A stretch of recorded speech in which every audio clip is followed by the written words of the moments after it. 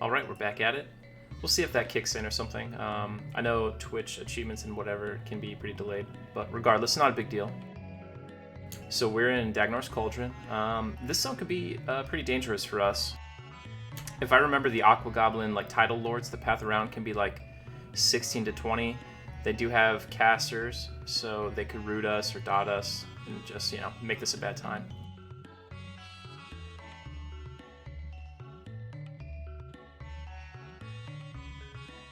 We're gonna have to be super cautious in Unrest if we make it there, because the zone line is like a classic short tunnel, you know what I mean? All the trains go in and out that one way. They aggro anyone on the route.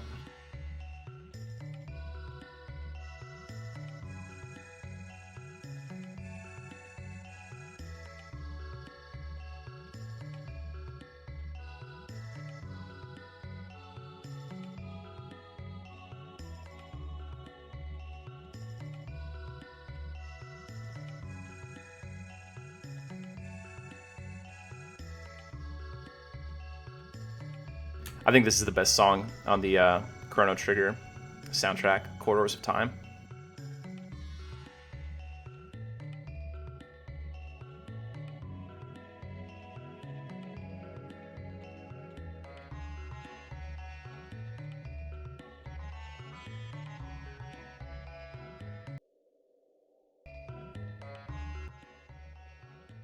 Alright, so while we're in here, we'll talk about the lore of Dagnor's Cauldron, because it links pretty closely with the lore of Unrest.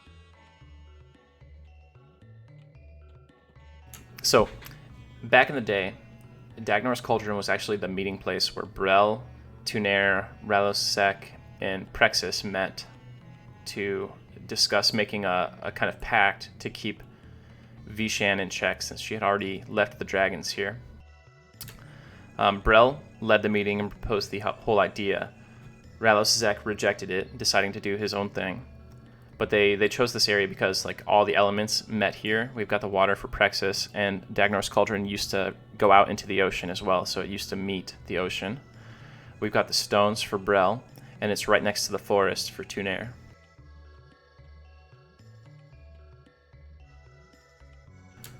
So, all these peoples created their own races, and as a result of this meeting, where the gods like physically were present here, this became like a sacred area to all the races associated with them, which meant that it was kind of a hotbed of conflict over the years between like the orcs and the dwarves and the gnomes and everything that was out here.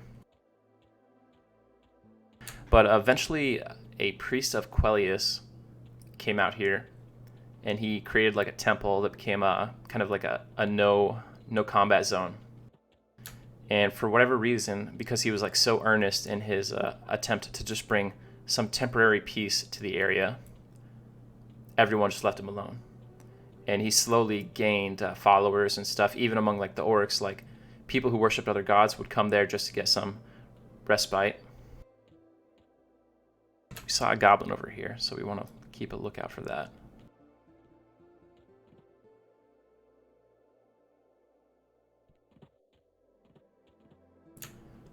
But anyway, long story short, eventually he was killed by he died a natural death, I think, and then his temple slowly vanished, and everything kind of faded away.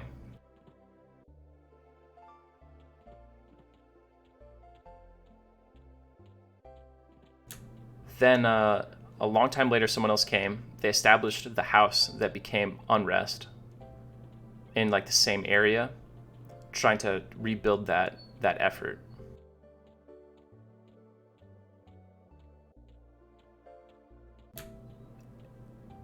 Now, my memory here gets hazy, but basically, there was it might tie into the Kedge lore a little bit, but more or less, there was a necromancer who was into some evil. He corrupted a dwarf. He was like placed in the body of a dwarf and went mad. And he killed everyone, and the place became cursed by Quellius. And I believe that dwarf is Garinel Ruxif, the final boss of Unrest. But the whole element of this with the Kedge is like the Kedge as a race had a finite population cap they could never exceed. It was placed on them by Praxis. He saw how the other races like overpopulated regions, and he didn't want the Kedge to do that. So the Kedge, whenever a Kedge would die, it would reincarnate as a baby Kedge with at some other place, and that way the population had a hard cap. Over time, the Kedge began to resent this and tried to make, like a homunculus Kedge, so to speak, and they even started dabbling into like necromancy.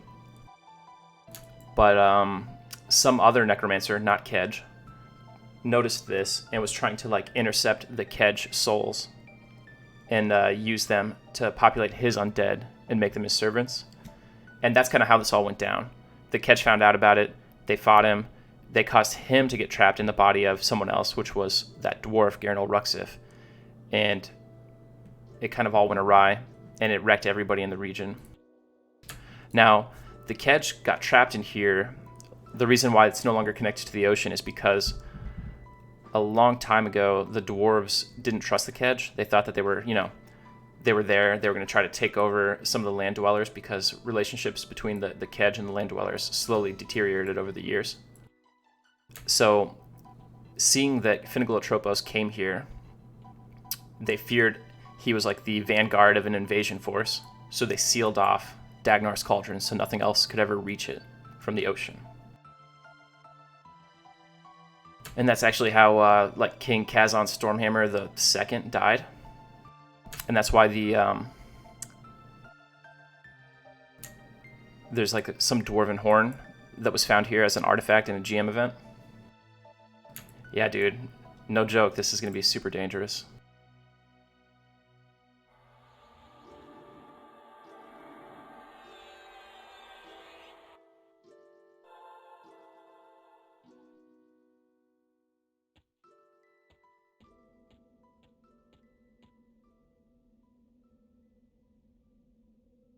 Wonder how many pick zones we have. Oh, baby, look at all those. So there are currently 6 instances of unrest.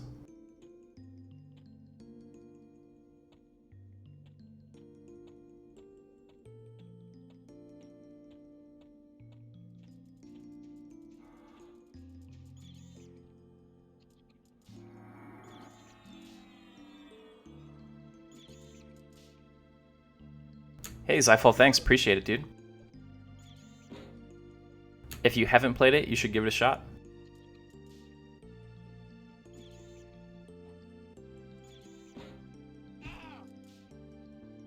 Hey, Robot, what's going on, man? I really loved your stream last night. That was awesome, watching you and the CEO of Treon, Scott.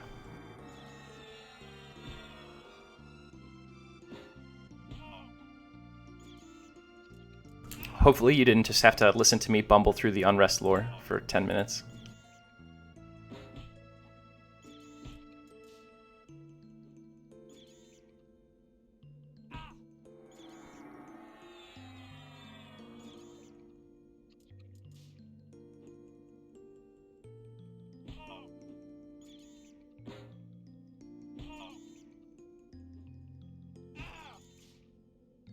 Pretty sure this guy doesn't count as undead. We'll give it a shot. Yep, doesn't even work.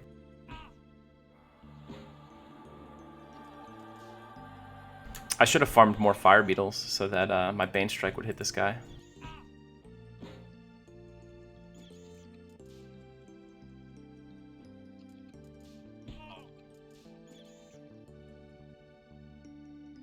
Zyph, this is a Paladin. This run is a solo self-found, so I can only use items that I get from mobs I solo myself, from quests I do, or from items I craft. The only items I can buy are from like default NPC vendor stock, and it's a permadeath run, so if I die, it's game over.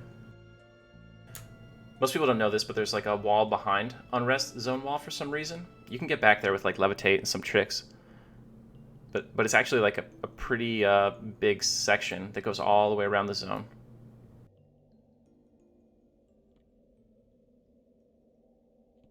Right, exactly. Yeah, we're trying to do the hardcore Iron Man kind of thing.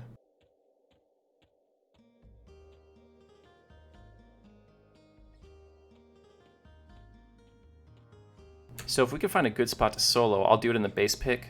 It's a little bit more populated here, but that might be safer for us. What I don't want to do is be stuck killing level 10 beetles, though.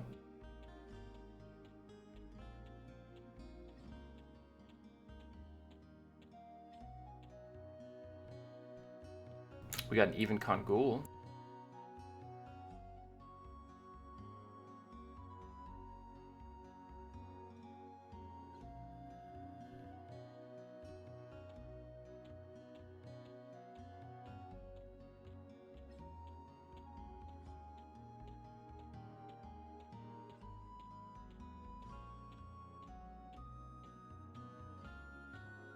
So we're going to see if we can pull this ghoul closer to the entrance, because he has a ghoul root, so we don't really want to be...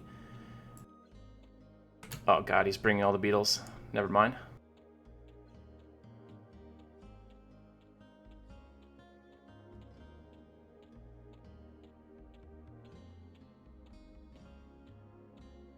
You can see my chat here. People are very upset that I tagged that one ghoul.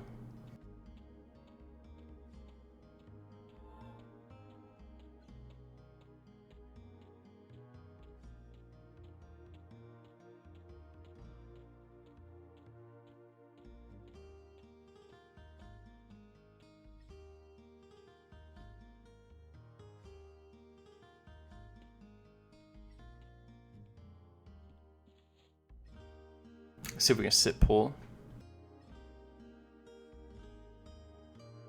Undead are really bad with proximity aggro, so there's a chance that some of them just jumped on someone else. Here we go.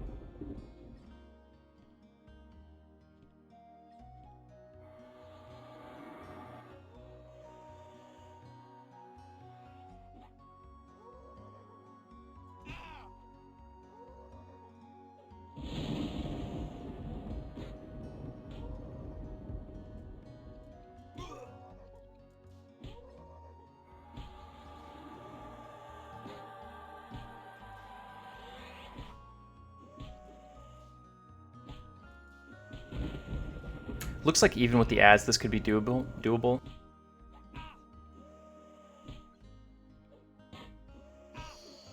There's that ghoul root. I don't know if this person knows they put their pet on this.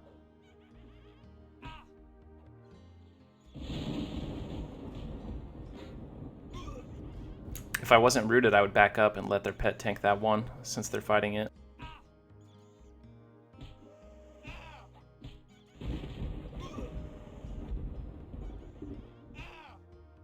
No, so this is a new character, Zaide. My favorite duos would have to be like Monk Shaman, I think is a classic. Necromancer plus Druid or Shaman is also really fun.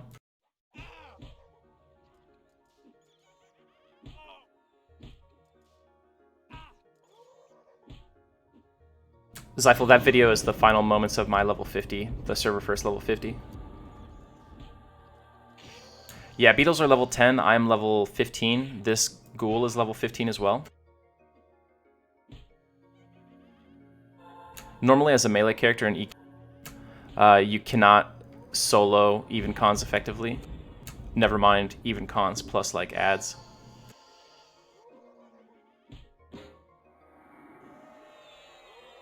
This person might actually cast me on this ghoul. I don't know if they're doing it on purpose, but...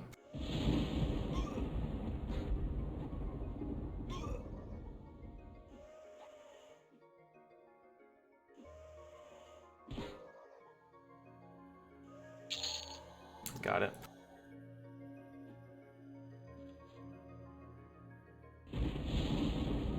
Yeah, deleted the server first level 50. You know, just a little flex, I guess.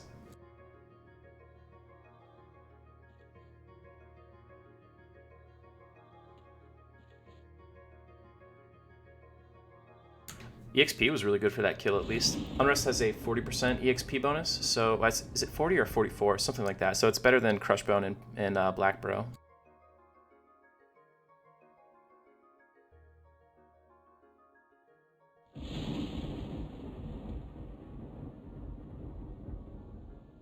Let's check out our handy dandy Zem list. Unrest, 46.67%. EXP bonus.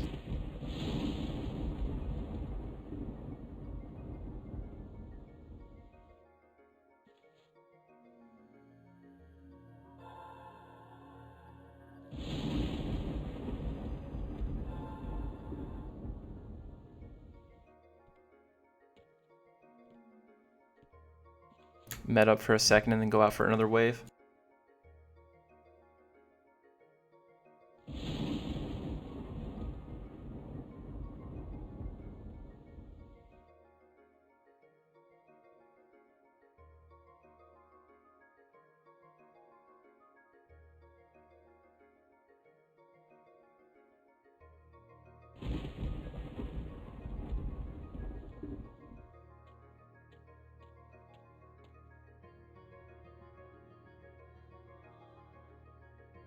That's awesome, Chris. How are you liking it so far?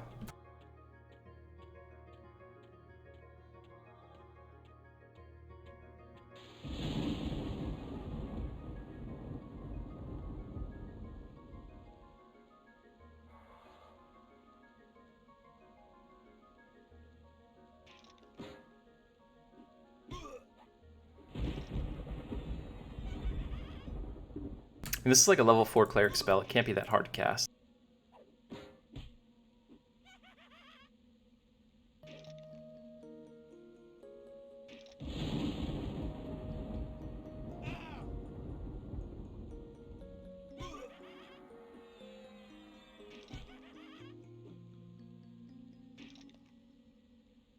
Apparently, it can be that hard to cast.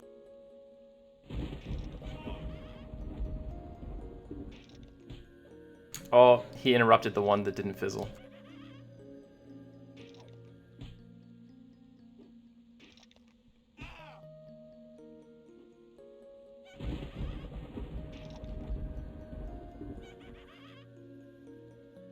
You only gain skill ups on a successful cast. I'm betting at like 20 skill, it'll clean up a lot.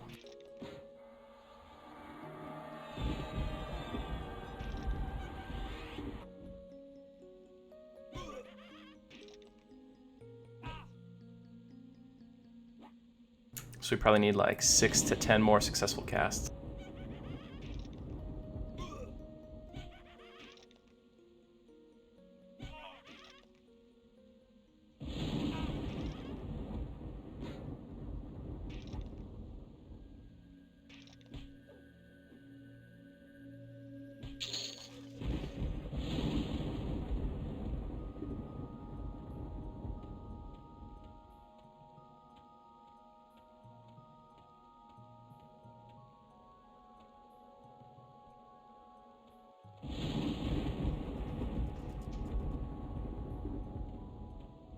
I think there's some mobs that hide out in the maze. Yep, perfect.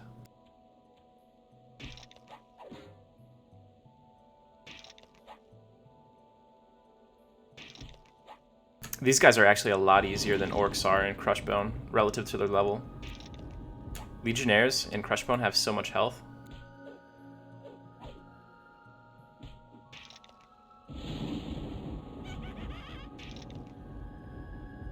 So people always tell me that mobs in Unrest have like barely any health. And I actually went and parsed Unrest mobs versus similarly leveled mobs in like Soul A. And I found that that information was incorrect. But I bet the reason people think that is just because Crushbone mobs, which usually you do Crushbone than Unrest, Crushbone mobs actually have more health than average. So people are so used to their like level 10 to 15 mobs being super beefy. They come here and they fight like normal tier HP mobs.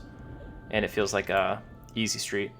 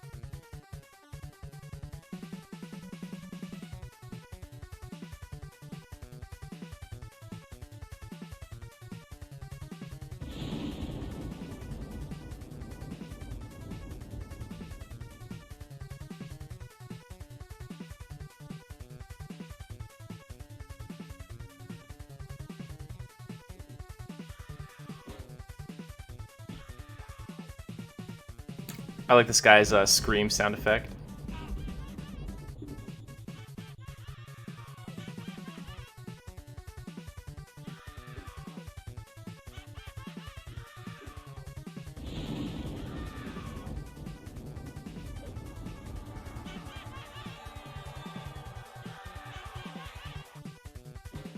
Man, it would be really bad if that Scarecrow fear hit me.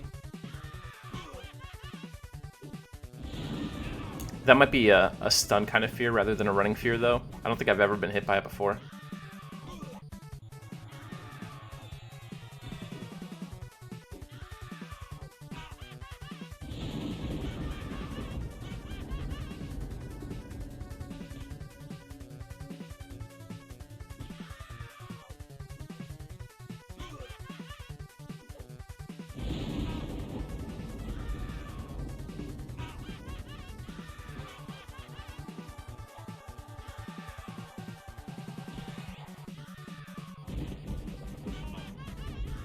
Yeah, me too.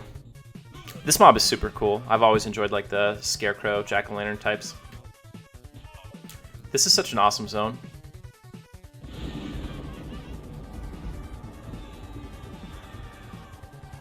Right.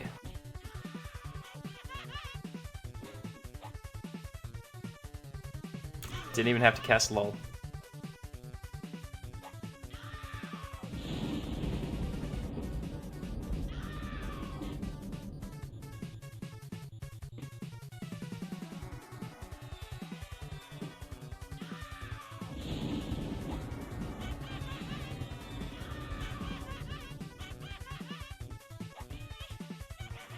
Now I proc the fear again. Did it hit me? No, I resisted it.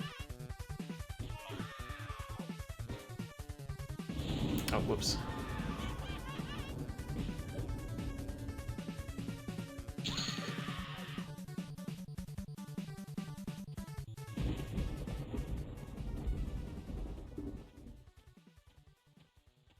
Yeah, those hand mobs are so crazy.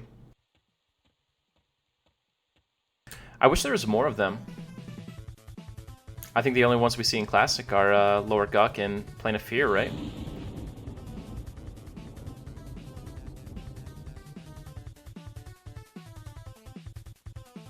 Zyphel, what other MMOs have you played?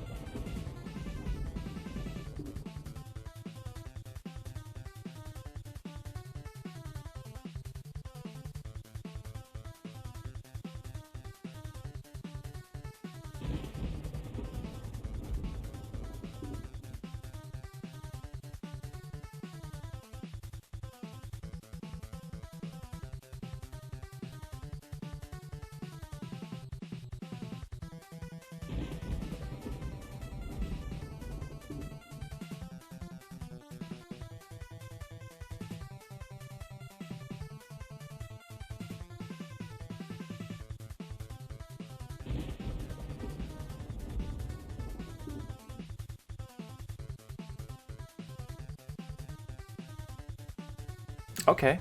EQ1 is going to be a unique experience for sure. It's a little bit slower, but it's like methodical and challenging. EQ2 is way different. In gameplay style, I would say that there is basically no overlap between EQ2 and EQ.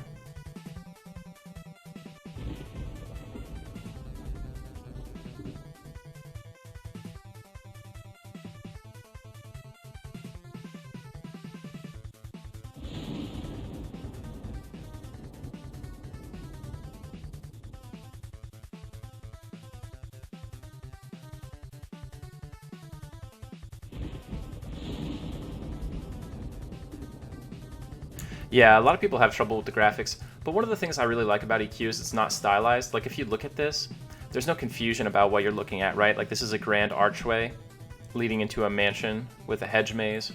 There's like, 20 pixels in this screenshot here, but it's all, it's made in a way that it's striving for a realistic look. And that's what I appreciate.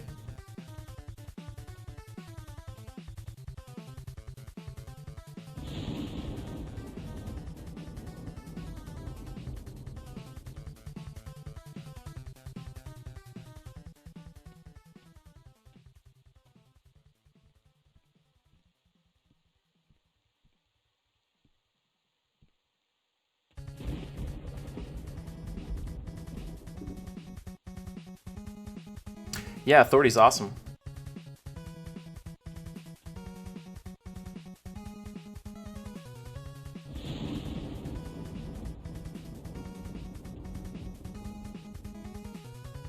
Hey, it's the same people who were telling me to stay on my side. Now they're pulling from the other side.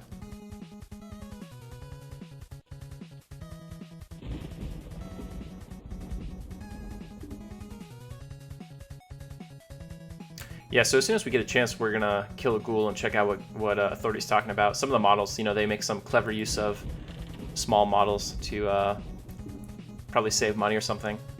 Dragons are another one. Like, if you look at the back of a dragon's head, usually it's got eyeballs on it because they just stretch the face model around. Another thing is you can usually see dragons holding items. Like, they'll have a sword sticking out of their mouth or out of their skull. If you look really close, you'll see just like the tip. Oh, that's not good.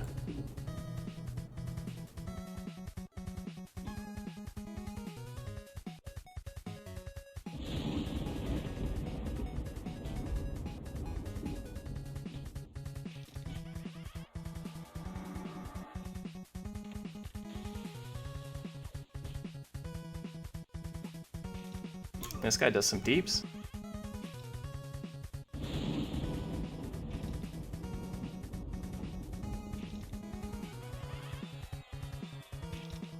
It's all good.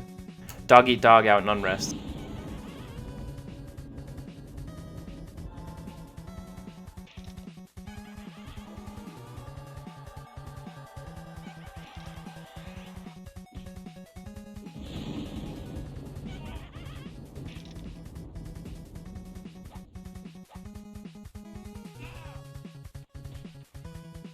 Oh, that's not good.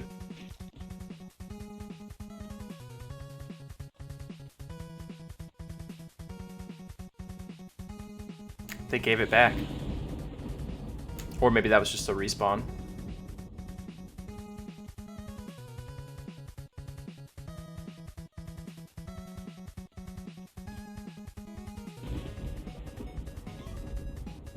Okay. Maybe they reacquired their pool.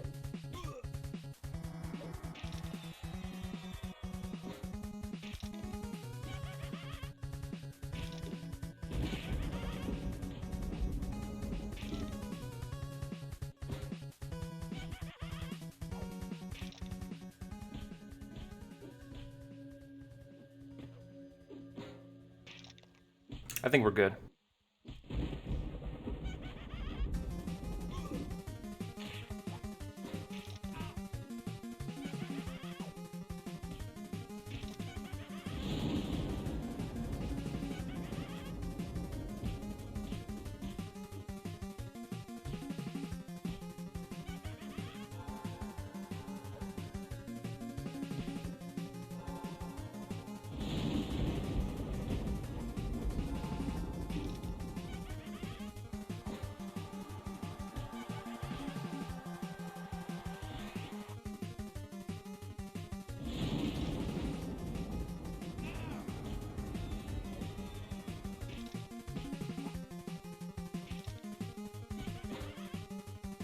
Can I Riker? Is that on TLP?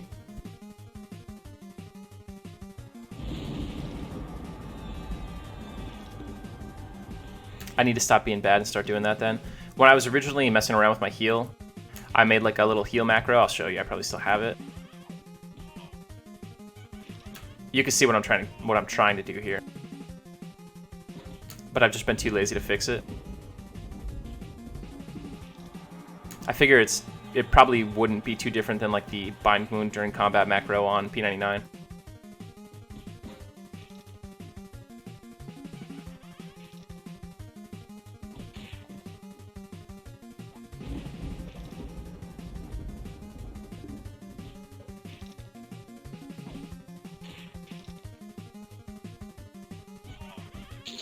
This is on the official Daybreak servers. I guess it's Darkpaw Games now, but yeah, this is the live servers. This is their newest time-locked progression server called Eridu. It is the place to play right now. It's that new hotness.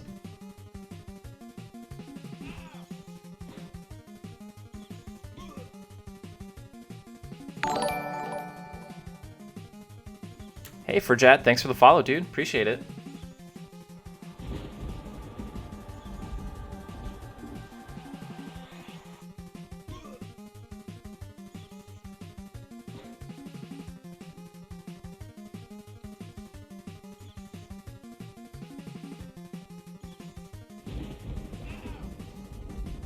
Yeah, thank you. Appreciate it.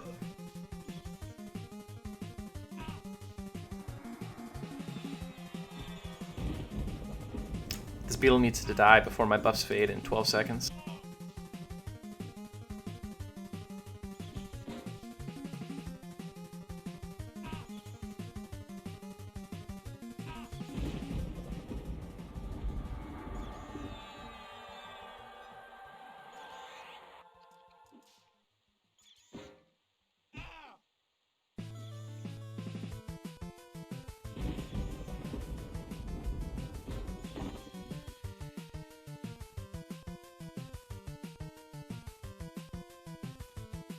Now we need a little med break.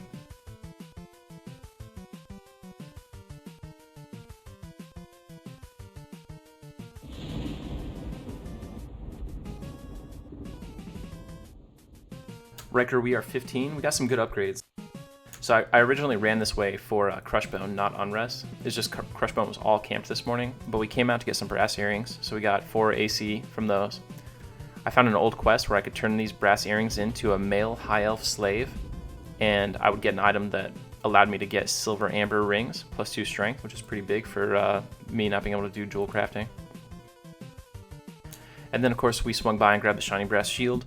I didn't want to come to Unrest where we got hags and stuff with my MR so low because I'm already wearing the rusty spiked.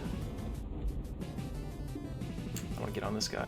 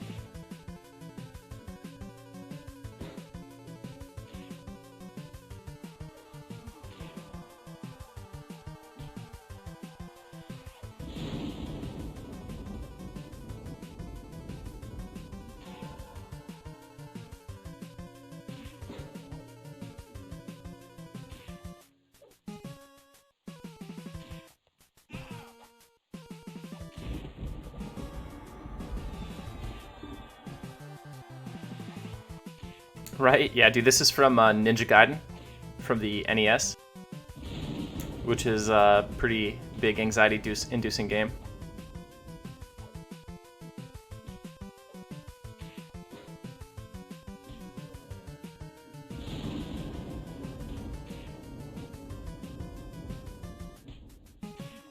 Alright, looks like now that we're 35 skill, we can pretty reliably cast Ward Undead.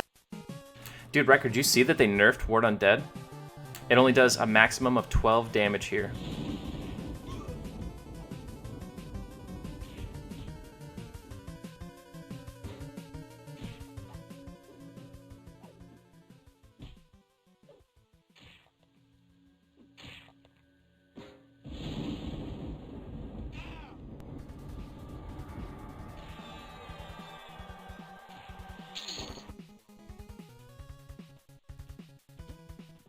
This EXP is so good.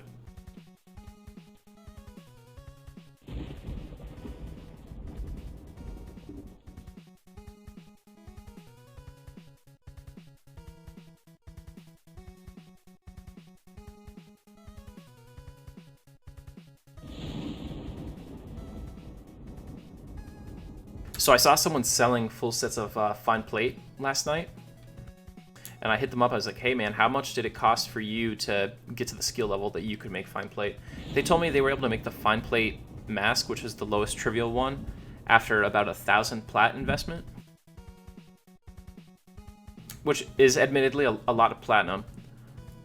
But that means it's probably doable for us, because we've already got about... I don't think so, Riker. I think it's just this first one.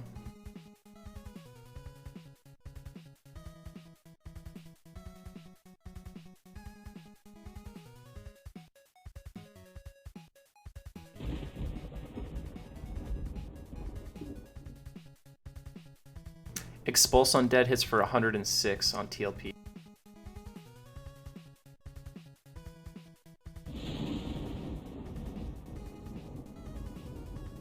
And it does about the same, maybe even a little less on P99.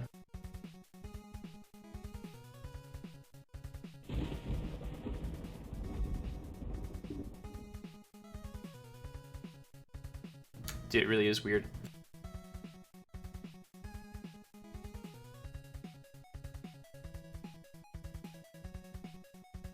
So yeah, 1,000 plat to reliably make fine plate visors isn't really bad because, like, for us, we've already invested maybe 200 plat total into blacksmithing.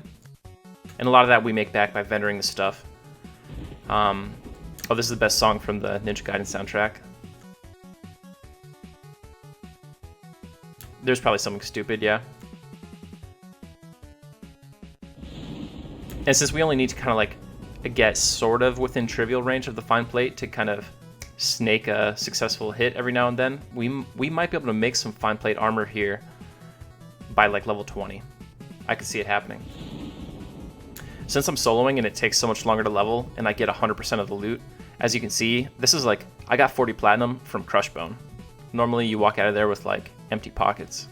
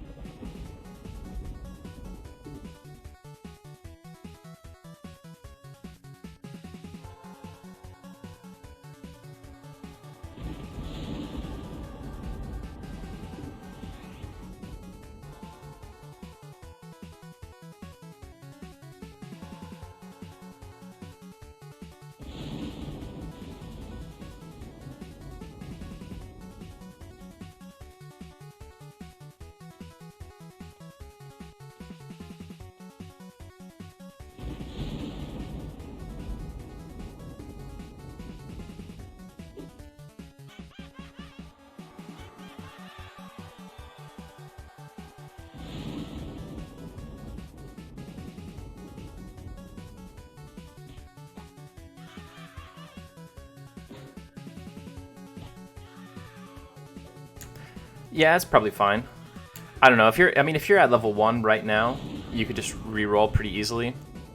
I don't know what the default Enchanter stats are, but I would bet it puts some in Charisma, which you don't really need. Man, level 10, I would just keep it.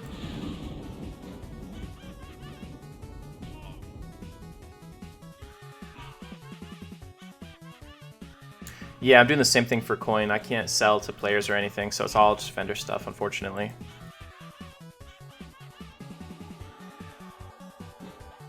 P99 is a lot of fun, dude. If you are gonna just do like the group grinding kind of experience, P99 is as classic as it gets, but there is a lot of quality of life stuff missing. Personally, I think P99 is the ultimate way to play original EverQuest.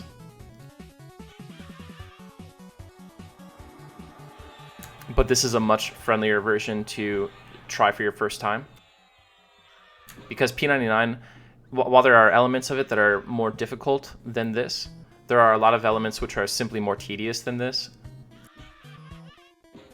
But yeah, like I said, if you are die-hard about getting like the really true classic experience, P99 is bar none the best option out there.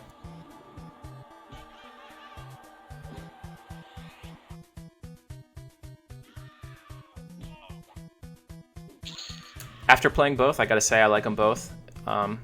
Maybe for different reasons. I don't know. P99 was a lot of fun, and I will probably play it again at some point in the future.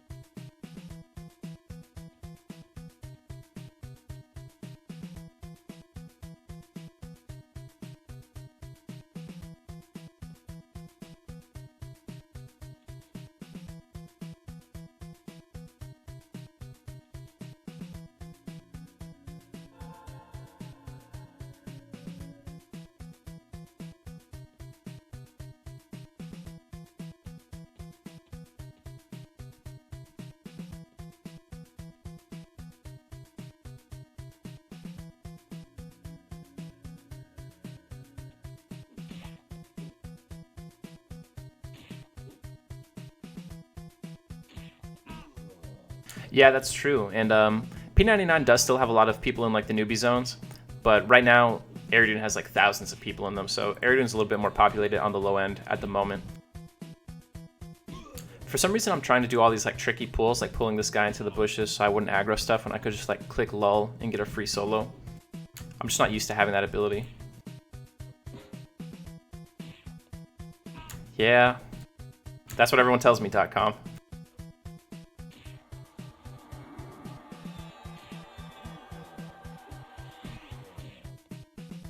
P99 can be like tricky to set up for your first time. So be ready to read some forum posts on the P99 forums.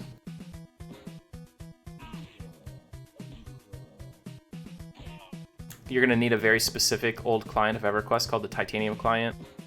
And then you're going to need to do download the most recent patch directly from P99 forums.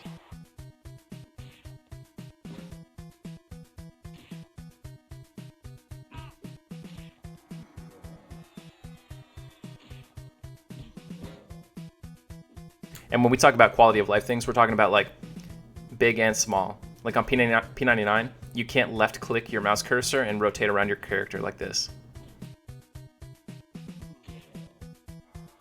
So there are some very like fine-tuned quality of life changes that are not featured there.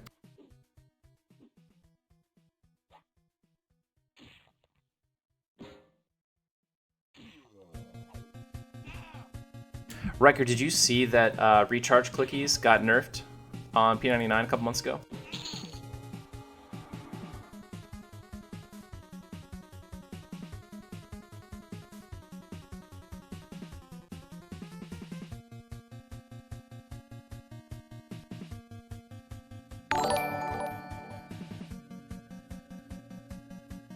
Hey, .com, thanks for the follow.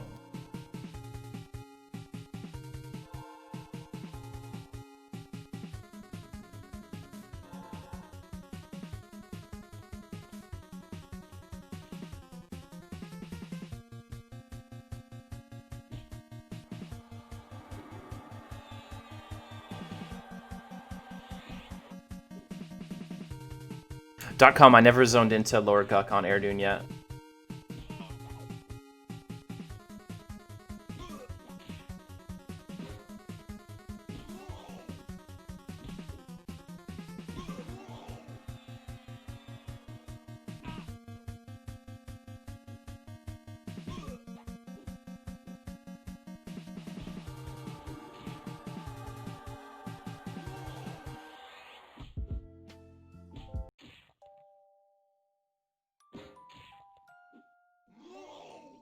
All right, so my leveling route on Aridune was Nectilus Forest 1 through 6, Lava Storm 7 through 14. At 14, we broke into Soulsec A. Hey, thanks for the follow, Chiefy. At Lava Storm, or sorry, at 14, we broke into Soul A, and we stayed there till 31.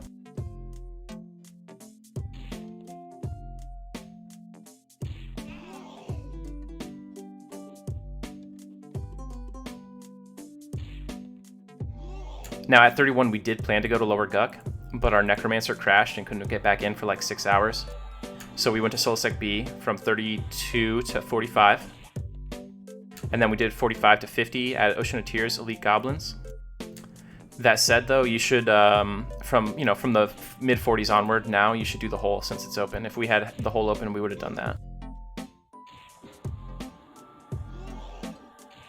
And if you do !ZEM, Z-E-M, in my chat, it'll give you a list of all the Zems on Aridune, so you can plot your path with the best EXP bonuses possible.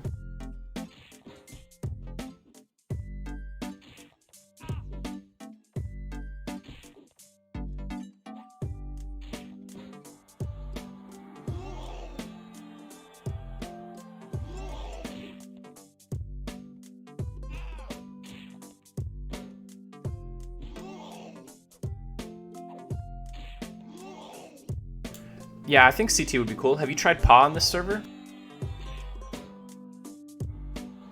So my plan eventually is to get the Null Slayer. I want to go to High Pass with that. I heard there's a bug right now where since they revamped High Pass and they changed the Null models there, the Bane damage Null from the Null Slayer no longer impacts them, which could be a big problem for me. But I'd also like to go to PA eventually, because I never really get to level up there.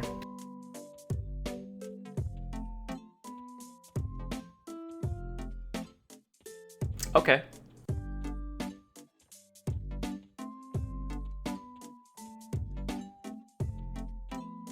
Yeah, 31 is rough, dude. You should go do Soul B Kobolds. Do like, what is it called? Window?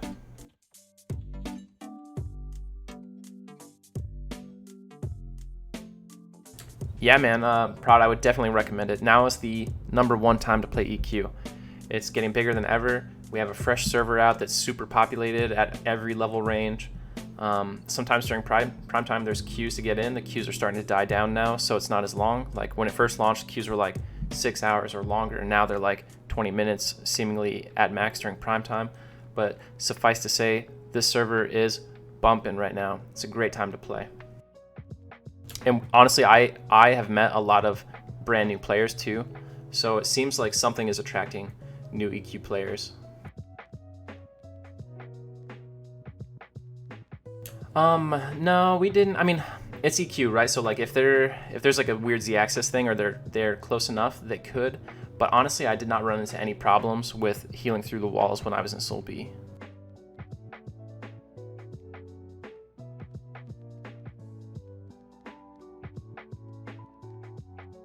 Yeah, Riker, ever since they did that revamp on the Shamans, I found that they heal a lot less because they're busy casting their super mana-intensive dots on you. This is the original game, so this is on the live Darkpaw Games servers, the official Everquest servers. Every now and then they release what they call time-locked progression servers, which is a server that starts in classic EQ in a relatively close approximation to how it was in 1999, while keeping some of the quality of life changes. And then every X number of months, or after certain player achievements, they progress onto the subsequent expansions one at a time. So Air is a server where every 3 months it will go to the next expansion. We are currently 1 week into the Air server, which means in 2 months and 3 weeks we will enter Kunark, and then on and on and on, all the way to live.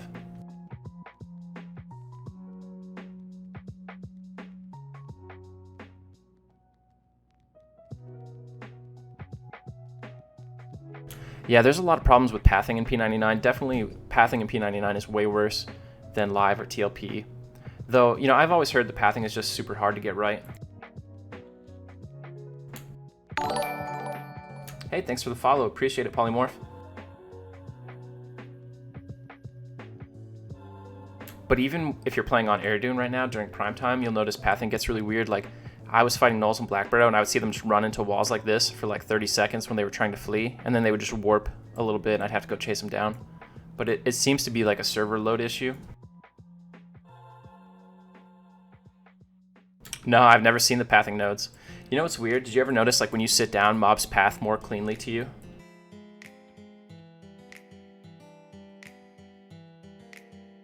No, once I hit 50, I'll probably stop.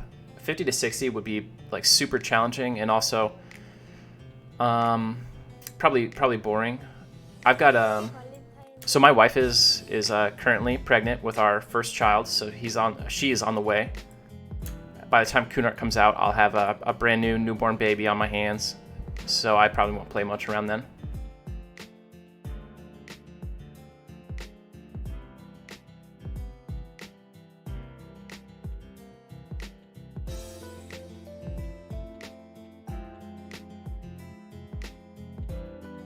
Yeah, low HP aggro is a big thing here. So that's an aggro mechanic, and sitting does the same thing with aggro. But there's also something really weird about pathing, unrelated to aggro. Like if a mob is doing one of those things where it's just running back and forth like this, trying to get to you, and you sit down, it'll just come straight to you. It'll like get it out of its weird pathing loop for some reason. We're gonna have to pick zone here.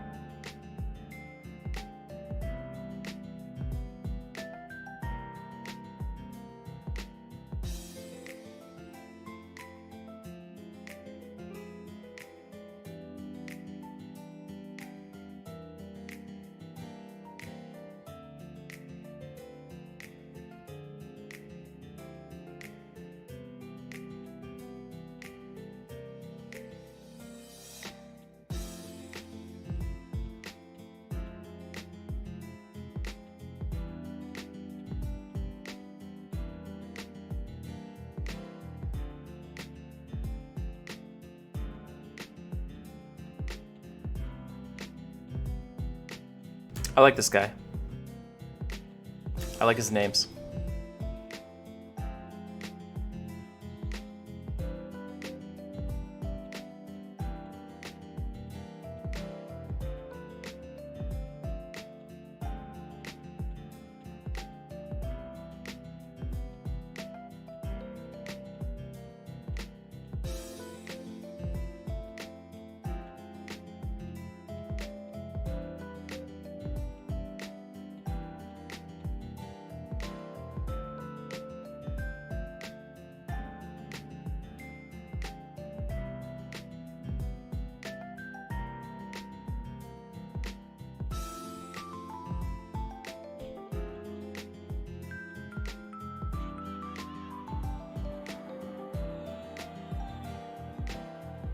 Right, Rizlona is the same as Airdoon, but there are some important distinctions. On Airdoon, you can only box if you have a second computer. It's called true boxing. So there's only able to be one client logged in per machine. And furthermore, you can only have 2 total clients per household, supposedly. It was GM enforced, somewhat arbitrarily, I've heard.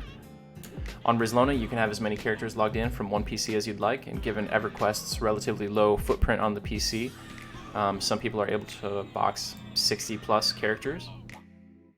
They also allow you to use third-party software on Rizlona, most notably what's considered by most to be a cheating software known as MacroQuest. And the other distinction on Rizlona is that the population is significantly lower despite the boxing. I think the peak that we saw in Rizlona, and we monitor it by checking general chat status, is about 1,500 players. Now, some players will leave general chat, so it's not a perfect system, but generally, it's a good way to gauge server popularity. Whereas we've seen Airdoon at 4,500 people, which is server cap, and there's a huge queue. So suffice to say, Airdoon's population is at least 4 times, is probably about 4 times as large as Rizlona's population, and many more of those are actual humans. I've got a really strong distaste for MacroQuest, so my advice would always be to not play on Rizlona because I think, there's a certain loss of integrity there. And of course, you could play there and simply not use that software, but it just puts a bad taste in my mouth.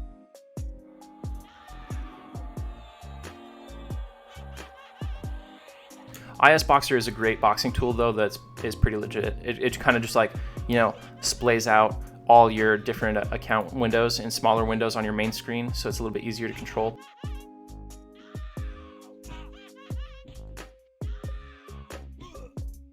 Right, you could actually go on Rizlona right now.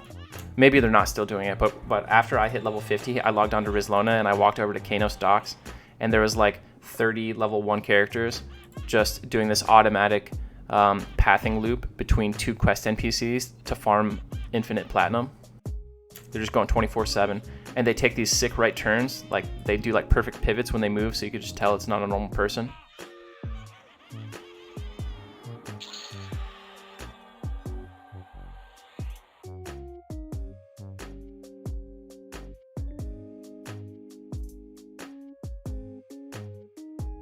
Yeah, over a long enough period of time, yes, it would generate infinite platinum, though on a case-by-case basis, it's 5 gold per turn in. I've heard that there was some doing it on Airdoon. I personally didn't see any, and when this character is a Kanos character, I didn't see anybody really doing it. But the big difference is what I heard about on Airdoon was a handful. What I saw in Rizlona was much more than that.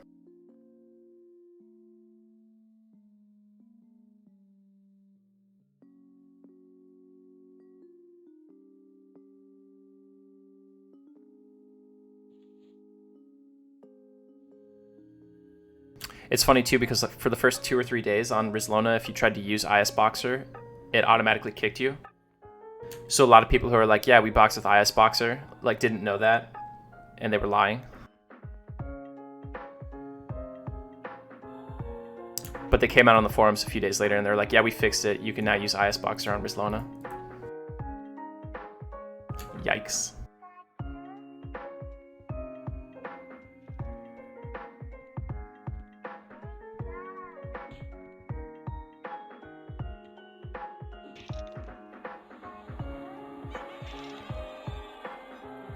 Do they really try to get you to install the Bing bar when you install live now?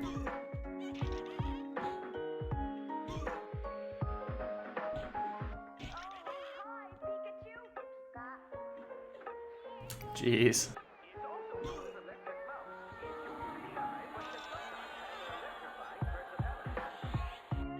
There's a little write-up on SSF, that geek guy.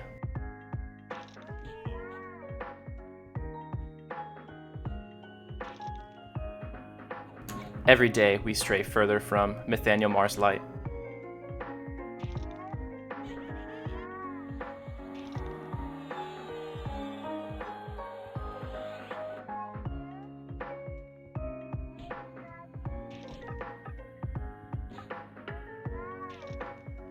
Yeah, and some people do use VPNs. They'll actually ban you for VPNs if they catch you. But the way EQ does bans, at least for like the last 5 years, is they do them in huge waves. So they might detect you warping or using a VPN or something, and you'll be able to do it unabated for like 3 to 6 months with no issues. And then one day, all the people they detected will get suspended or banned on the same day. But like when you can automate your leveling process and get leveled up pretty quick, it's not a huge loss if you're just leveling those characters to farm or do something ridiculous.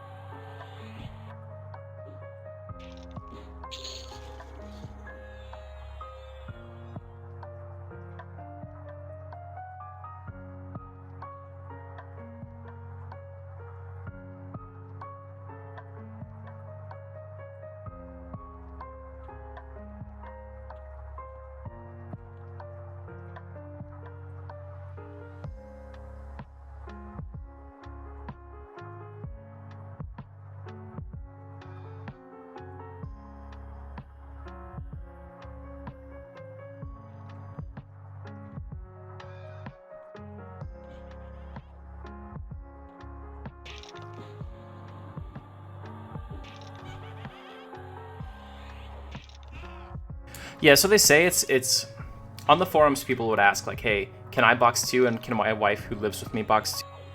And the official answer was yes. It's limited to per person.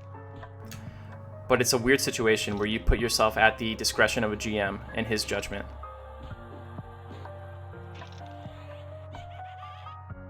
So I'm sure there's people who are legit doing that, but you just have to do that with your eyes wide open, understand that you are taking a risk. And I'm sure there's people who are claiming that who are not doing it legit, right?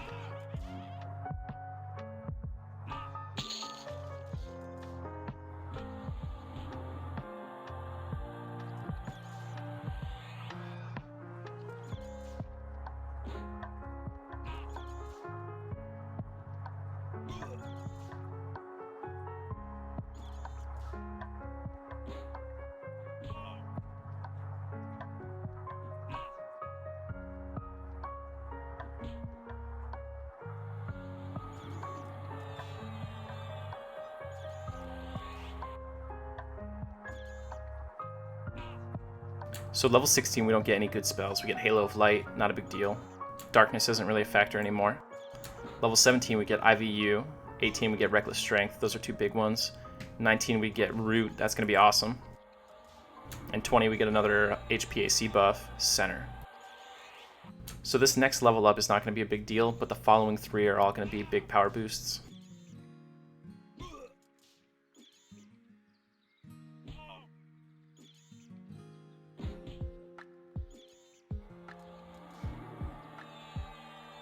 Yeah, they did. Yeah, it used to be you just got a pile of spells every 4 levels or 5 levels, and now it's like you get like 1 or 2 spells every level. They just flattened the curve, so to speak, or not the opposite of that, you know what I mean? They made a nice curve rather than a bunch of spikes.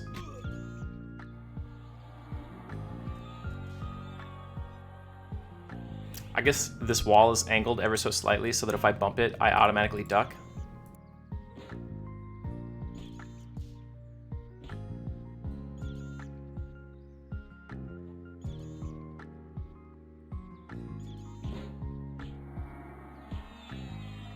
Yeah, but I really like auto duck.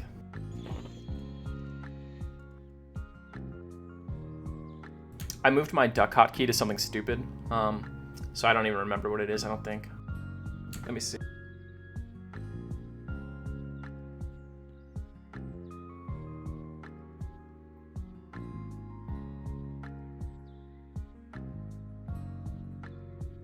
Number pad dot. I'm never gonna remember that. Yeah, I am super lazy. Cannot deny it.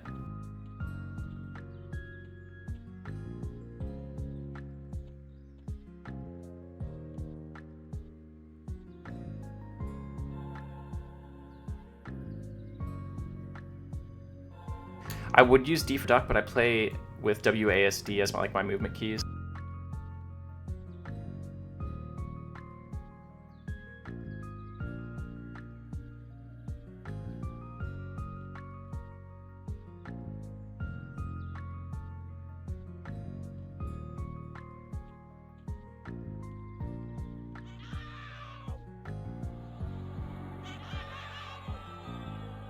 Z is probably a good key to set it as.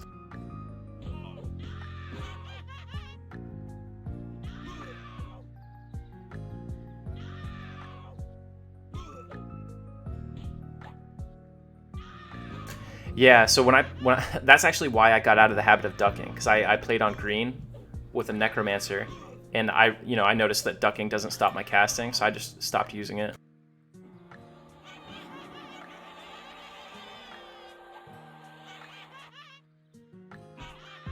What I really miss from green, though, is the ability to click instant clicky and refresh my spell gems. Reset that global cooldown.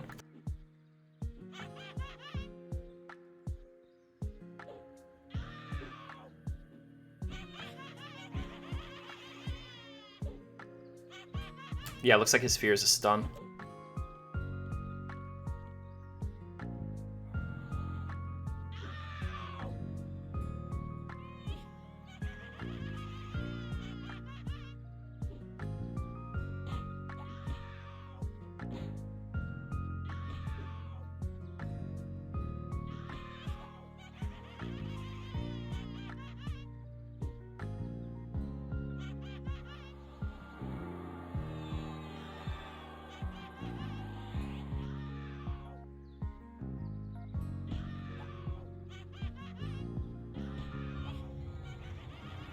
This is funny. This happens to me every day. Someone comes up and they try to buff me.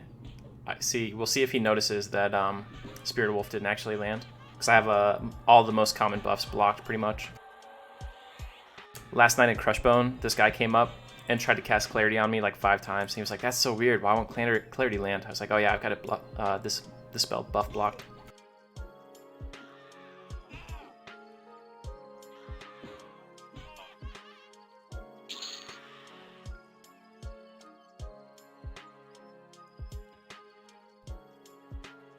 One or 2 years ago, they added a bunch of cool new emotes.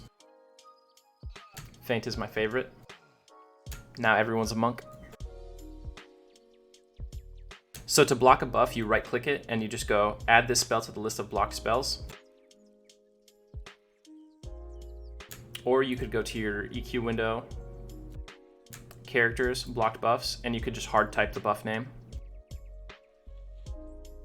If you're in a raiding guild, a good thing to do is like go in there and there's a bunch of buffs you like automatically block, like Bestow DA. If you're in a contested raid, you don't want to have Bestow Divine Aura because people will DA your tank, so the mob will just go wild. Or like Grim Visage, which people will put on like your healers or your DPS, which increases the threat they generate, pulling the raid mob onto your DPS instead of your tank.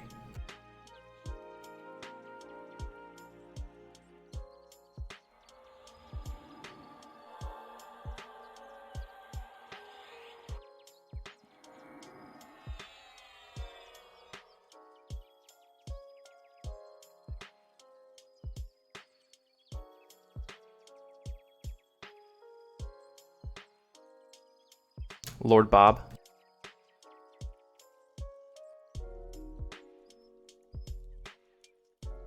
Doljani Jarna Morinar. Clip it. We said it.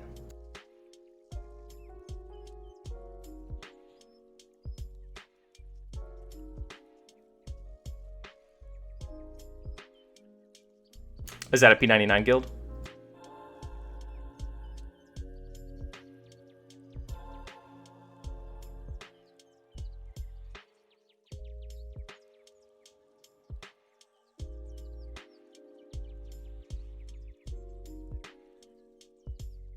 Oh, okay.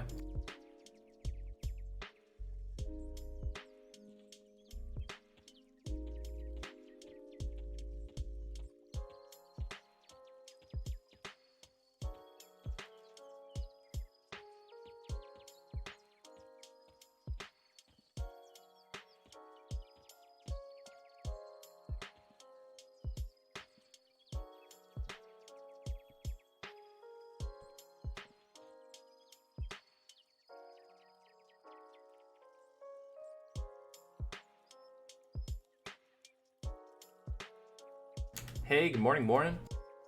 I am currently 15. We're closing in on 16 rapidly, though.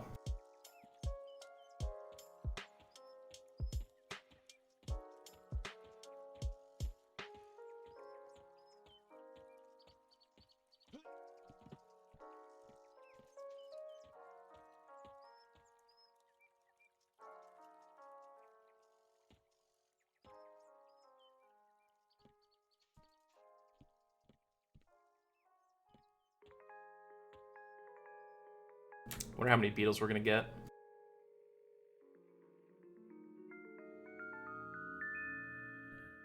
Oh, okay. Critical fail.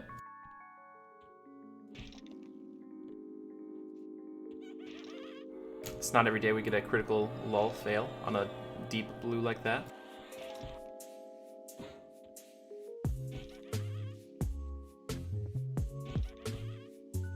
Yeah, check it out. So I got the brass earrings, and I found out that the brass earrings can be used in a quest to get these rings too. So I farmed 4 earrings, equipped 2, and turned 2 of them into silver amber rings for +2 strength apiece. And since we were there, we picked up a shiny brass shield for that 10 magic resist.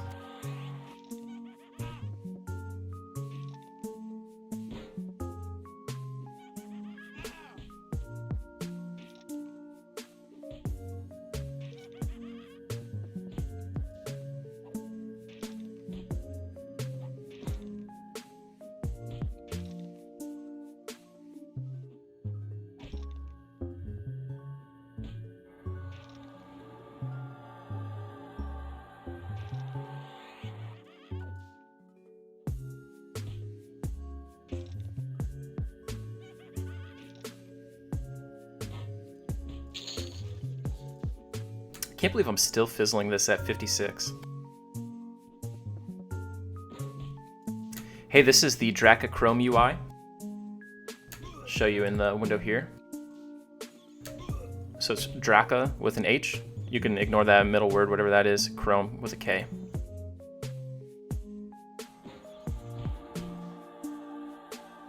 Yep, we're making big moves.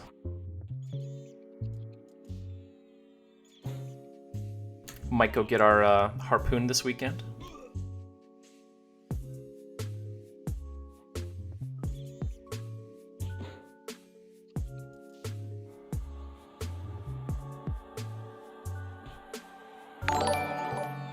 Hey Ajax, appreciate the follow. Ajax Dish Soap, the #1 dish soap.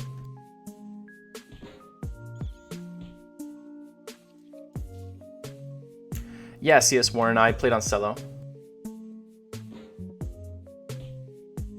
Hey, so my first character to 50 was a mage.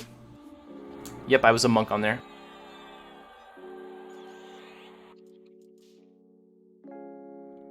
I just couldn't resist with the name.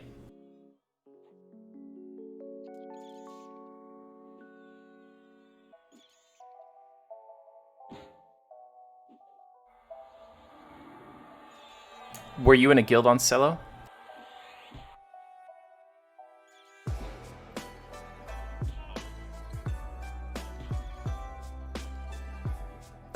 RIP.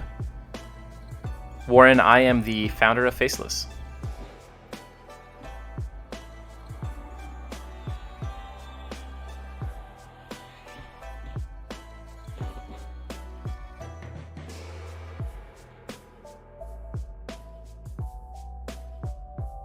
Yeah, he ran it basically from the very start.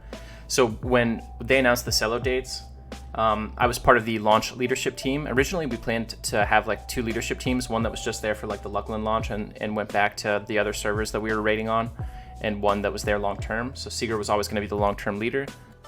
But I am in the Navy in real life, and I had an upcoming TAD, temporary assigned duty. I was going to be on a ship for a little while. So I think like 5 or 6 days after cello launch, I had to ship on out. I was there up through the server first Emps Rock Hill, and then I think I had 1 day of VT keying after that. Yep, good old US Navy.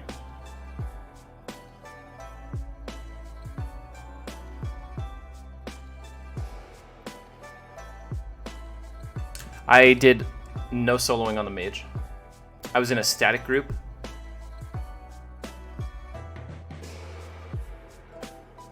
Okay, that's nice, dude. How long ago?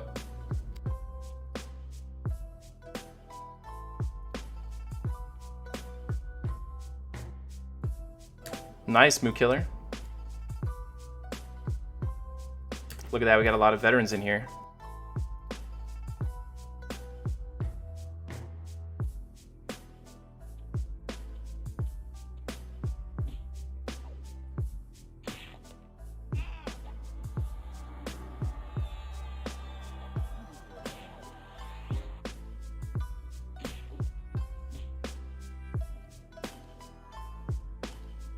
Some Beast, I put the SSF explanation there in the chat for you.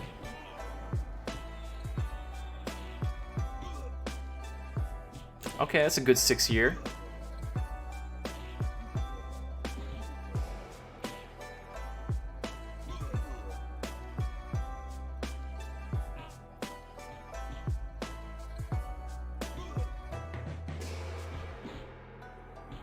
Yeah, you know, EQ is interesting because it's a slow, methodical game. It's not like really Twitch-based or anything.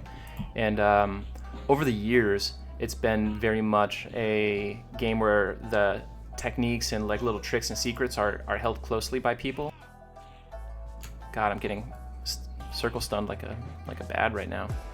But anyway, so there's not a ton of guides out there that'll be like, okay, do this, do that. You know, there's some small ones with some basic tips, but a lot of like the really cool tricks, you just have to soak up by being in groups with people who know them or joining a guild and having someone teach you. Hey, thanks for the follow. Very much appreciated.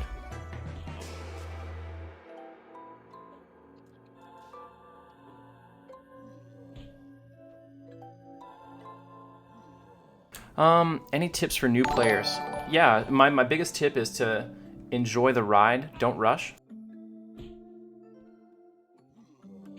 Everquest is not a game where it's about getting to max level.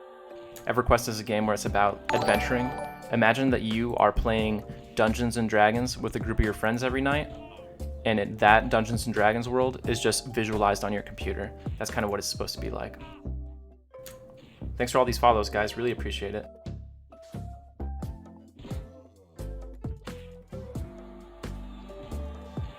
Since we've got so many military personnel here, we can all openly say military kind of sucks. I mean, I love it, but that doesn't mean it doesn't suck. I'm not one of those guys who's like, respect me, I did this. I feel like, especially my early years in the Navy, like most of it was like taking out trash, pushing mops. So when people would find out I was in and they would thank me for my service, I'd be like, please don't.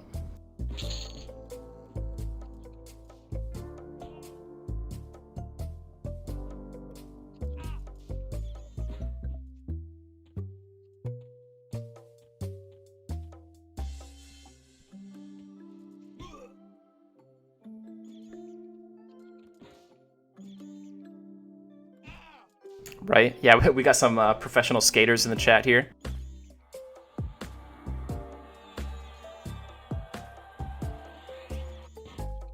I won't say too much. I'm a high enough rank that I'll get in trouble now. But the Navy's been super kind to me. Hey, what's up, Hito? Kiru? I just got back from Japan. I was in Japan for 3.5 years. It was a great tour.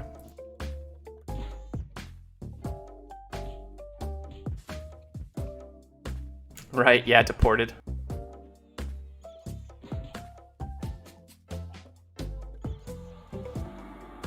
So you guys might be watching this and thinking, man, these beetles have a lot of health. They don't have a lot of health. I just have really bad DPS.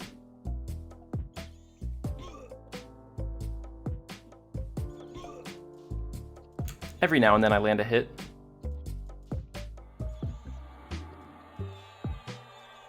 Yeah, some of you guys did like real deployments.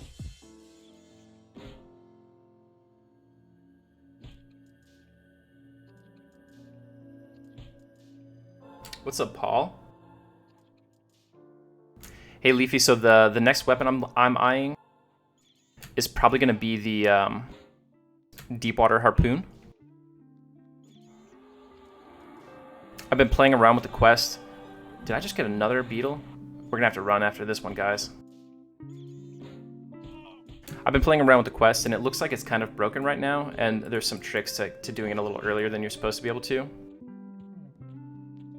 I was originally going to wait till 20, but I'm getting kind of impatient, so I might try it as soon as level 17 when I get Invisibility versus Undead.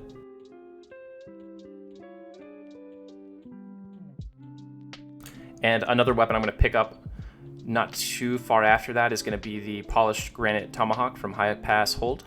I'm also going to grab the Null Slayer as soon as I'm a high enough level to kill Lord Elgnub. He's a level 20 Shadow Knight in Blackburrow.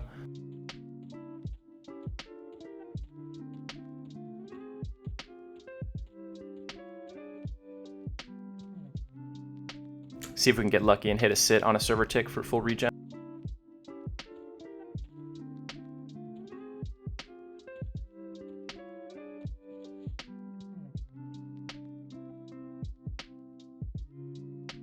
I'm playing on a progression server, Moo.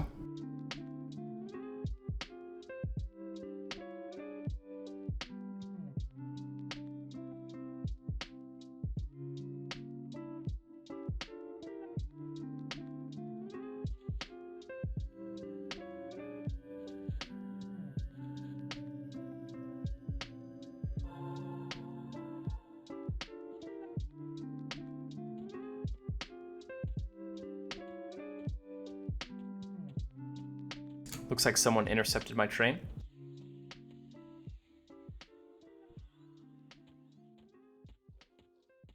Yeah, this mage pet would beat me in a duel. Nice, warrior cleric. Nice classic combo. Your DPS will be okay, better than mine.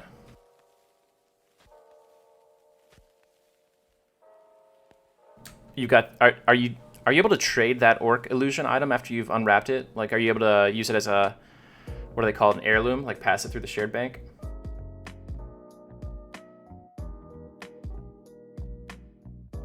Are you just gonna drop like a clean 3 hundo on those boxes? Oh, okay. Yeah, that orc illusion is awesome. On the previous servers, they had the ice giant one. That was sweet.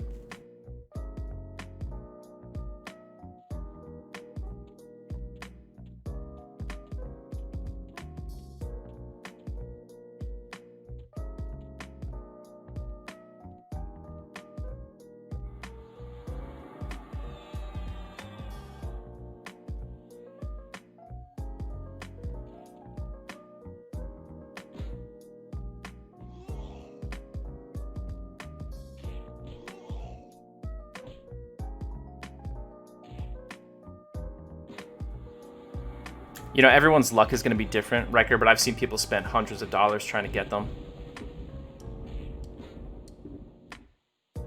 On Cello launch, we had some dude who was like hell-bent on getting a horse.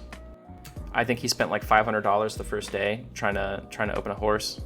And then on like day 3, he quit. He said his family was pretty upset with him. So I hate loot boxes and that kind of stuff. Yeah, Hitokiru, I am leveling only solo. All my items are self-found, so I have to craft them, loot them from mobs I've soloed myself, quest them, or buy them from the default vendor stock. I don't trade with players ever. I don't accept buffs as much as I can avoid it. So basically, if someone buffs me, I'll right-click it and add it to my blocked buffs list. And I can't do anything if someone runs by and heals me, but I politely ask them not to. And of course, if I die, this is permadeath. Character gets retired.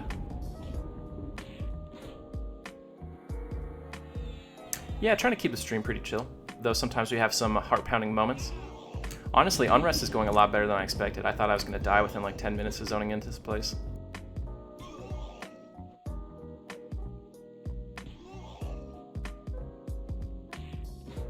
Okay, yeah, you gotta shoot me your spreadsheet sometime, Paul.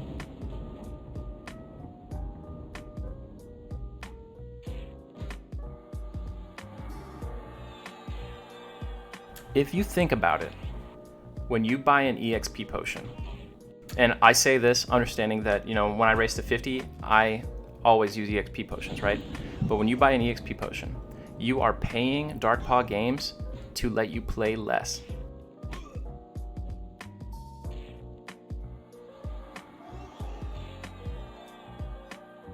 Yeah, there still are a lot of trains. It's definitely a tough zone.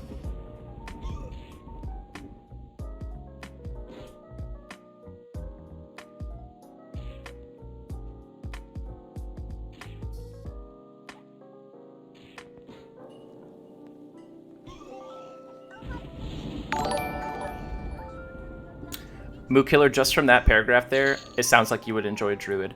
Druids have snares, roots, they can kite, they can dot mobs, they have some decent nukes, they've got heals and buffs, so they can do all that stuff. They can solo and kite mobs all around zones, they can nuke in groups, they can play the healer, they have incredible buffs like Shield of Thorns, some good HP buffs, Spirit of Wolf. Yep, and you can make money teleporting people around the world. You're one of 2 classes that can teleport people. You can power level people with your Thorns spells. Thanks for the follow, Hito.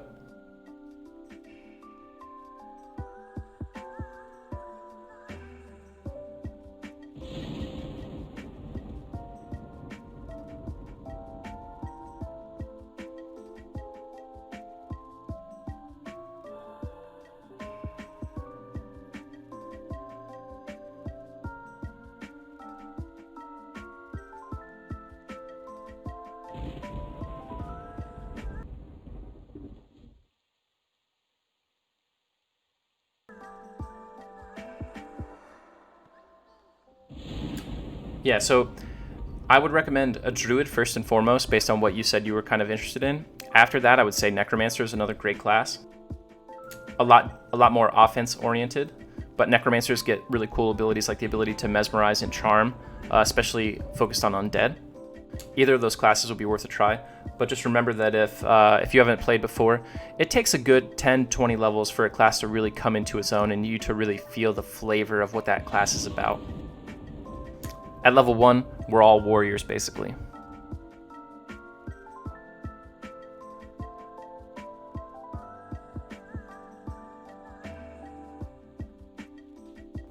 Alright, I'm going to grab a drink really quick. I'm not going to camp or anything, so throw an F in the chat if I die while I'm grabbing this drink.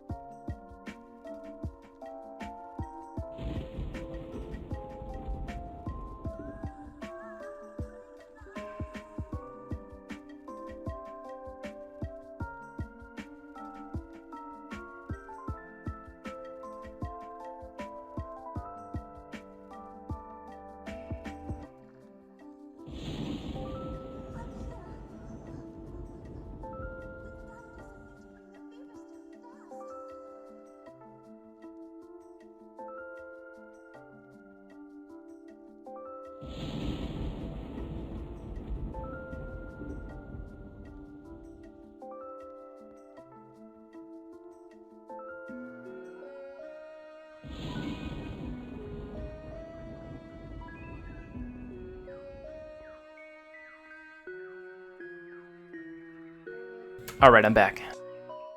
We're still alive.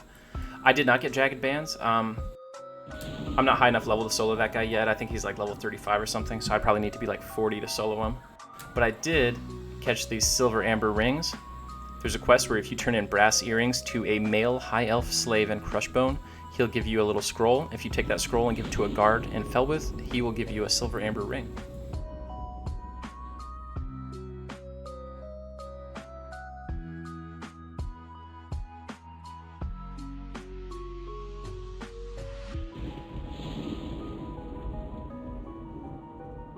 Hey, good day, XR Monkey. Yeah, the Necromancer is the one that summons skeletons and they dot and stuff. If you're soloing, the playstyle between a Druid and a Necromancer is very similar. Oftentimes, the biggest difference being that Necromancers have like a permanent pet, which kind of makes it easier. Though Druids can charm in outdoor zones. You know, you can charm animals. If you're soloing, a lot of Druids do that thing where they charm an animal. They'll let two animals fight, and then they'll break charm when both are really low, and they'll just nuke them both for full EXP.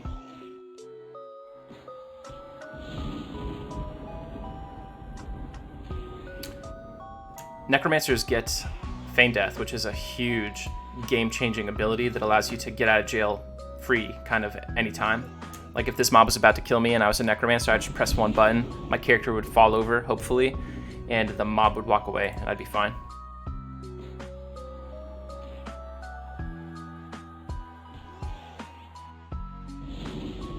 Alright, I'm back, I'm ready to grind. We're going to cancel this music. And we're going to get that Donkey Kong Country.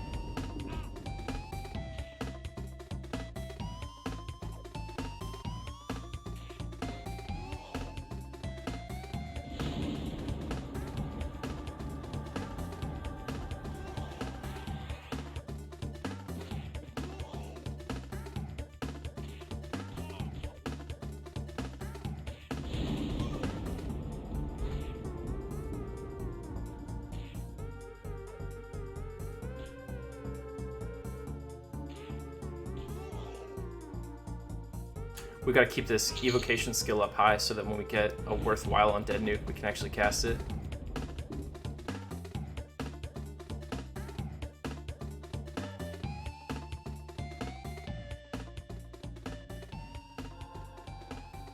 So me and my friends used to do this thing when we all lived in Japan.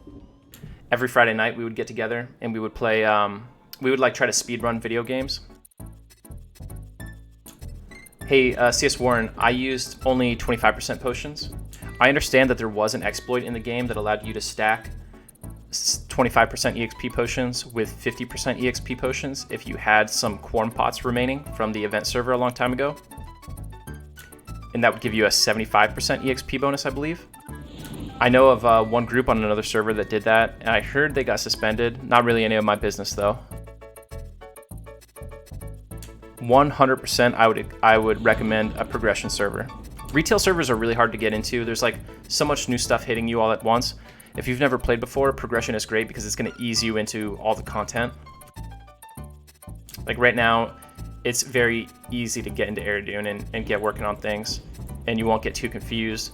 But if you log onto a live server, it's easy to get overwhelmed. There's like 10,000 AA and stuff. And I think this is a lot closer to the spirit of true EQ. It's more like what EQ is meant to be played as.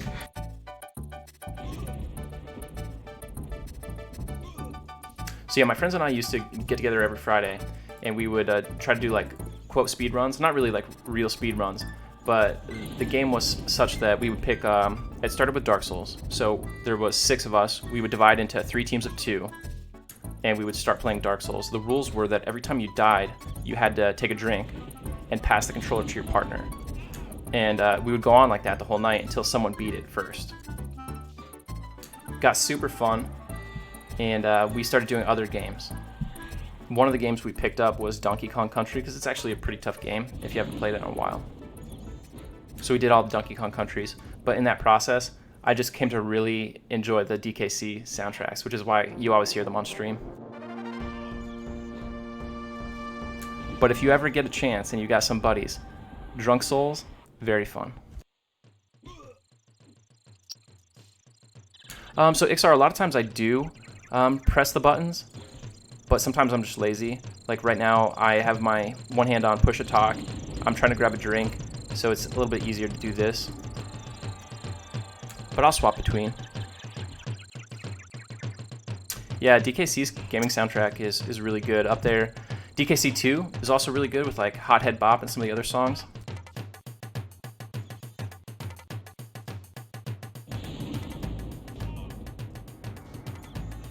I feel like most of the time I've got my right mouse button clicked, so I could just kind of rotate around or press the left button and just move. All right, Mookiller, let us know. Let us know how the Necro life goes.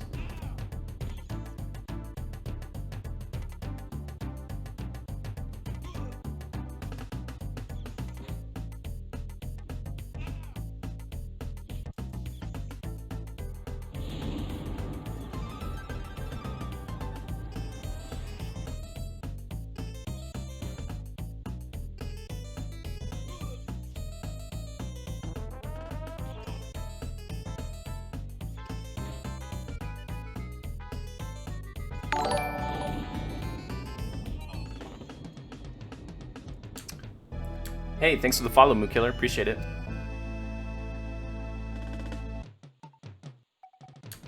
Yeah, dude, all those old SNES RPGs had really good soundtracks. I assume it was just a lot cheaper to make them back then.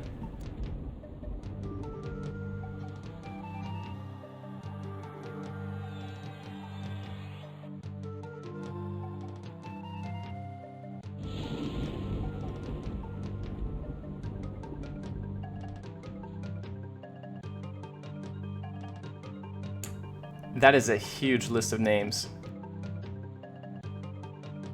I like them. Bill Gates.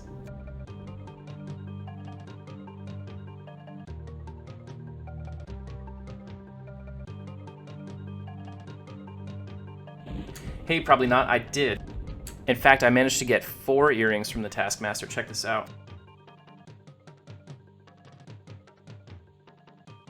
So we got the 2 brass earrings we're wearing, and we found out that the brass earrings could be used in a quest to get these rings, silver amber rings. So we made some huge gains last night.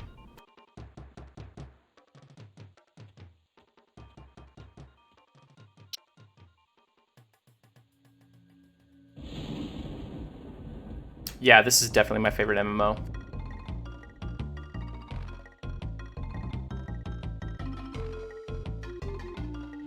I've played others, but none of them grip me the same way. I think the EQ world, especially early on, is just it's just so fully realized that it's hard for anything else to compete.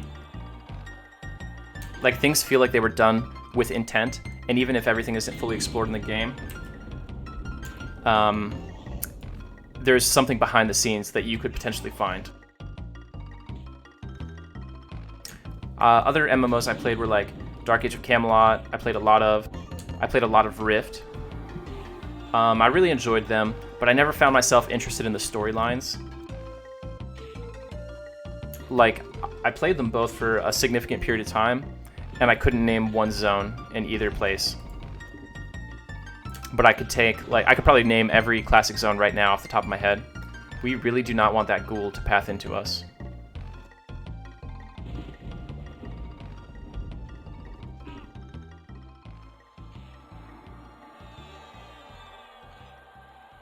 You know, I wanted to play Anarchy Online, but at the time, when Anarchy Online was big, I was a little kid, and getting my mom to just splurge on EQ or Daok, whichever one I was playing at that month, was hard enough. Rotating a third game in there would have been impossible.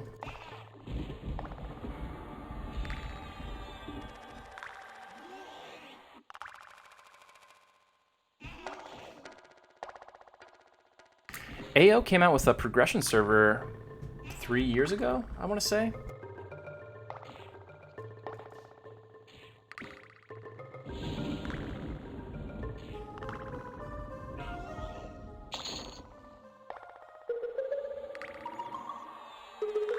I don't know how much this Unrest loot is going to sell for, but I'm really appreciating the fact that it's a lot lighter than Crushbone loot.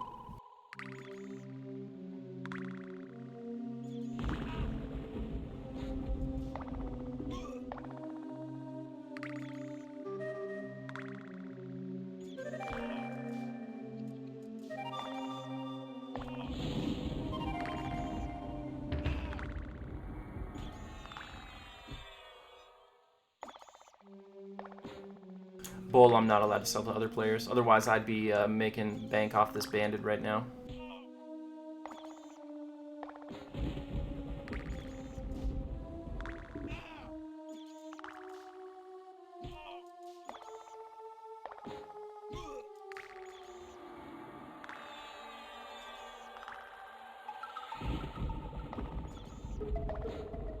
I always wished I had gotten an opportunity to play Vanguard, but I just, you know, for whatever reason, I missed it. It was a time in my life when I wasn't playing any MMOs anymore.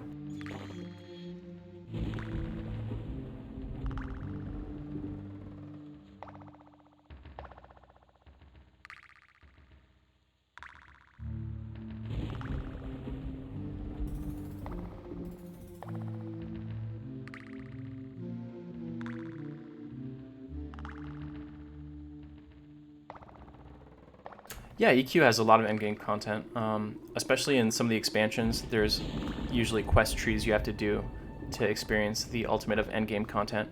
But a lot of times, especially in the early expansions, there's not like tiers, really. You can do things in any order or out of order if you like. We only really got into like tiers of raiding where you have to do things in set structures and orders, kind of like with Planes of Power and beyond. But starting with Kunark, you're going to have to do a long key quest called the Vishan's Peak key quest in order to gain access to like the quote ultimate raid zone. I always thought it was really cool. If you guys have ever done the Sleeper's Tomb key quest, when you talk to Jailadar's Shade, Jailadar obviously is the father of Faradar, who leads the Ring of Scale in Vishan's Peak on Kunark. But when you talk to his Shade in Dragon Acropolis, he sees you and he like recognizes that you were one of the people who broke into Vishan's Peak, you know, and killed the dragons there.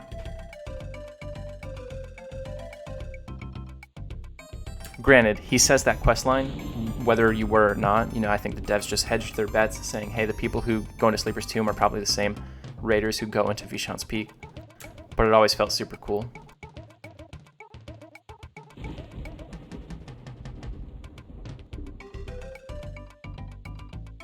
Alright, we want to get this ghoul. He's probably going to wreck because he's got that two-handed sword. We'll see, though.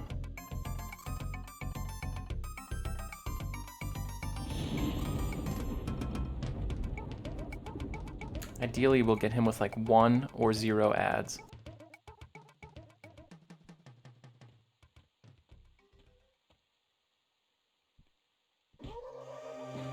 Yeah, I'm really shocked that they didn't make it harder to get into Sleeper's Tomb. I think they thought just the jump in mob difficulty would be sufficient, and also because like the raid mobs are gated by respawn timers and such, there's kind of a hard cap on how many people can enter Sleeper's Tomb a week, at least originally.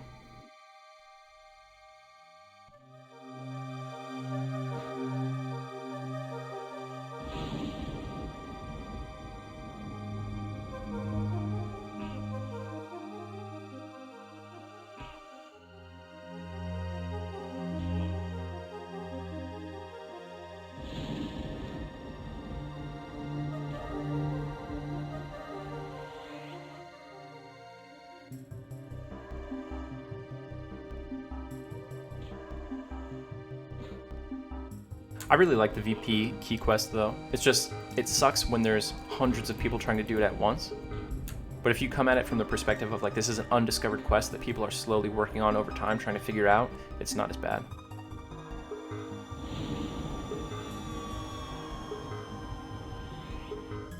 Alright, so Authority tells us that the model of the legs is the same as the eyes.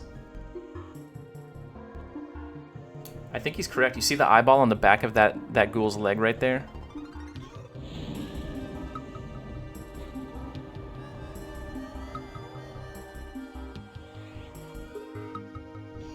Yeah, you can see his eyes in his kneecaps on the inside. That's funny.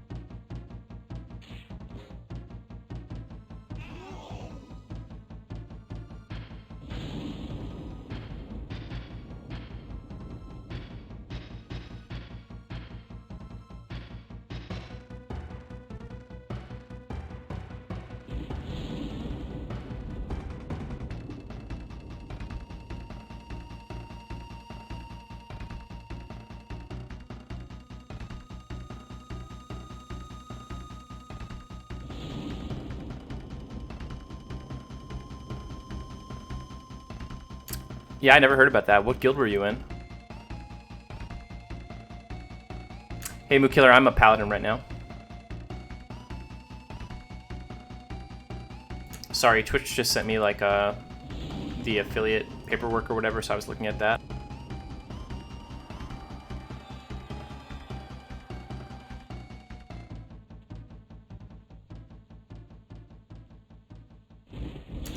Thanks, boys.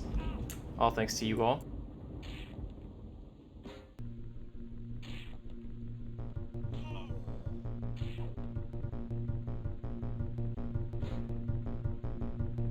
I don't see Beard spamming chat. Is that like in game? Yeah, so I left after that first week of Lucklin on Cello. I came back very briefly during Gates of Discord while I was preparing to move back to America. Then I made my move, and I was there from Dragons of Norath up through Prophecy of Ro.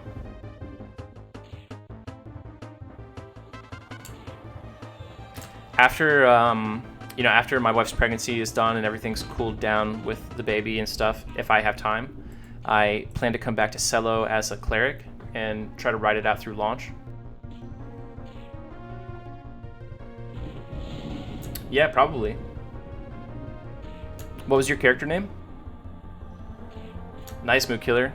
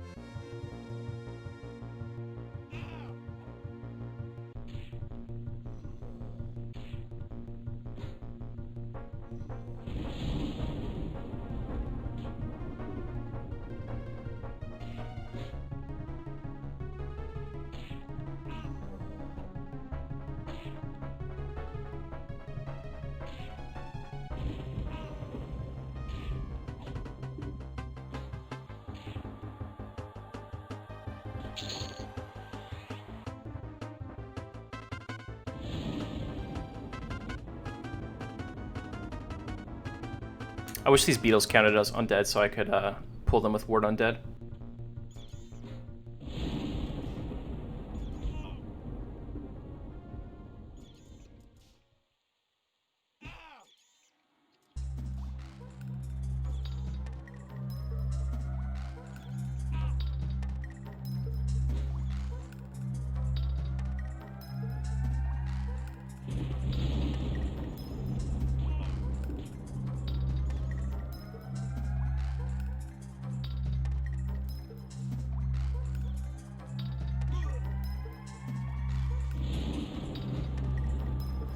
Yeah, I'd have to fill out all the affiliate stuff. I have to do like tax forms or something. I'm pretty sure we grouped Canada. Ah, I see. Where's he at? Where's this 7-boxer at?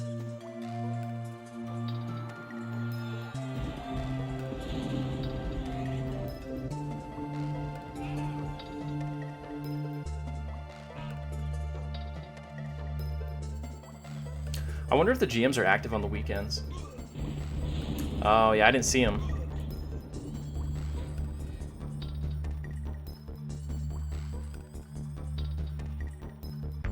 Alright, 1 or 2 more kills max, and we'll level up here.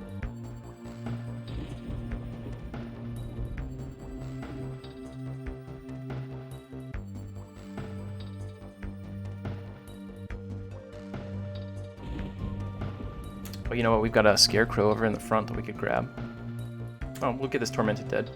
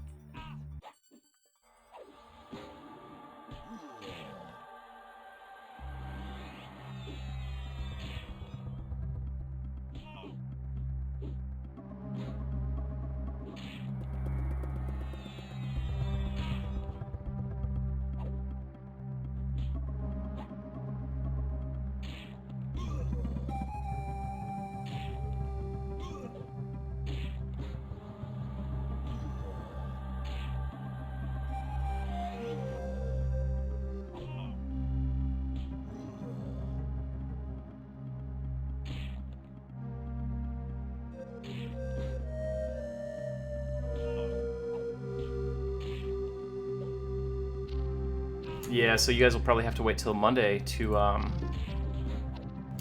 see GM action against this guy. And even then, it's probably pretty hit or miss, unfortunately. I've seen people who claim to be innocent and who I kind of err on the side of believing, saying that they got hit for boxing when they weren't.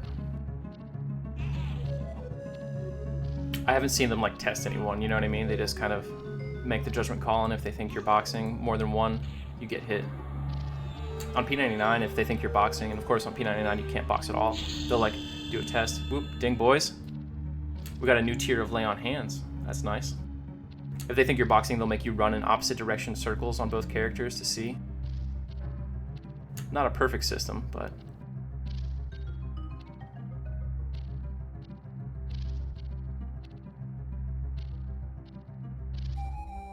Yeah, so the only new spell we get right now is Halo of Light. Really not even worth purchasing.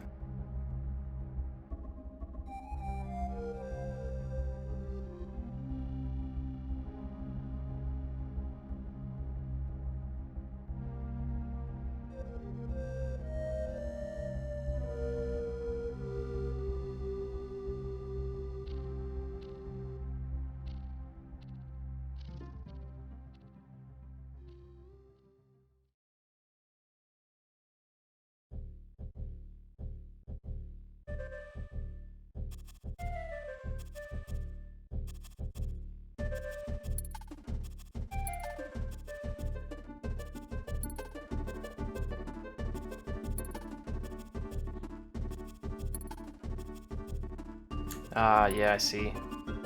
It sucks that people do that, dude.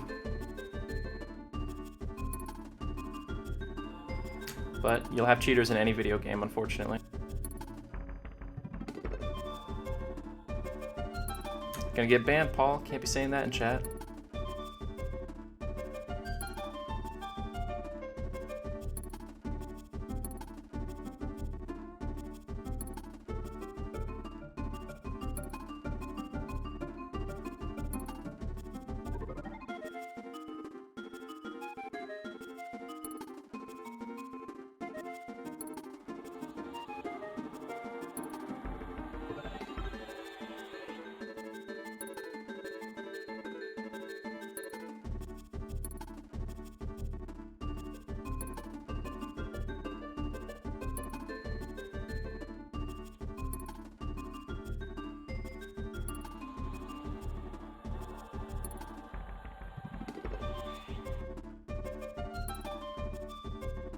All right, cool. I think all the affiliate onboarding stuff is done.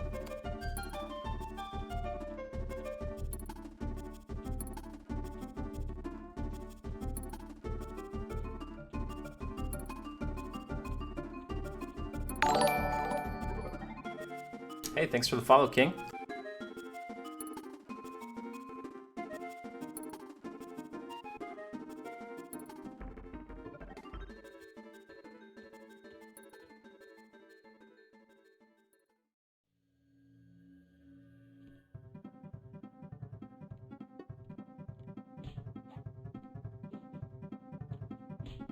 Right, like 90% of people will obey the rules as they're set forth. So the enforcement requirements should be pretty minimal, especially if there's a public perception that you actually do enforce things. Then more people will not break the rules. Yeah, Pied, if this character dies, we're going to let chat vote on a new character, new class, race combination, and then we'll run that one.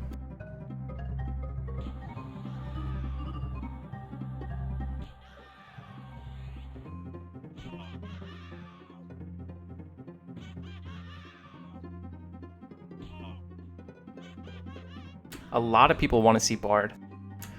People need to understand, though, that swarming doesn't work on servers anymore. So Bards like swarm kiting wouldn't be a thing for you guys to watch. I'll still try it, but just be advised.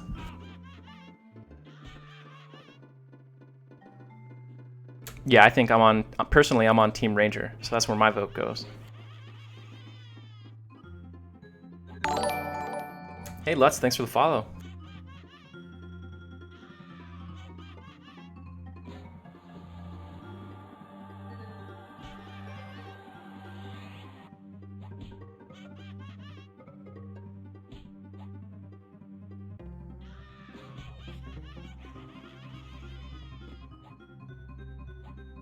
that fear.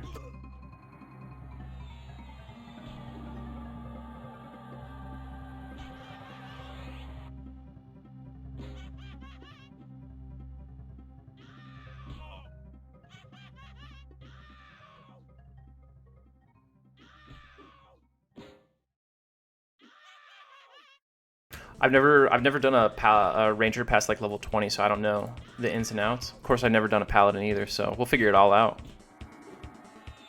People in the chat like, please die so we could check out this new class.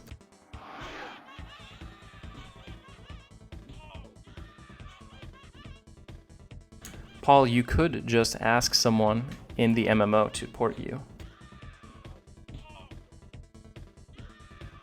Like with your chat box.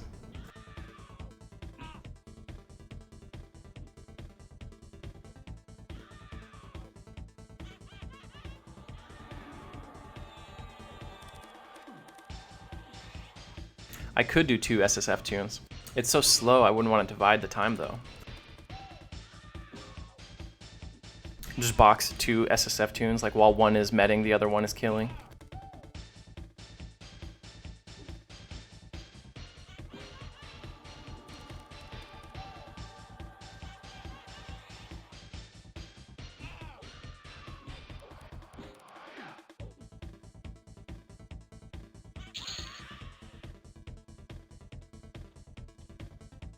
All right, 2%, so only 48 more kills, and we'll be level 17.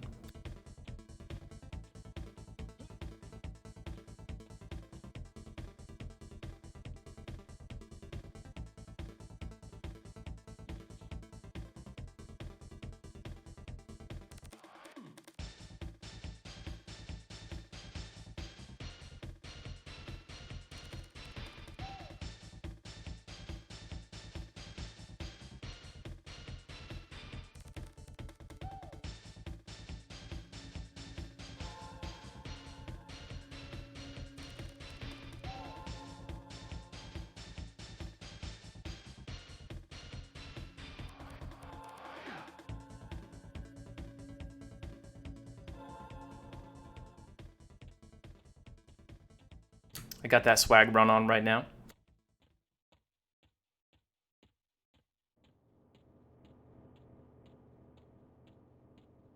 This is actually the Donkey Kong Country soundtrack. That song, though it sounds kind of Mortal Kombat-esque, is Funky's Fugue.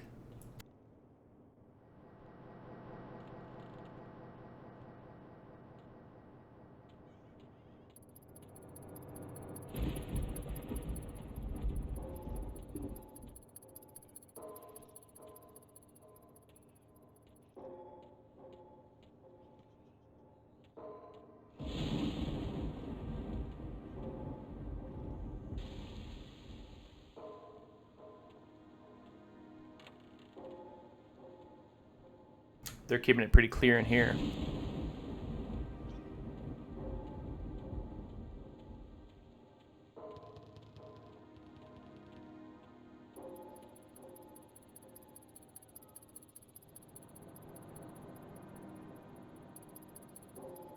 So the place to download Everquest UIs is called eqinterface.com. And that does have my UI there, which is called Draka Chrome.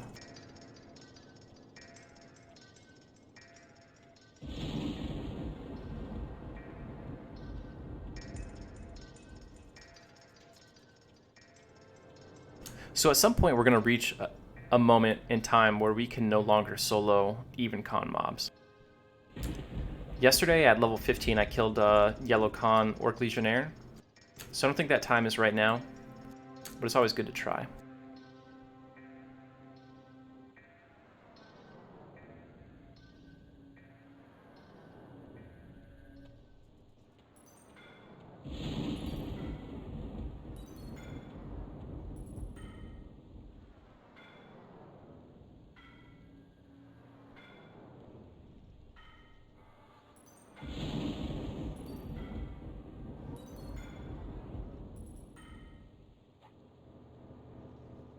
Later, Warren.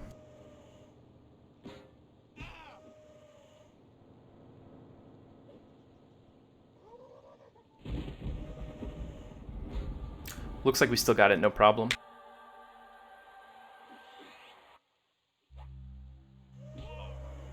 It might be starting at like level 20-ish when mobs really don't care about the damage cap anymore. We'll start seeing things that hit for like 30, 40, 50 pretty regularly. That is a good question, Gallo. It might need me to like stop the stream and restart the stream or something. Who knows?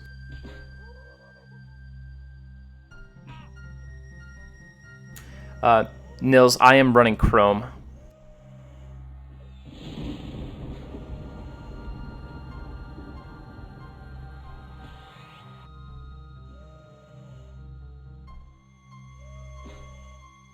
Oh yeah, I did all the paperwork. I did like all that tax stuff. I think that's all I have to do, right? The tax forms and payment methods.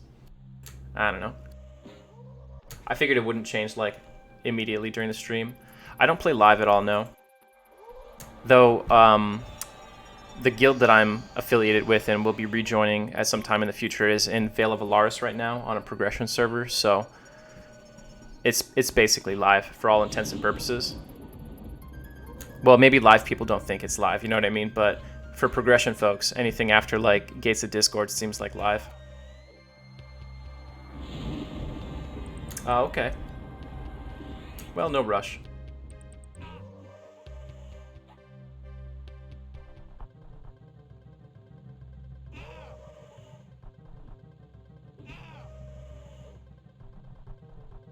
The furthest I've actually played EQ personally is House of Thule.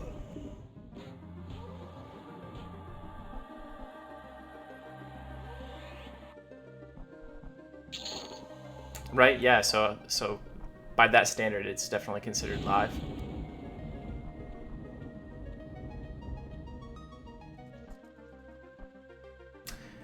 What is it that's making it hard for you?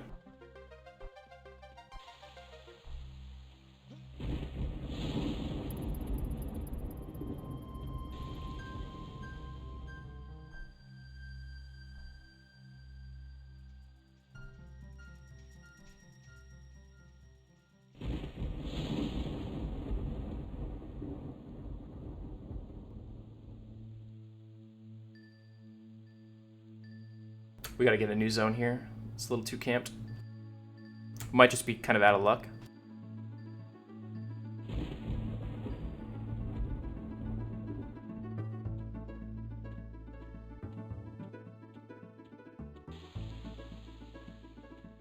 I'm in a really weird spot right now. Like, I'd love to go to High Pass and work on Null Slayer, but I don't want to go there until I have the Null Slayer done. And I'm pretty sure I can't kill Lord Elgnump right now, especially because he has a Harm Touch ability.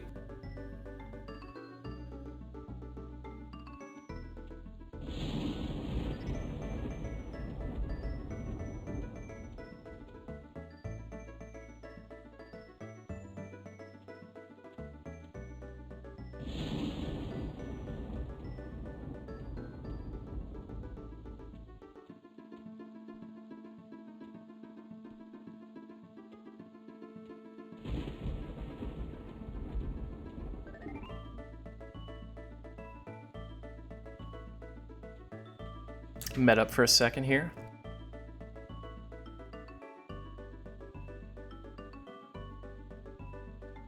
Yeah, I'm lucky, man. My wife plays.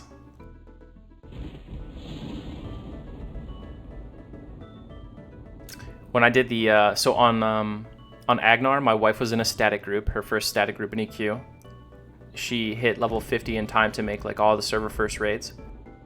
Then on Cello, my wife was actually in my static group, and we were the first full group to level 60 on Cello.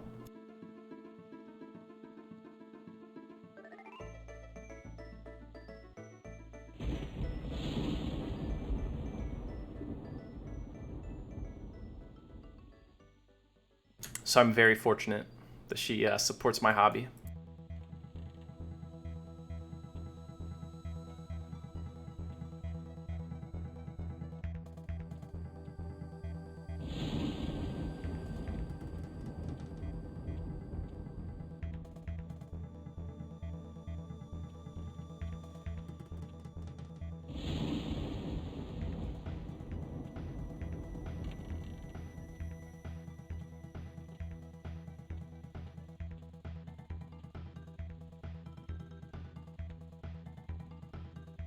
Seems like if I can get over here and establish a camp here, these mobs are like a little bit higher.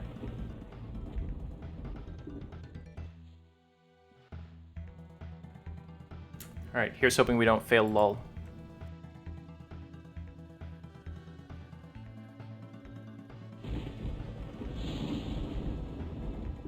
Ooh, a yellow ghoul.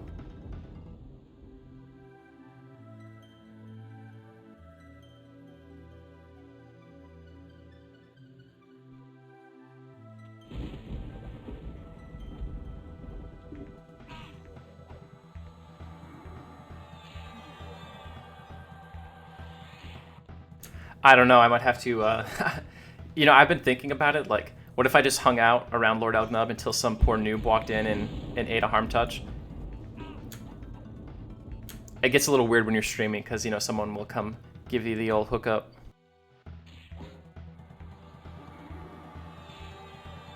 It, like, follows the letter, but not the spirit of the rule.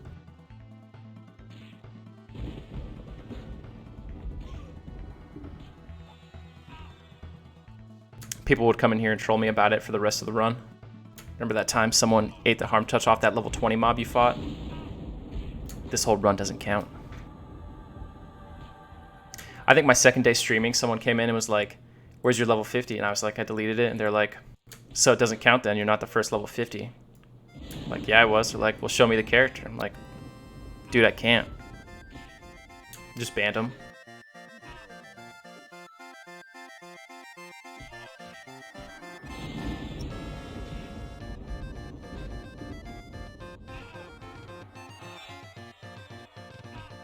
Yeah.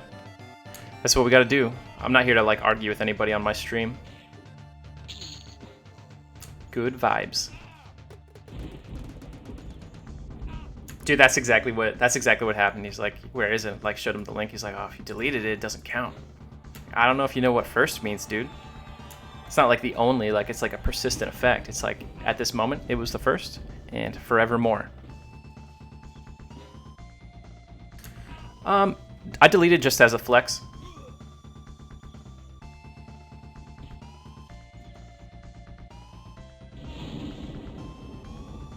Like, I didn't plan to raid or anything. I just leveled up because I had a group of friends who wanted to hit 50 fast, and I love the grind, so we raced.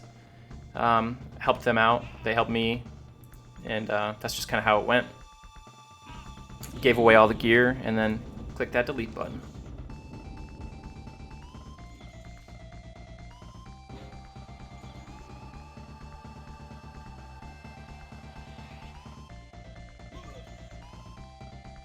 How dare this skeleton ad?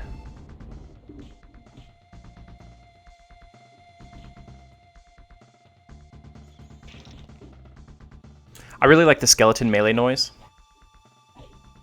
It's got a nice crunch.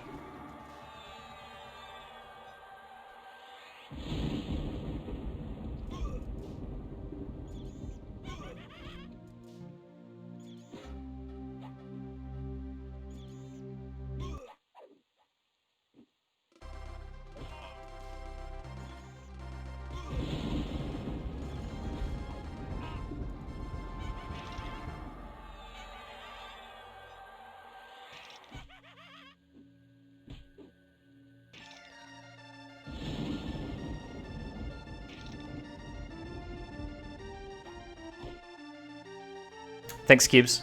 Yeah, so SSF is in that little text block there if you want to check it out. And we're also making this a hardcore run, so if I die, game over.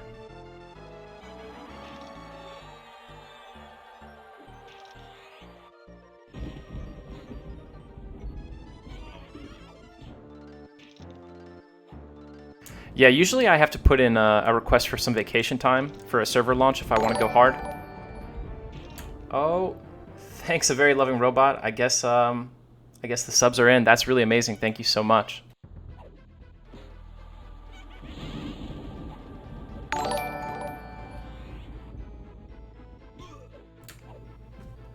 Really appreciate it. That's amazing.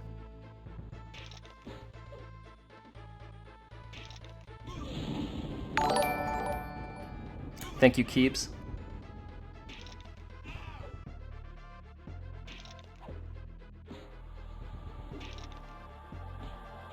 Big Keebs all the way back from like 2010 when we played EQ.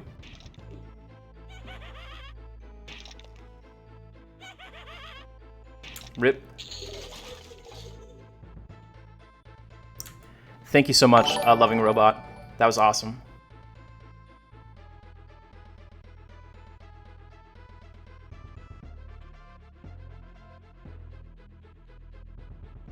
Alright, we're going to med up for a second, and then we're going to see if we can kill this yellow level 17 ghoul. Oh man, there's so many things happening on the screen now.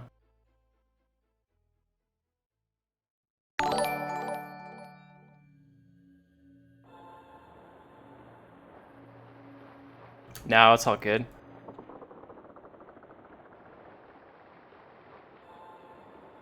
Right?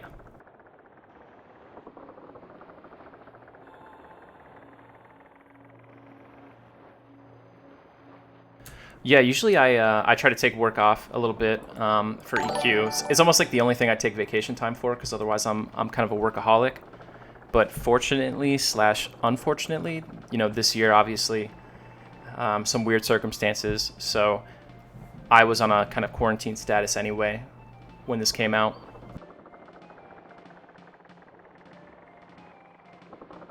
Hey, thank you very much for the follow. Hold fast.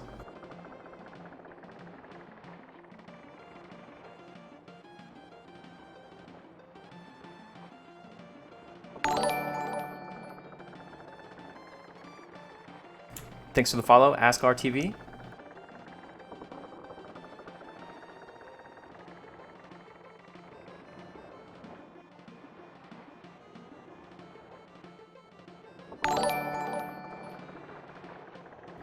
Thanks, Geek Guy, for that tier 1 sub.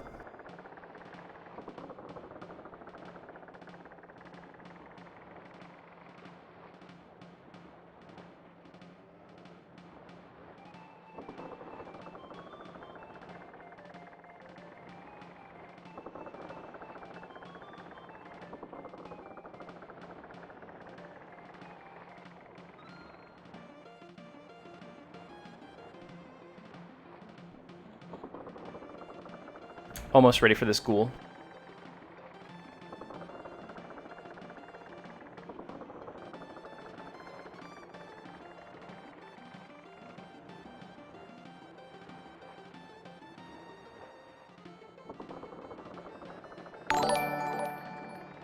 Hey, thanks for following, Soulmort.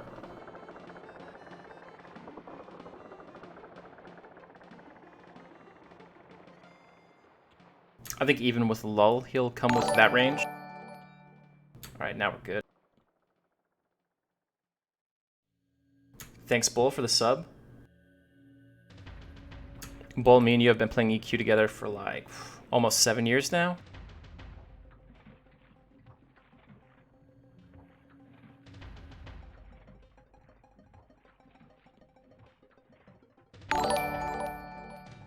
Chinchilla, thank you so much.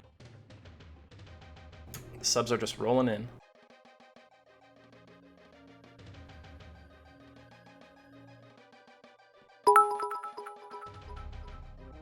Hey, thanks for the bits, Sethric. We're just gonna pull him up over there.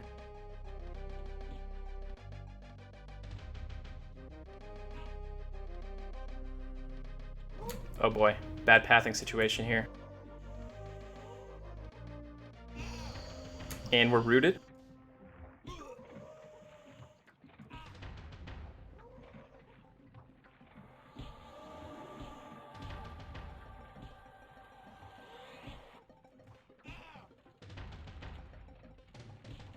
Ranger hype.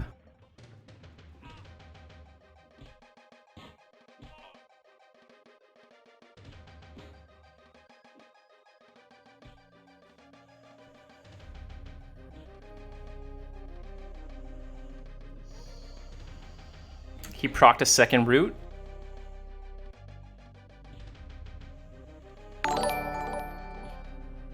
Thanks for the follow, Degan.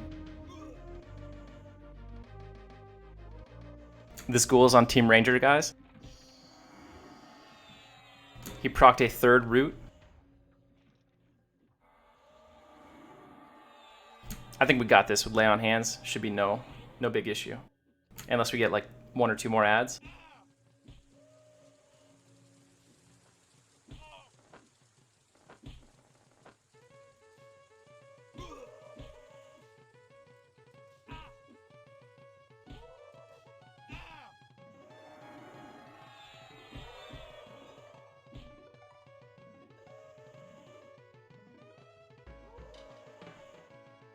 Our lulls are starting to wear off, so the aggro radius on these mobs is gonna jump up.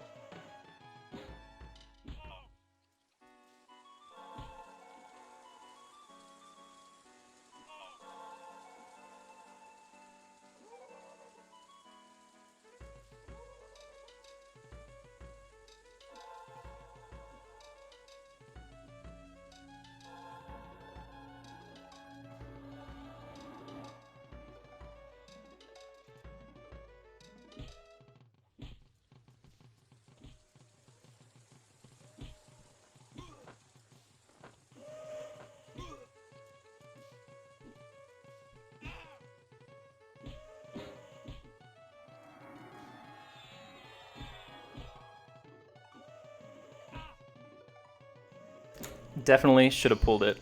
All right, we got a root in. We're low on mana. Could be risky.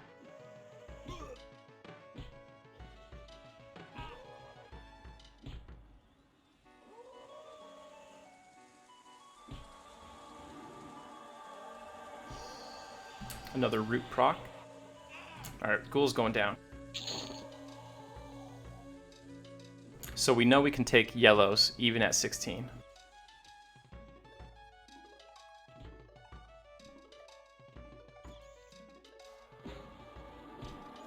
Hey, good morning, VGFX.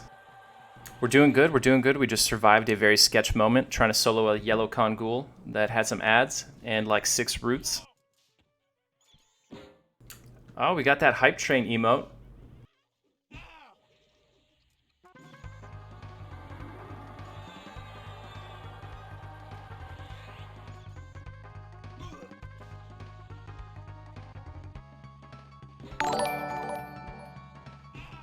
Hey, Leo, thanks for the subscribe. Appreciate it.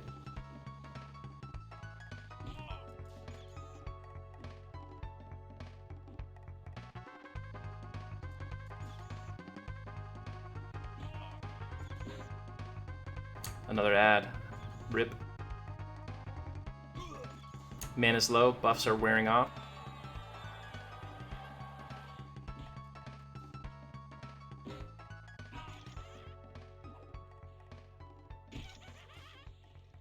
We've got almost enough mana for 2 heals. If we stop using Yalp for the rest of the fight, we'll regen enough to get 2.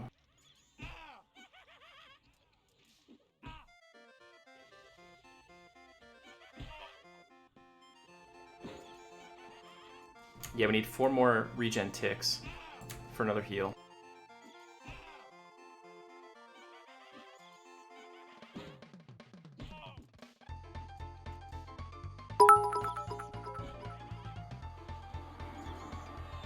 Whew, that's a big pile of bits. Pied, thank you so much. We are 1 mana tick away from another heal. Alright, we have a heal in the tank right now. Kill this beetle first.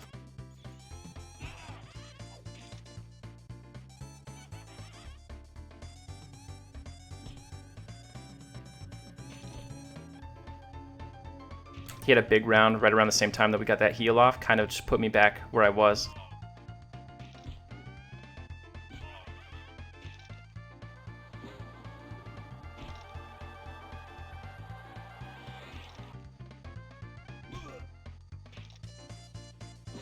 Big cheer, Pied. Thank you so much. I think we're going to come through this okay, unless we get another ad. Can never underestimate the Paladin.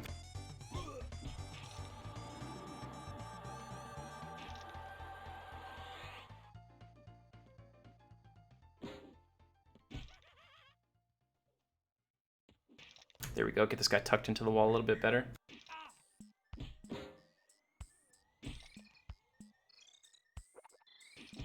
I am 2 ticks away from being able to use minor healing. I think it's a better game plan to go Yelp. Our buffs have worn off.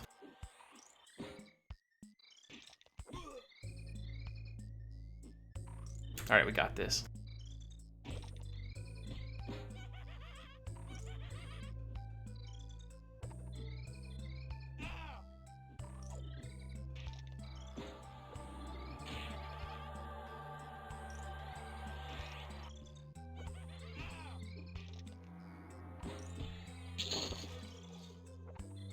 And we are encumbered.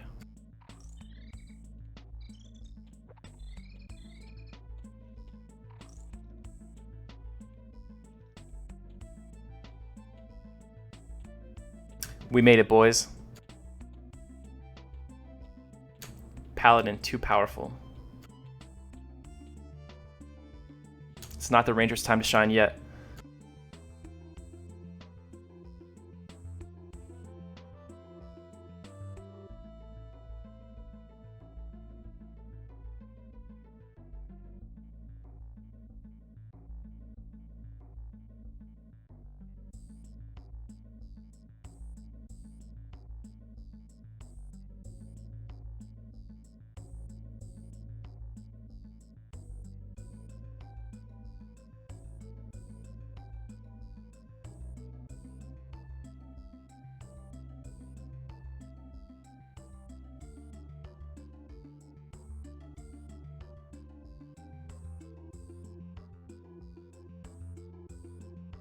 Right?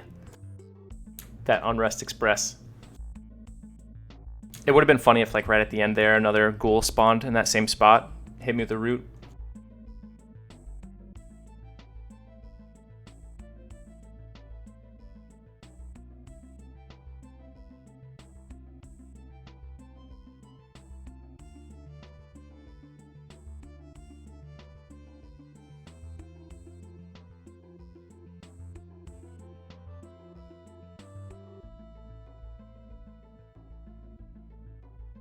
Hey, good morning, Dresden. You just missed a hype 5-minute combat session where we engaged a yellow con ghoul, and he rooted us a bunch of times, and we had 2 ads throughout the fight. We made it, out of mana and almost out of health.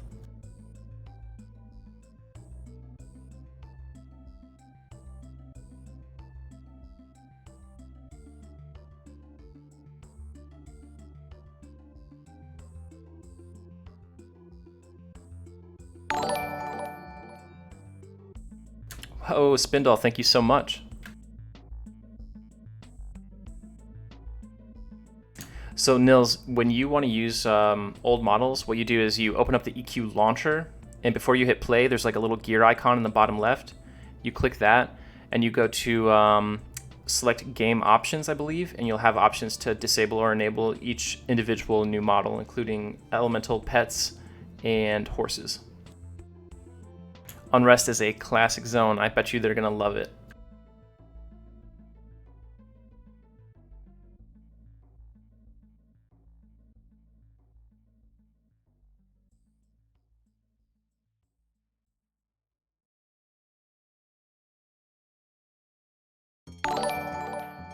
Hey, thanks for the follows, Arlen.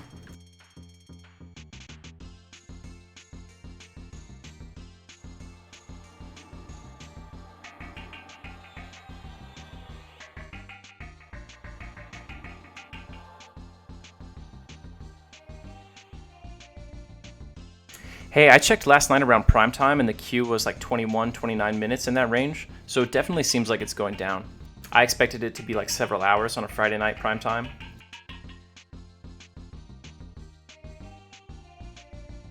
You guys get a chance to kill Emperor Crush while you were there?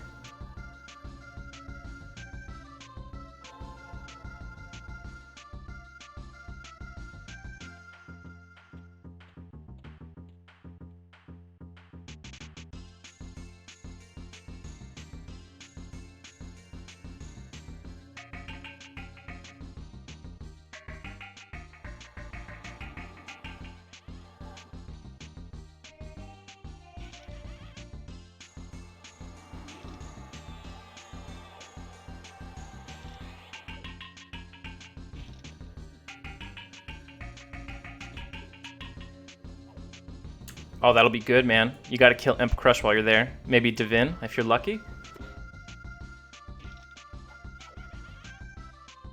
Yeah, the loading times were really crazy.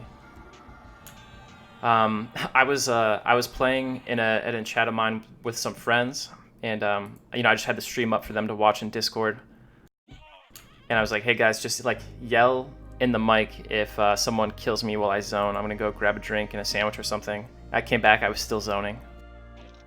Made a whole sandwich. And the tell lag was super bad too. Like if you sent someone a tell, it took maybe 30 seconds for it to appear.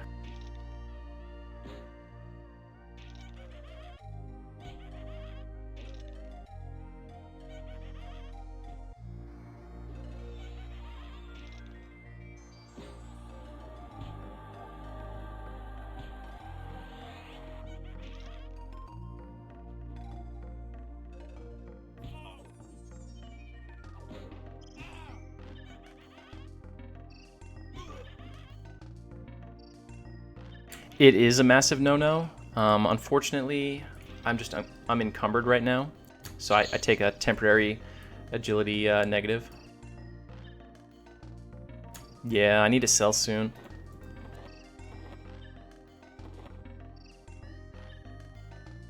This axe I think only sells for like silver. There, now when we use Yelp, at least we won't be encumbered.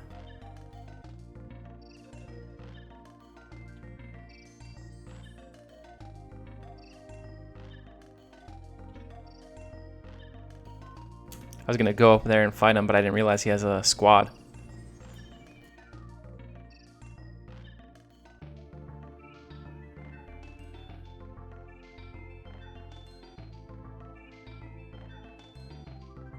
Probably can't get line of sight for this nuke. Yeah, probably not. Let's see if we can get a critical lull fail on this guy intentionally. Nope. Probably still no line of sight because of this table. Oh, we got it. We still got all three though. I'll probably just zone these beetles because it's not worth the time investment it takes me to kill a green relative to the EXP I get.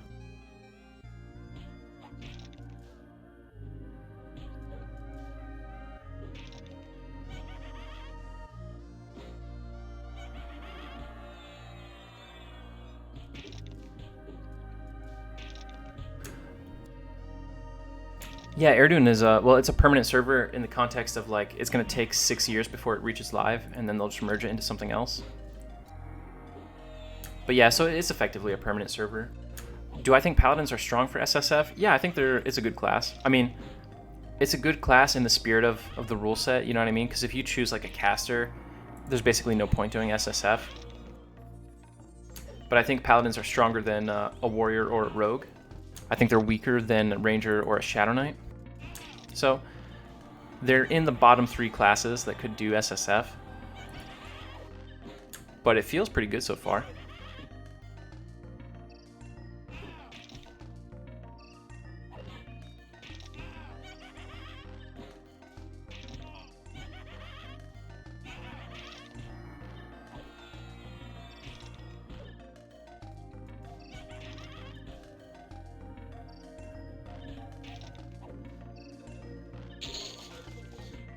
Yeah, we'll just zone these guys. Take like a half hour to kill them. They're probably going to give me like less than 1% EXP per kill.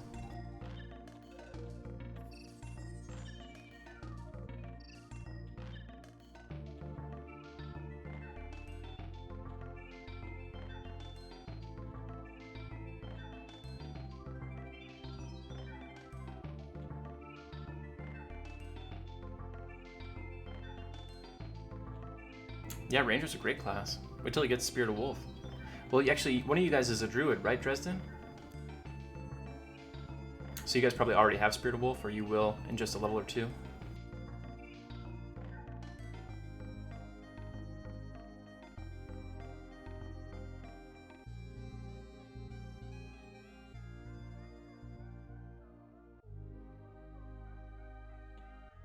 Well, since we're already out here, maybe we should go sell. I don't know. We'll get a few more kills.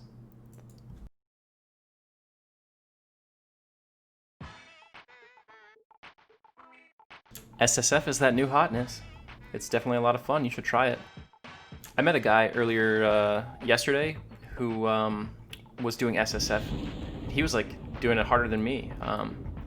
His SSF was also no bank. Could not use the bank.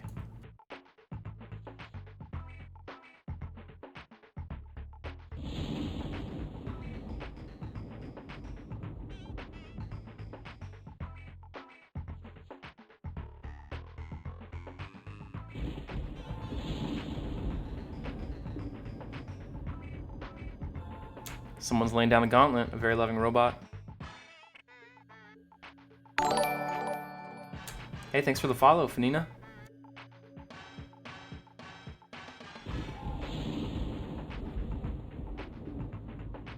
Thank you, Spaghetti and Tegernako, for following.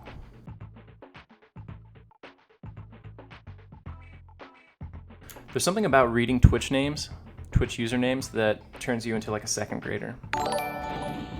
Normally I read words fine. When I'm trying to read someone's username, it just doesn't work. Whoa, Pied, thank you so much for the sub, dude.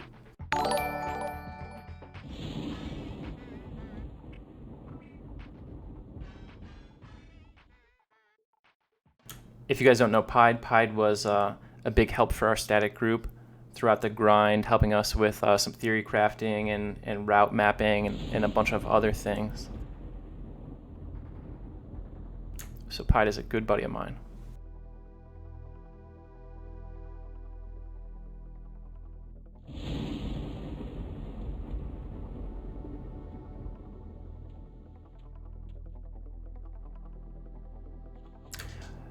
Luco, I don't have any recommendations for a game like that. If I did, I might be playing it instead of EQ.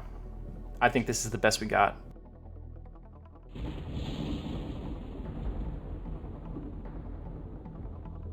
Soulmore SSF is solo self-found.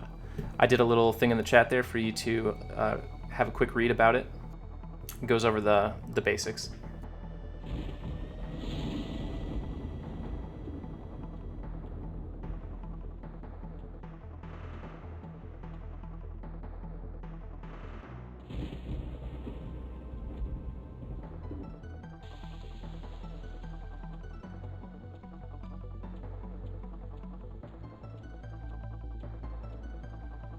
Man, bars look so good in that full lambent.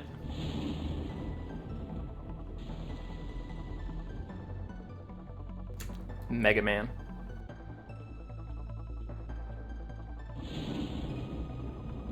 No, my 1 through 50 was in a static group, and it was 39 hours it took us to get 50.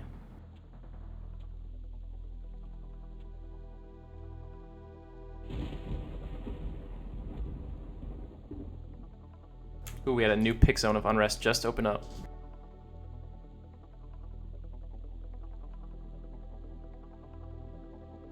There's the final moments of my level 50 character.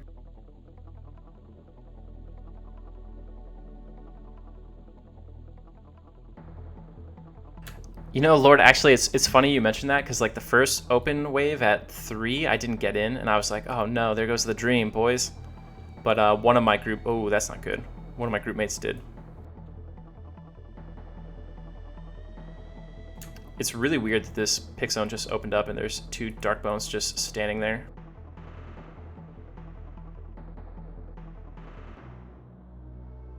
If one path's back, we'll tag one. It looks like maybe they're just broken. Ah, there we go.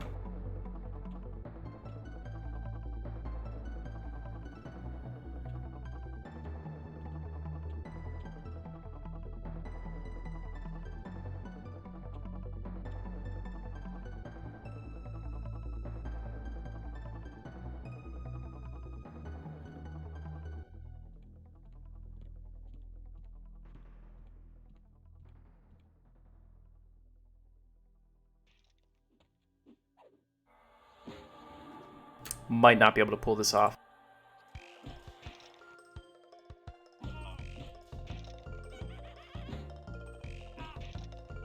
So I think there's, we've seen as many as 4,500 concurrent players on Aerodune, but there's many more, you know, because not everyone plays at the same time. It's probably just safe to ballpark it in like the 8 to 10,000 players range. Hey Kettle One, good morning. 45 to 50, I did Elite Goblins in the Ocean of Tears, but now I would strongly recommend you use the hole. It's just that when the server launches, the hole is not open.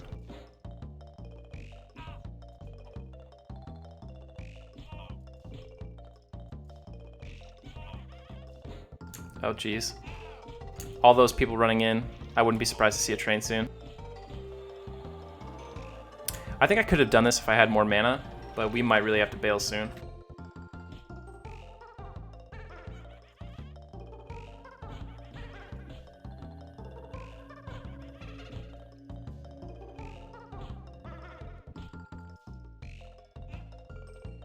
We can abuse pathing a little bit here. They should have a problem getting to me.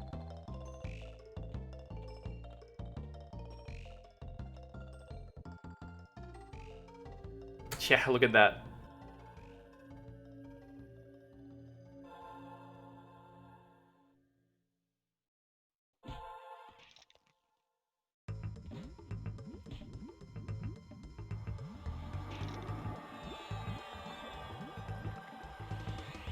I think right now there's no queue. I've been on for a few hours though. Oh, that is not good. Oh, we gotta go, boys. No one was surviving that.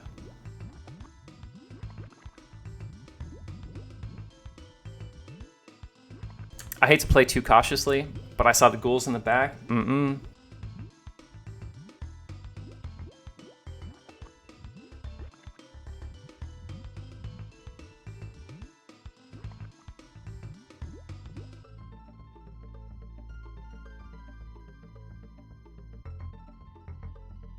If some of you guys are still leveling up on Eridu and you haven't got your first level 50 characters yet, or you're looking to roll some alts, I just linked the Zem list in chat. You can get that anytime by typing !Zem. That'll map out all the best EXP modified zones in the game right now. And once we get a little bit higher, we will test Khazak Thul and Paw, figure those ones out as well. I would project they're somewhere in the 33 to 60% range though.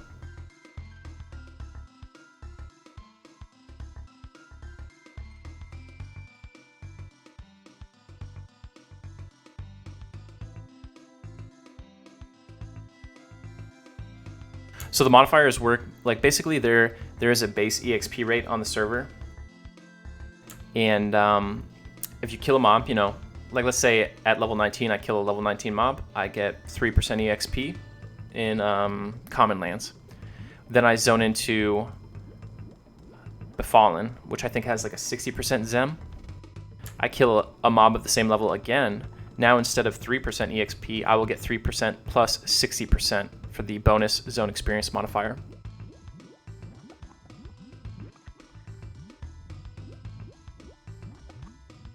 That's actually pretty crazy, Riker. It must be really high. The EXP cap is 7.5%, by the way.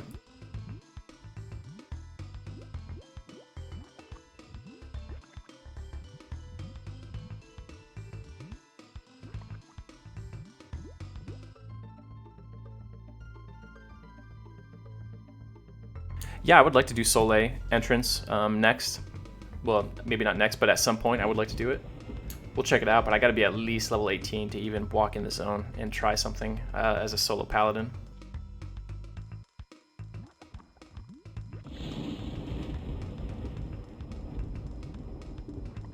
Yeah, the cap's actually 7.5%.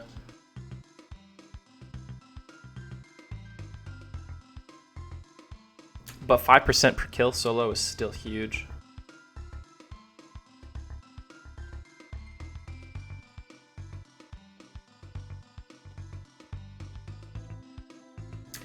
Hey Luco, right now I am level 16.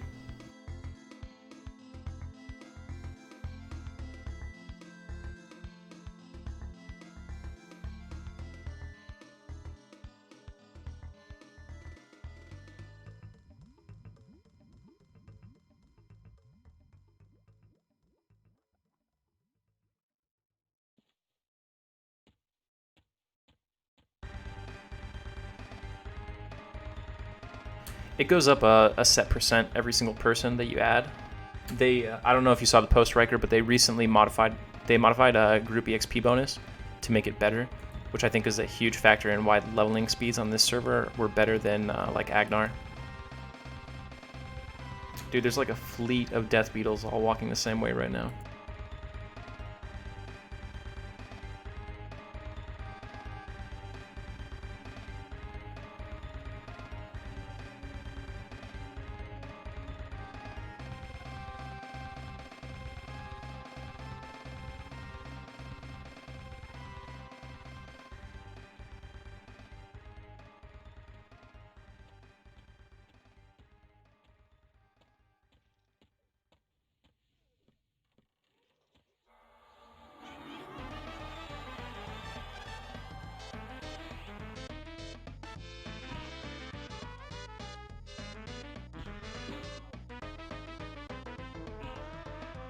Oh, come on. I think these guys are just trying to pull those for EXP, and they're, for some reason, pulling them out into the courtyard. Alright, maybe they picked up their ghoul that they trained out. Nope, he's still on me.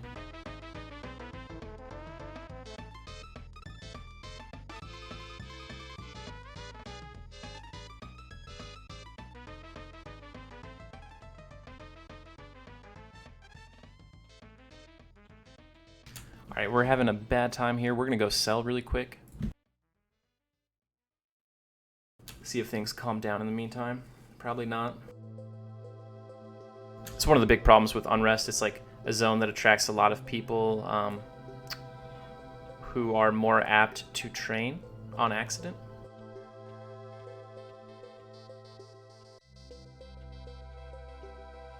Hey.com, it's just for the challenge. Trying to find that new way to experience EQ, get that original rush of like not knowing if you're going to survive.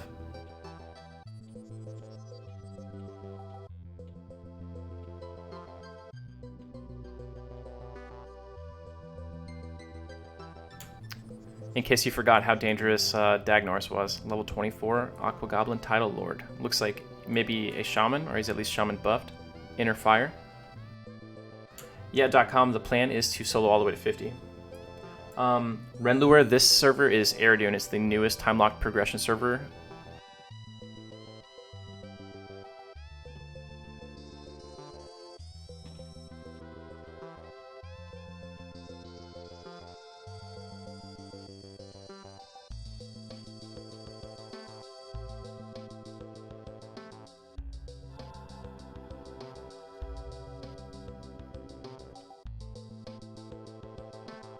I think there's a goblin behind this rock.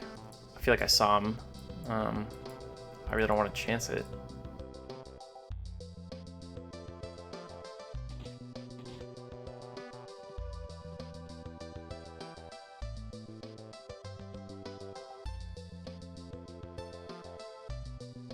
Alright, we're good.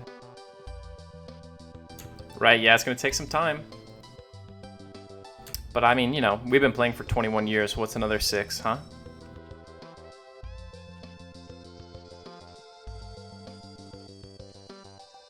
Tell you what, dude, it's going to be hype when we're on that level 49. This is also a permadeath run, so if I die, we just retire the character. So if we get to 49, whew, man.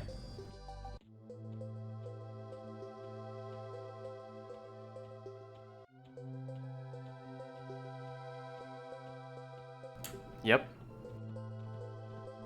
So right now, level 16, 0 deaths. Many almost deaths, though.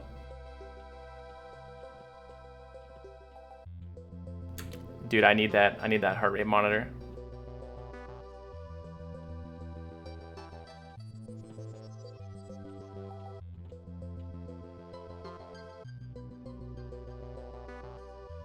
A sandbar serpent. There is no sand in this zone.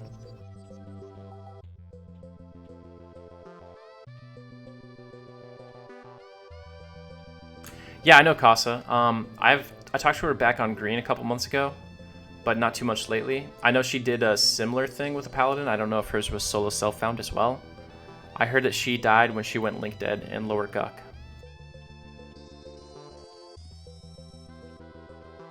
Yeah, I've got a Fitbit.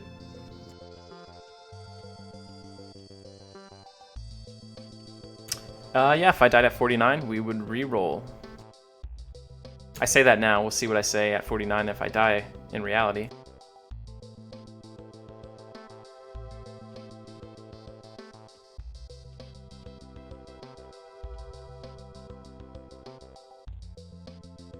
Yeah, cleric. Cleric can definitely do it.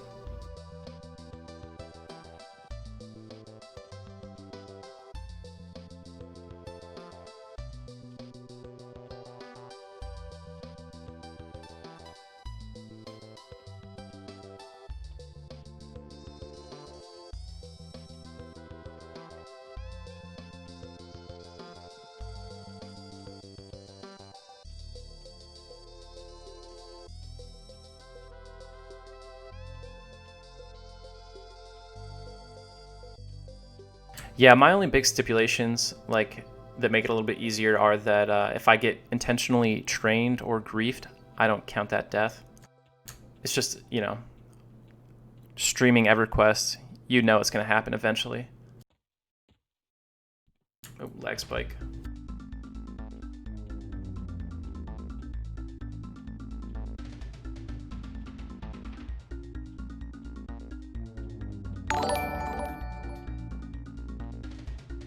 Hey Sebkids, thanks for the follow.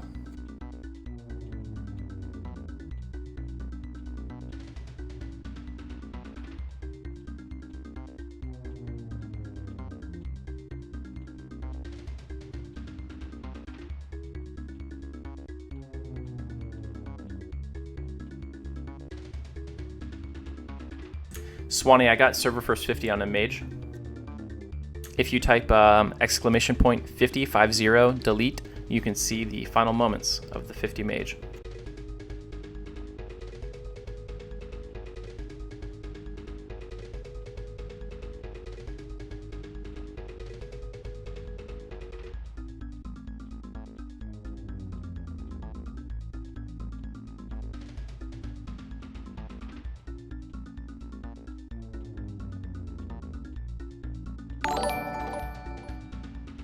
Thanks for the follow, love mom.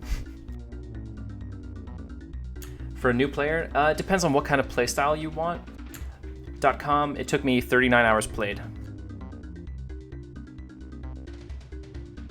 Do you envision yourself as like more of a support role, more like a melee DPS, an intelligence caster kind of DPS, or like a healer?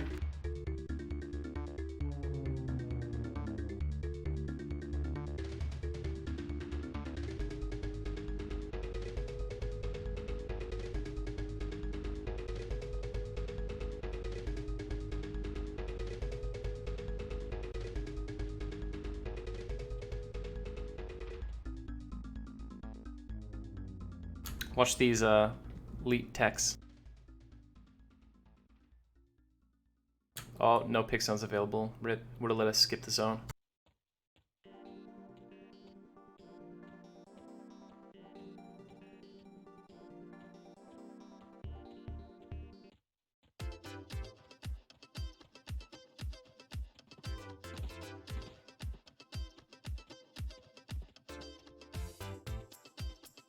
If you're into solo play and you like to DPS, I would recommend a Necromancer or a Mage. Necromancer is definitely easier for solo, but Mage is going to be higher DPS in groups and stuff. Necromancer is a good all-around class and a good class for a beginner because it offers you a get-out-of-jail-free card with Feign Death, which allows you to avoid dying. You fake death so mobs leave you alone. You've got a lot of dots, you've got some nukes, you've got a pet that's pretty good, you can charm, you can mez. Necromancer lets you almost experience every aspect of EQ gameplay all in one class. You're just not the master of any of those areas.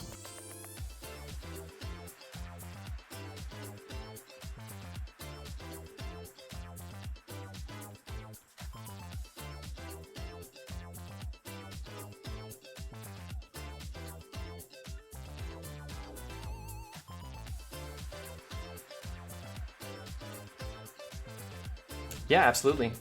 Swing by sometime and let us know how the Necromancer goes as you level up.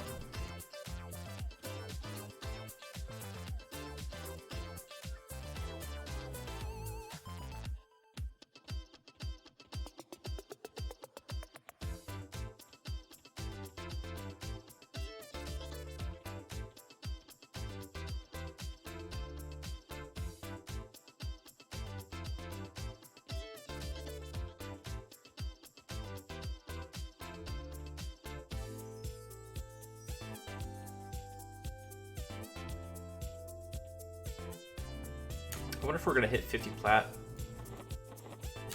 I think, yeah, I still have a bunch of crush bone belts to turn in.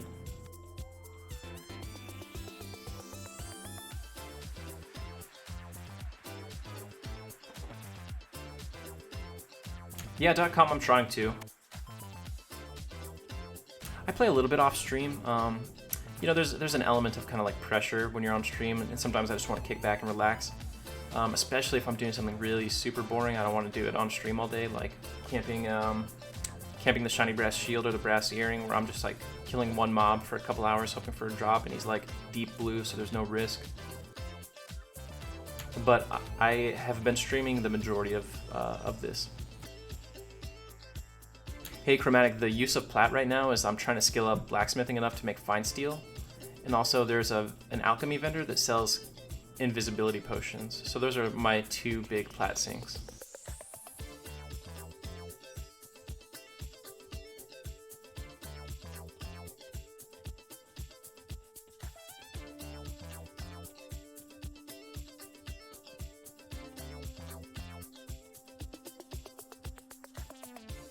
Yeah, it's a real fun playstyle.com. You should try it.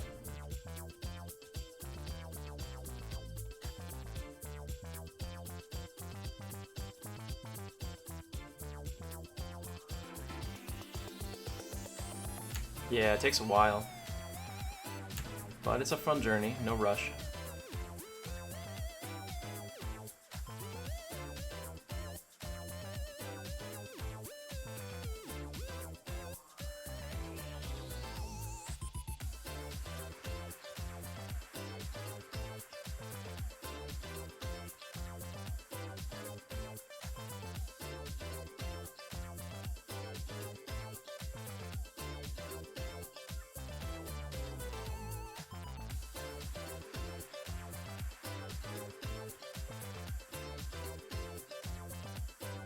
Dude, this Priest of Discord means business.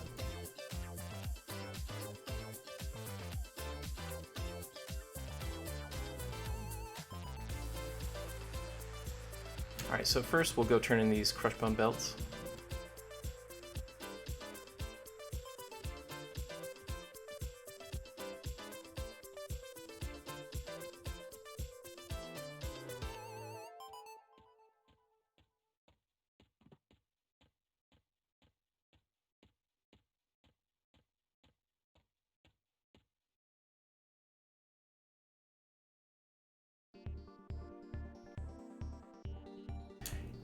Watch how much EXP this gets if you want to be depressed.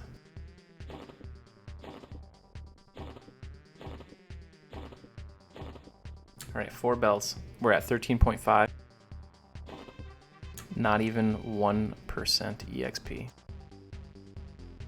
You're supposed to use 2 crush bone shoulder pads, but there's always a chance that someone else gave them 1, and so we could technically multi-quest this. Let's see what kind of luck we have. It worked, boys. Luckiest guy on the planet.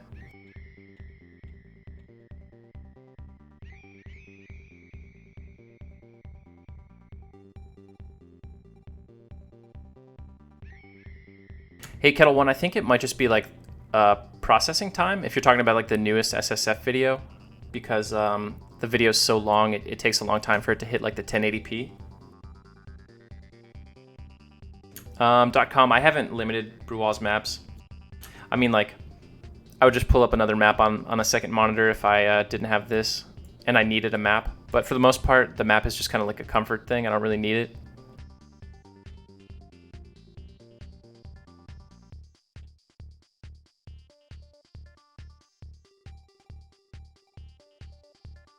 Right? Yeah, I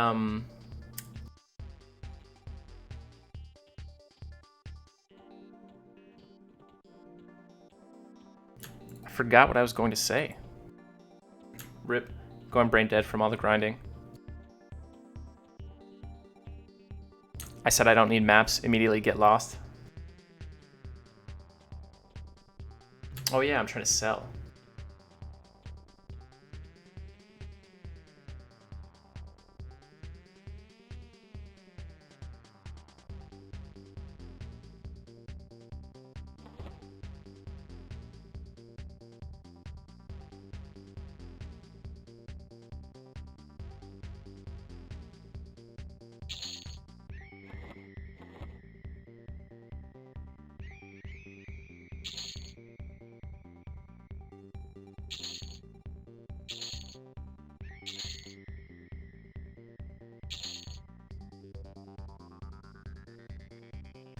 Yeah, that's the long story. That's the short story of why I chose Paladin. It's harder than Shadow Knight. It's easier than Rogue. It's more interesting to watch than Warrior. Rogue, I think, is legit impossible.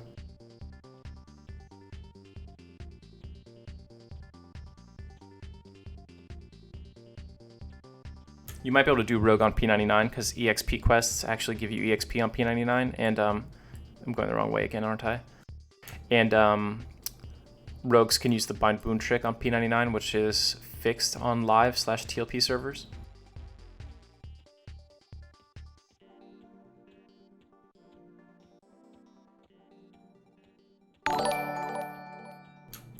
Hey, Demonic Stevo, thanks for the follow. Yeah, Ranger will be really fun. Oh, look, dude.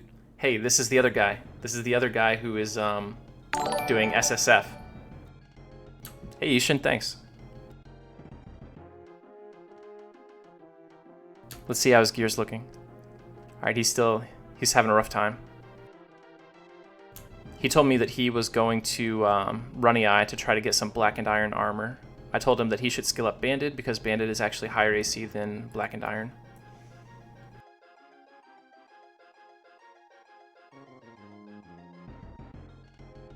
Hey Jonesing, SSF is there in the chat. Solo Self-Found is what it stands for, and then this is also a Permadeath run. Blackened Iron does look a lot cooler, that's for sure.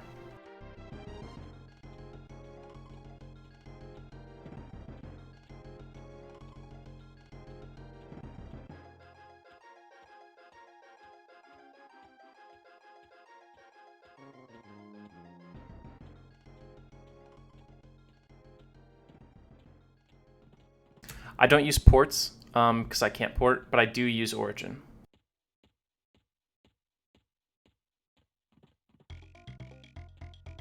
Ghoulbane would be 1000% easier, but I'd have to get the Ghoulbane. Yeah, Soulmort. I probably won't delete. What I'll do is I'll just leave the character there, like Hall of Fame status on my character select. But the character is retired, all his gear stays on him. I'm going to try soloing Shinlord at 35. That's my plan. And if I get the Ghoulbane, then we'll probably use that all the way to 50. Sad. Invisible walls, chat.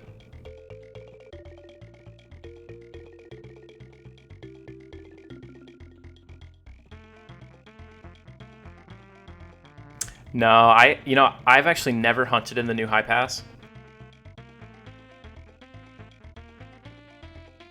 If you Google the mob's name and Magello will actually show you like the exact location they appear on the map though.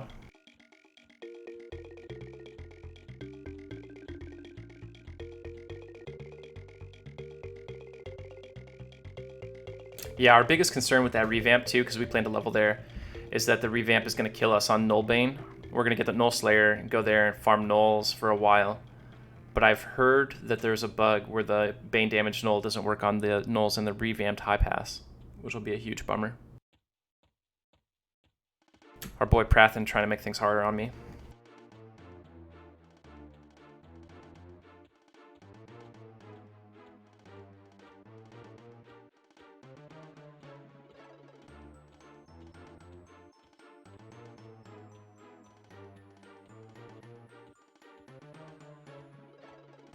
Yeah, I'm not sure then.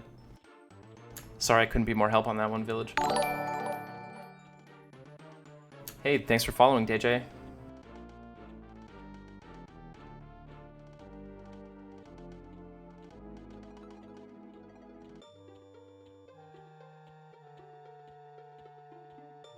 So I saw Ishin followed earlier. Is that Ishin of P99 fame?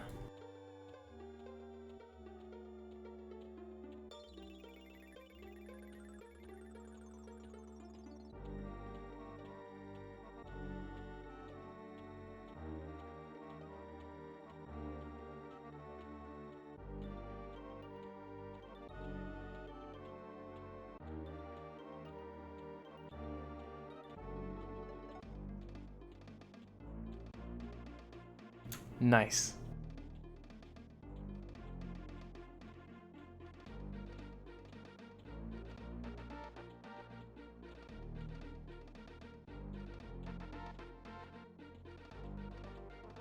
You know what bothers me about P99? There are like 2 goblin camps over here, and in actual classic, they dropped a bunch of trash loot that sold for like 3 plat apiece, and they don't do that on P99. I've seen posts where people report it, and they ask for evidence. I guess not enough evidence has ever been provided or something, but I distinctly remember many hours camping these 2 aqua goblin camps by the beach for that fat plat.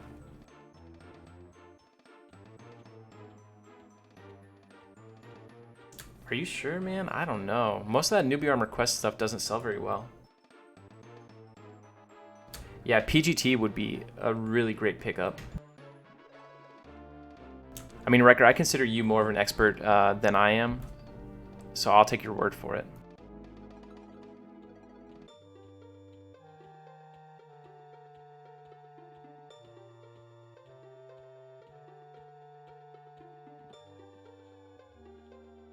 But they ended up nerfing those aqua goblins even on live. Like if we go kill them now, that stuff will only be worth a couple silver.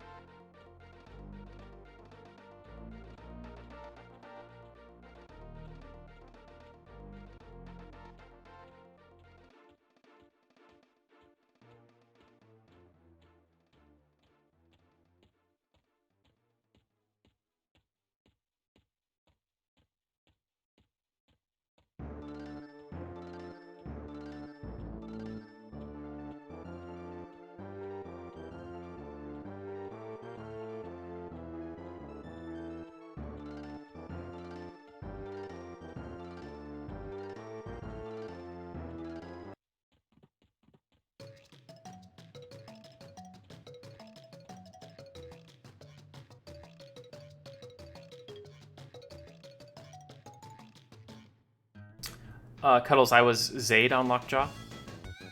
I played a character named Glitch at first, and then I took the name Zaide when it was sold to me. I had to pay like 2 chrono to get the name.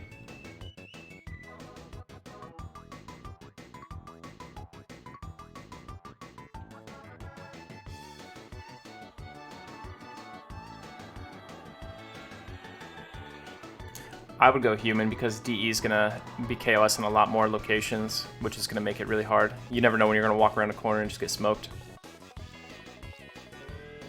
I don't know, man. I haven't gotten the name Zaide in a long time now. I think Agnar, one of my friends, was able to reserve Zaide before someone stole it. Or I might have had to buy it there too. But on Cello, someone got it. On this server, someone got it.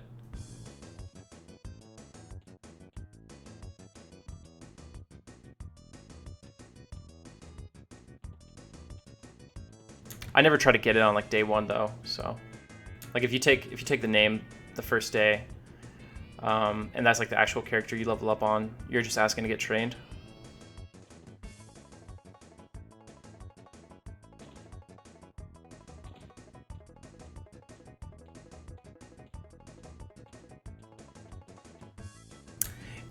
I mean, not really. When I went to P99, it looked like they had gotten a pretty good system for night blindness set up, but on live servers, it's barely a thing. Though even if it was, right now I've got a shiny brass shield, which helps a lot with light.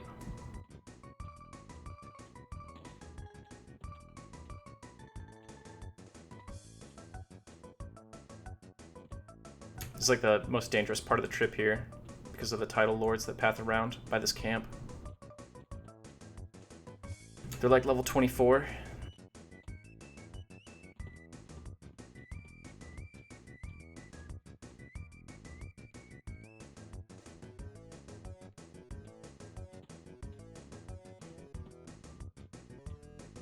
Ah, that sucks, dude.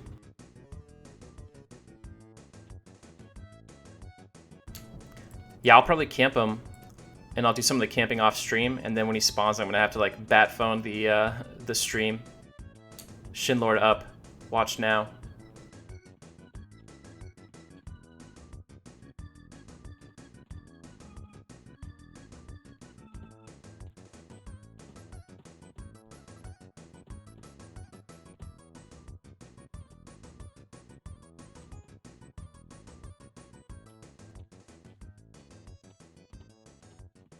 Did you find any Shinlords that spawn just without the Ghoulbane?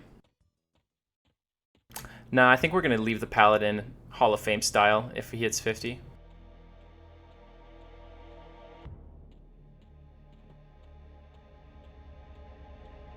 I streamed for a very brief amount of time on Lockjaw during Kunark, and it was funny. I'd be like, all right, 2 a.m. Severeless. Let's turn on the stream. Get all 3 viewers who are awake right now. Stream for 5 minutes. I'm interested to know if you were able to solo this one.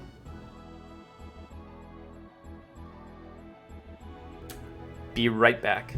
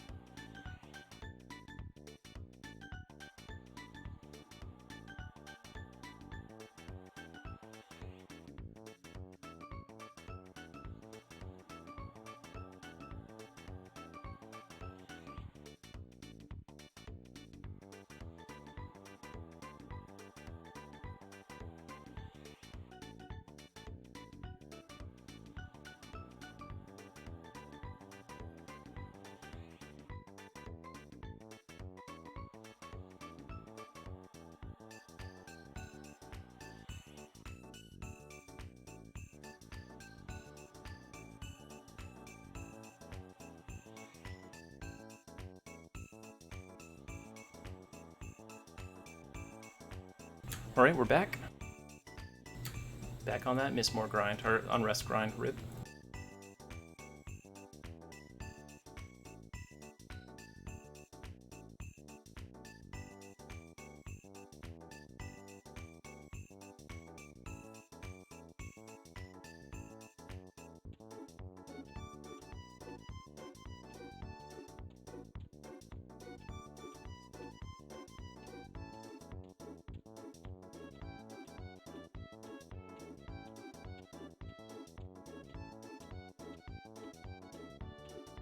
Yeah, just better EXP. I can land some undead nukes and stuff. Unrest has, I want to say like 46% Zem. Crushbone has a 33% Zem. That's where I was just before this. And also I'm kind of like running out of mobs to kill in Crushbone.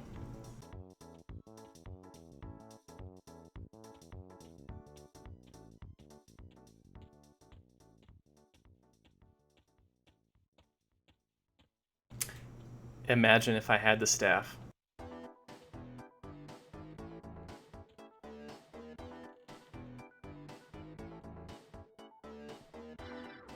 We're gonna get the staff. I guarantee it.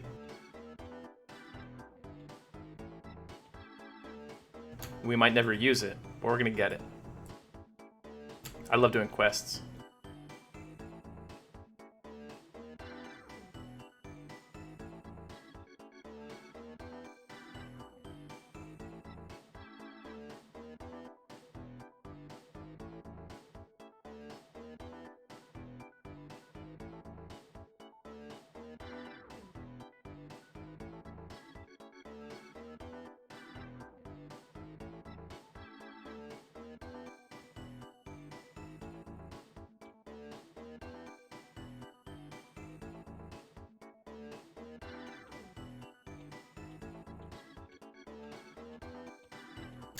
The Bone Thunder Staff, it has a Ward Undead proc.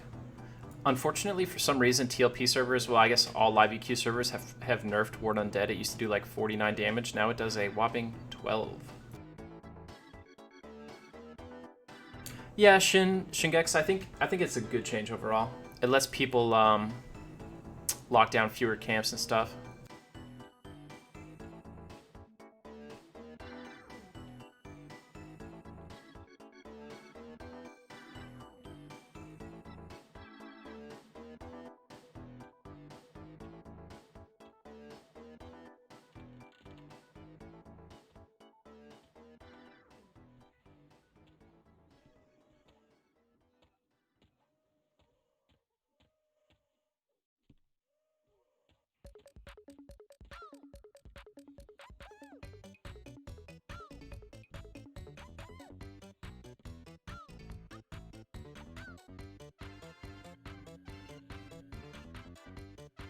I don't know if we could take two like this.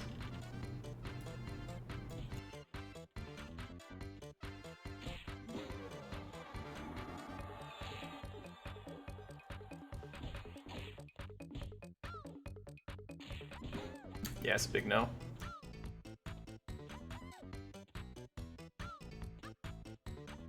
This is the Donkey Kong Country. Or no, sorry, this is the Donkey Kong, Diddy Kong Racing soundtrack now.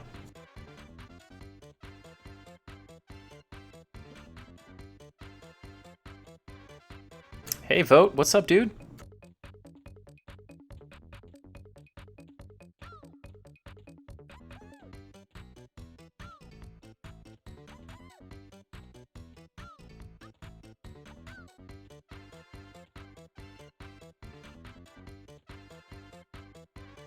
Still going strong. I think we might just have to deal with the fact that we're gonna have to do like yard trash, like blues.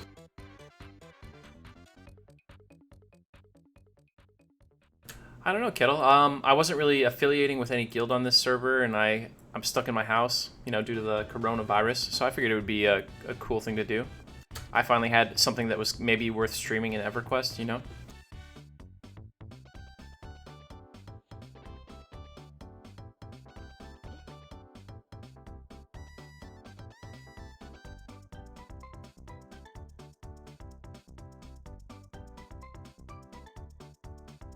When I streamed back in the day, like 2015, 2016 era, I would say I got burned out on streaming because, like, you know, I'm a introvert by nature.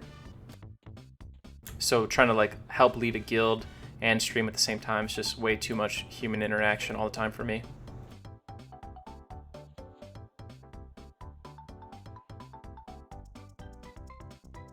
Ooh, I'm not gonna put too much of my personal address kind of information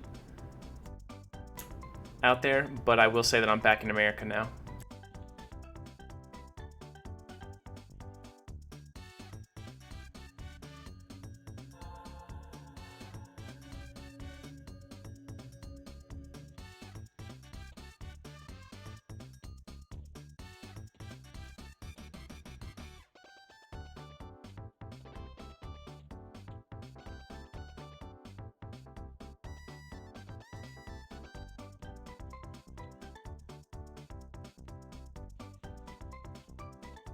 Right. I'm currently residing in Kanos, visiting Unrest on vacation. 30 seconds to pick zone.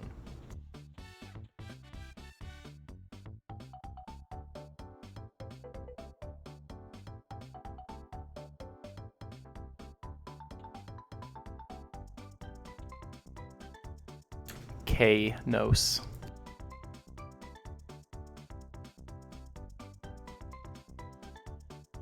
Yeah, it's rough out here right now for a solo.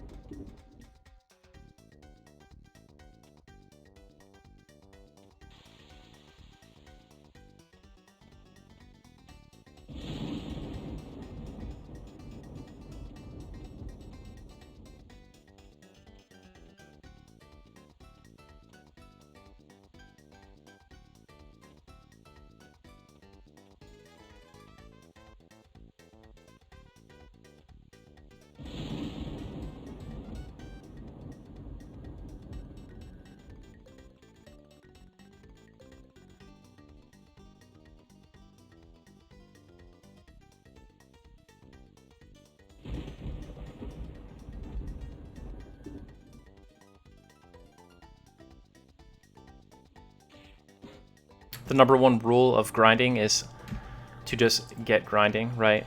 Don't spend a ton of time like trying to find new or better places. If you can't find a new camp quick, just keep killing blues.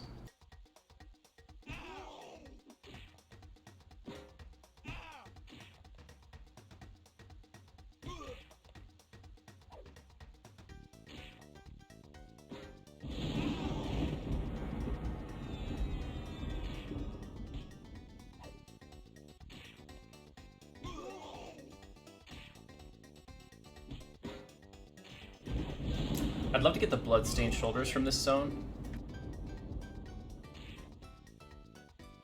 Use them to replace my rusty spike shoulder pads here.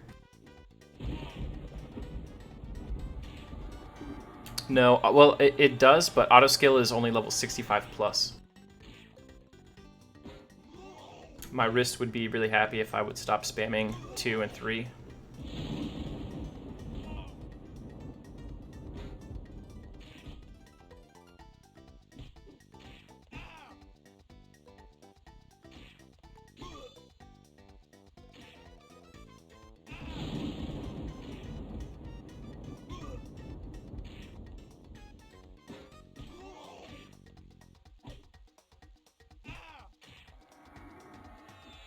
I bet you I could solo the Undead Knight at level 28 when he's in even con.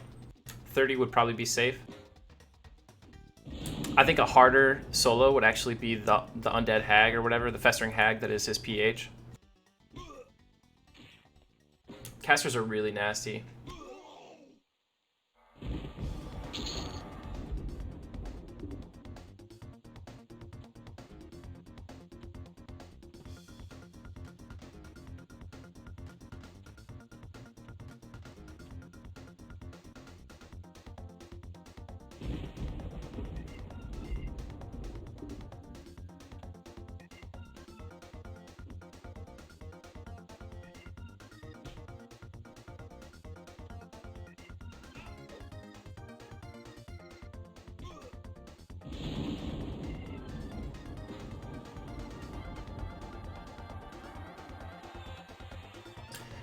Yeah, I'll have to see. I'll have to see how I do against them.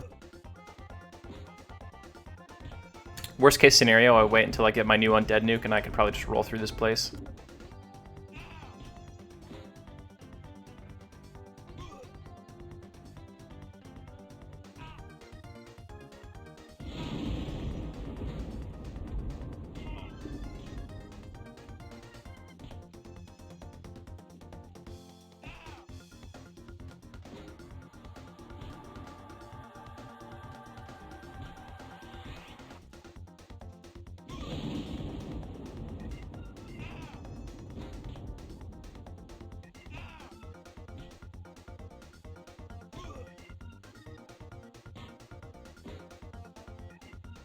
So what we need, more beetles.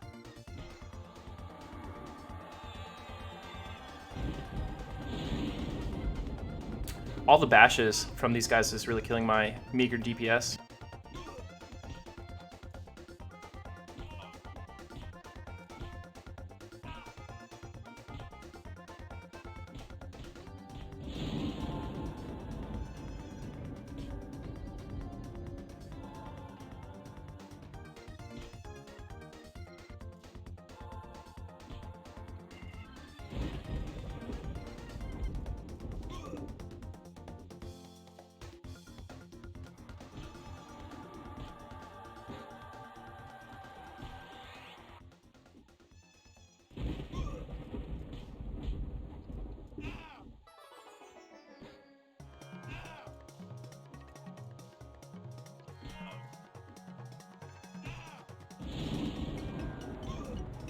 I'm gonna camp Ghoulbane at 35.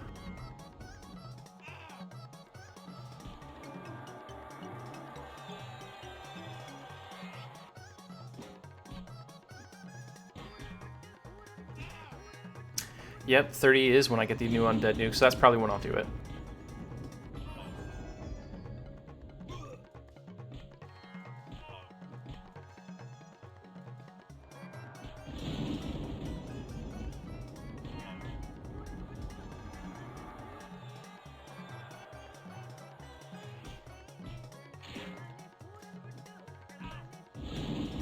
cannot wait for this mom to die. The beetles will die a lot faster.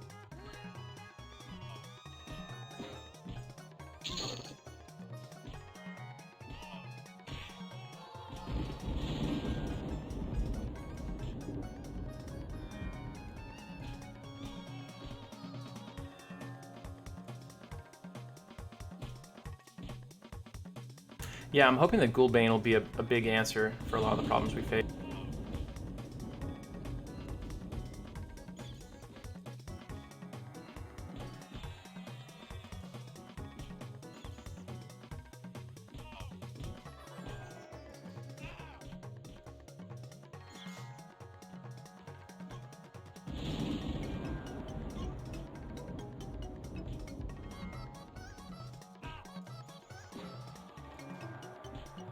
Thanks, Dresden.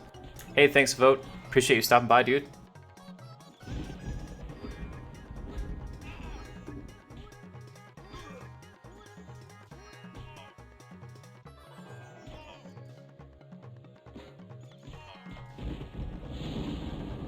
We're gonna have to see how much EXP we get for killing a green.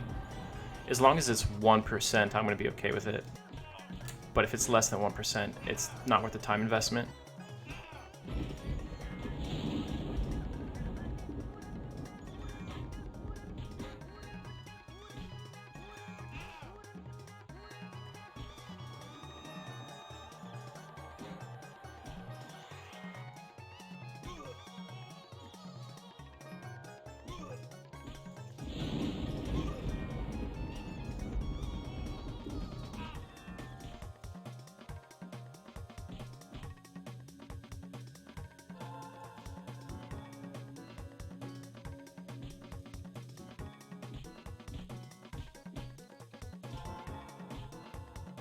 Thanks, a very loving robot. Appreciate it, dude.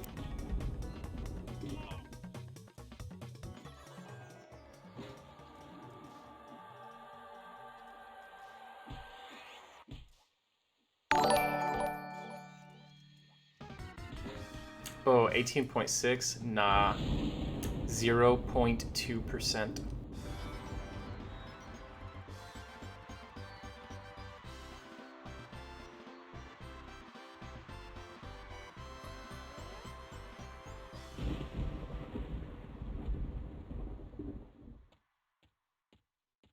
Hey, thanks for the follow, Hex.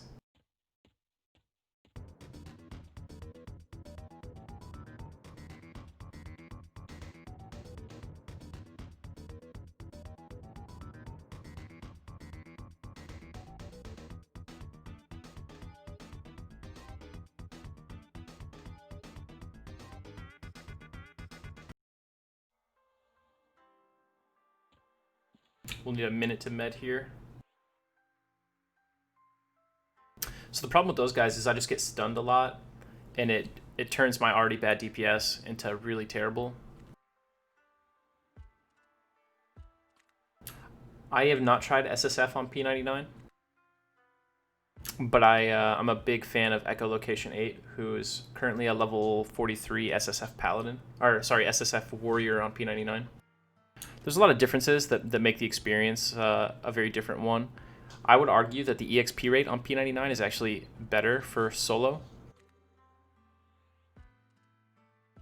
Yeah, bards could solo. You could solo. It's going to be really tough. You're going to have to like pull out all the stops, use your songs. Once you get the charm song, you can charm a little bit every fight, and that'll help a lot.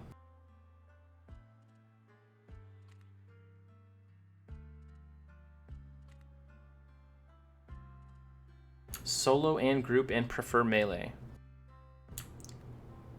Well, your best bet then is probably going to be maybe a Shadow Knight. The problem is that most melee classes really can't solo very effectively. Like Paladin or Shadow Knight. Actually, you know what? Scratch that. Ranger. Ranger is probably your best bet for a solo melee class that can be in a group. You could be the tank, you could be a DPS, and you could solo pretty well.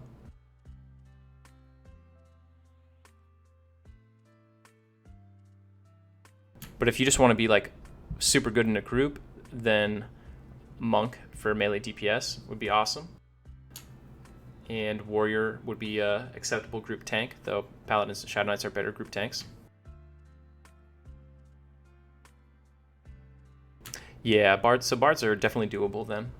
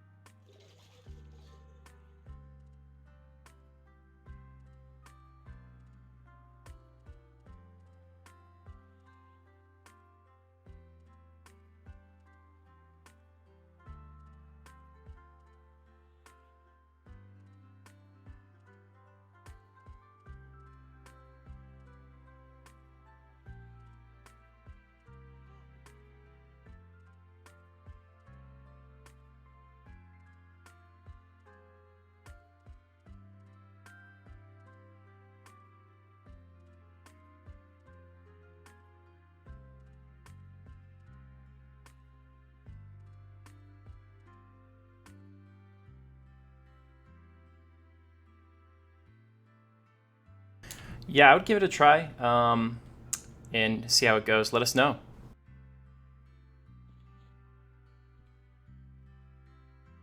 I mean, I've dealt with people I don't look forward to playing with on both servers, but I wouldn't describe either server as toxic, to be honest.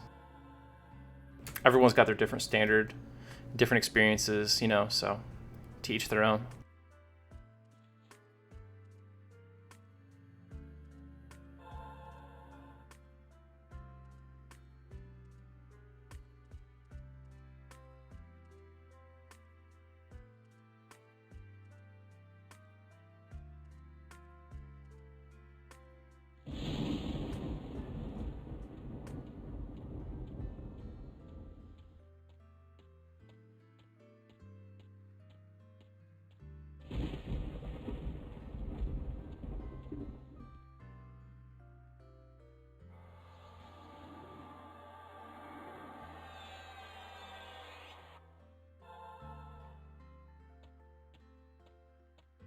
Yeah, I usually try to reserve judgment for my personal experiences when people tell me, you know, bad things about a server, about other people.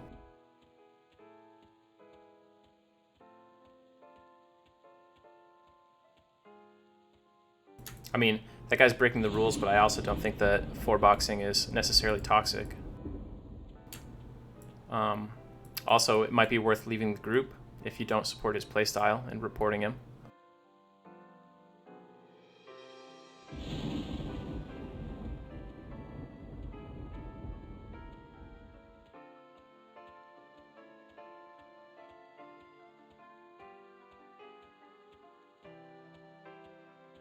Yeah, I'd say the same. The people that I've run into that I have problems with are like dedicated griefers. That's what they look to do. It's a very small handful of people.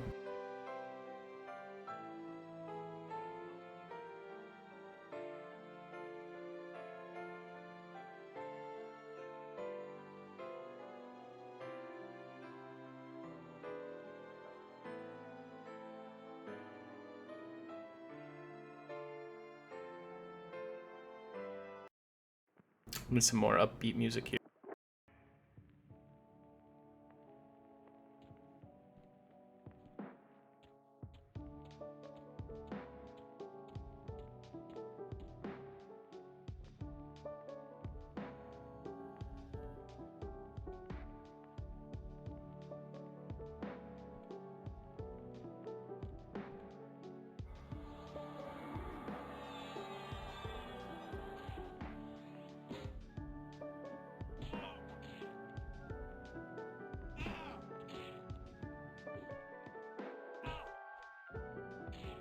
Yeah, this is like a lo-fi Zelda mix from Majora's Mask.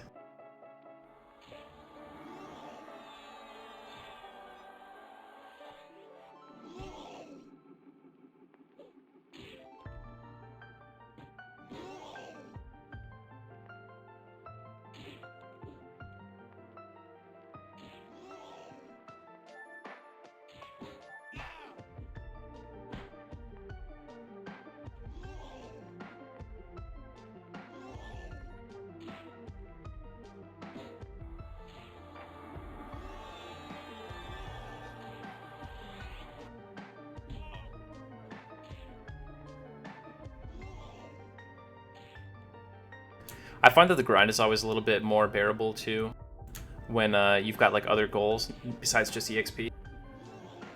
Like when we were camping earrings and trying to farm plat for bandit and stuff, it was a lot less noticeable that you're grinding.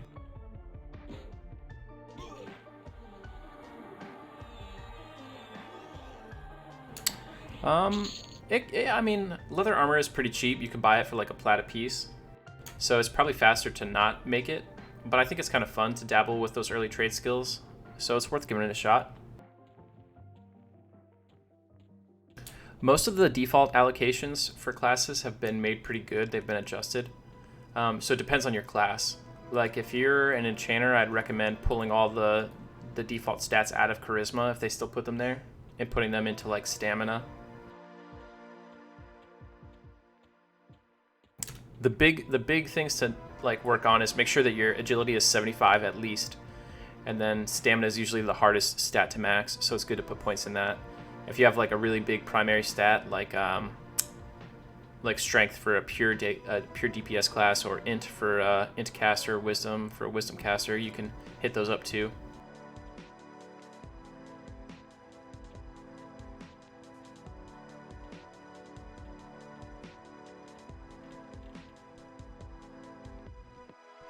Probably can't do that.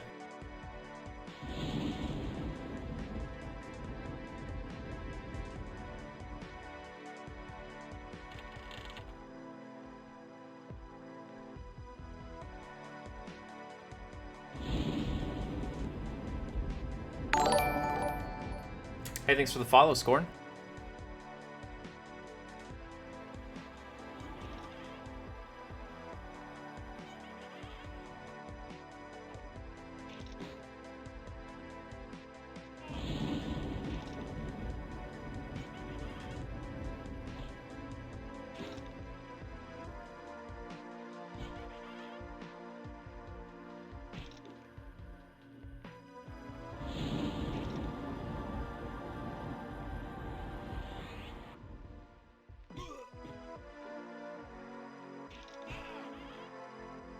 It always seems like when you get on a fizzle, like when you start fizzling a spell, you fizzle it like 10 or 20 times in a row. It's almost easier to just like wait a second and try again later. Like that.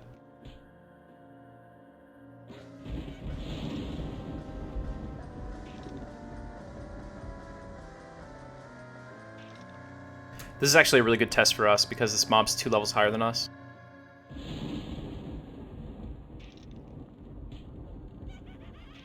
If we can solo this, and it looks like we can, then we can definitely still solo even cons at level 18. So it's good to get a relative vision of where our power scaling is going to go. Yeah, mornings I made all my own bandit armor. Yeah, most of the items have different stack sizes. Some of them go all the way up to 1,000, like Fire Beetle Eyes, Bone Chips, and Misty Thicket Picnics.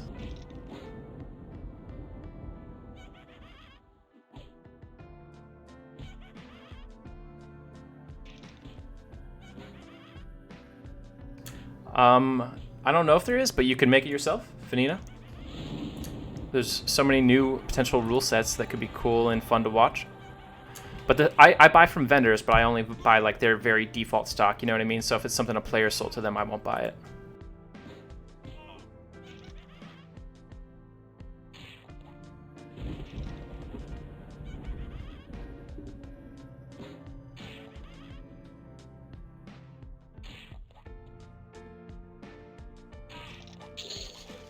Nice. Pretty easy. We didn't even have to use a whole lot of our mana to kill that mob 2 levels higher than us.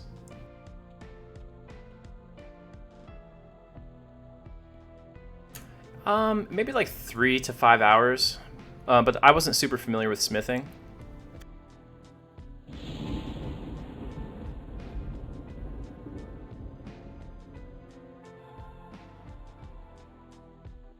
You're looking at like 200 plat maybe to get to bandit.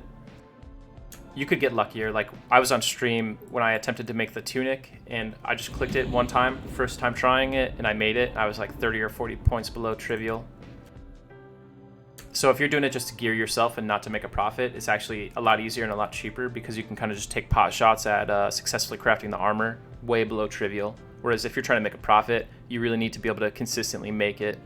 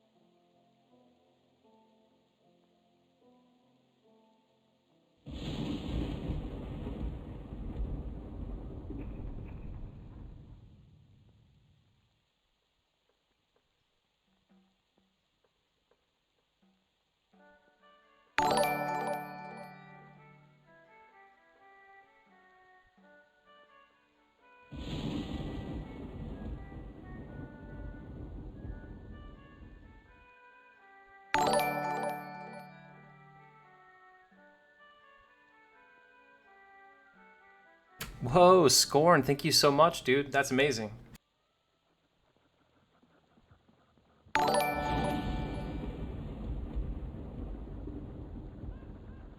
Big Scorn with the subs and the gifted subs. Thank you very much, man.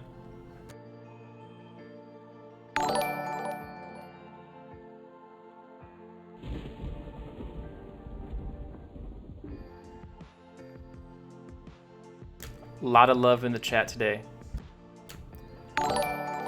It's awesome. It's my first day as an affiliate too. My first like couple hours as an affiliate. So I've been very fortunate.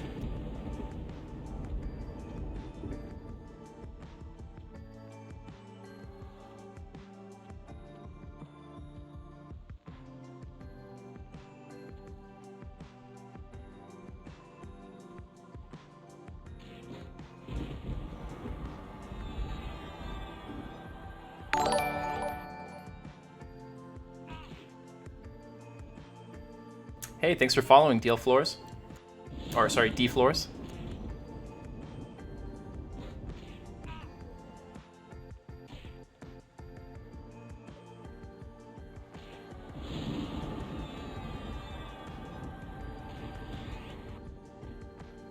I wish we had the old spell graphics.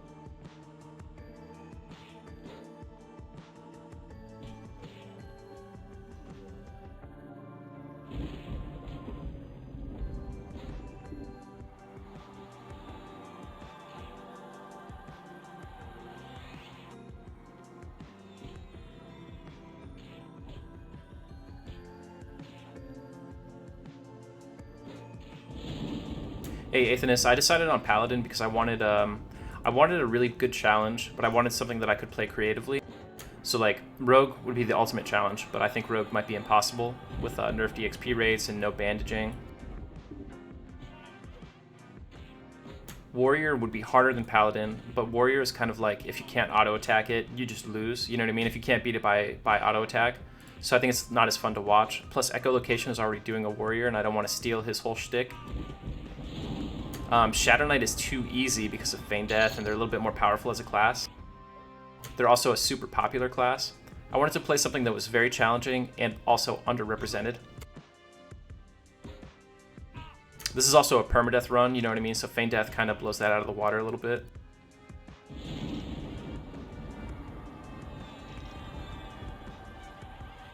I'm right there with you. I really don't like Luckland models.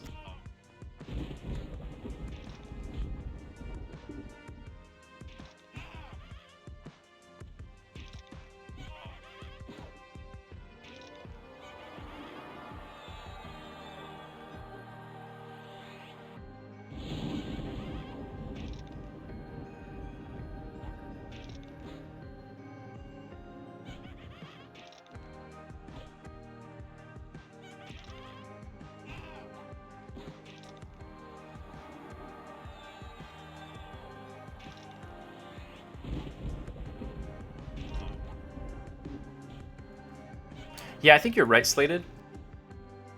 I think on P99 though, you can get them like really perfect Like they come from your hands and everything. Where if you remove the 2 files, you don't get the perfect like hand animations. And the other thing is you have to like every time you launch the launchpad to play EQ, it's gonna fix your file setup if anything is like detected as weird. So I'll have to, I could just run the patch me version, like the second executable. But the running theme of this stream is I'm super lazy. Maybe I'll do it.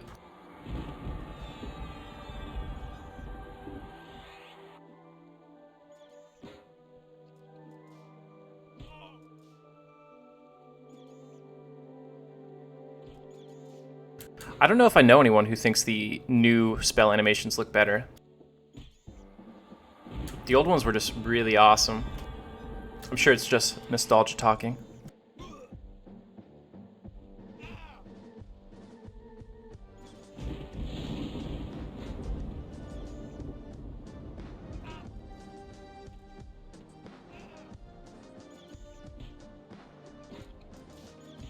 Yeah.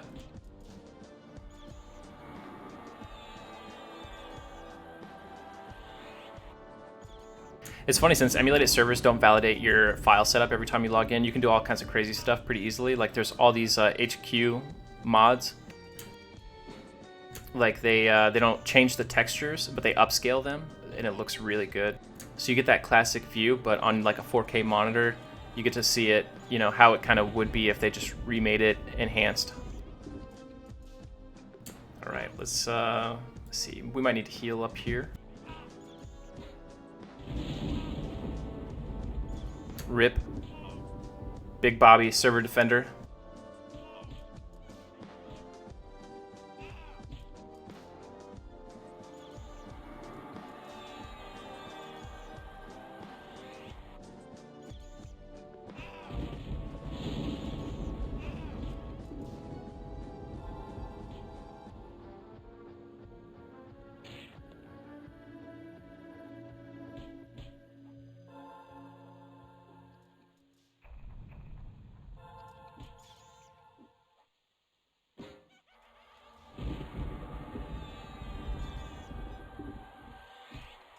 Nah, we're wrecking Unrest right now.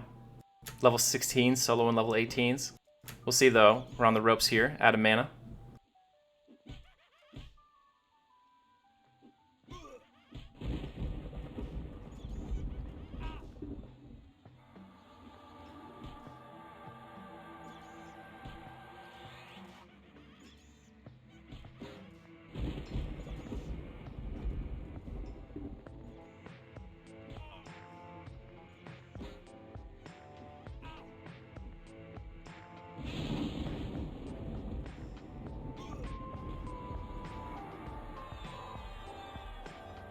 Dude, these death beetles are tankier than the higher level mobs, man. They're thick.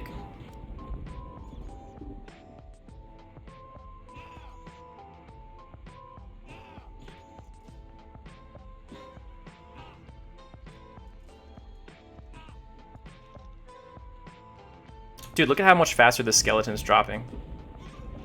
It's not like I have Bane Undead or I'm using Undead nukes on this guy right now.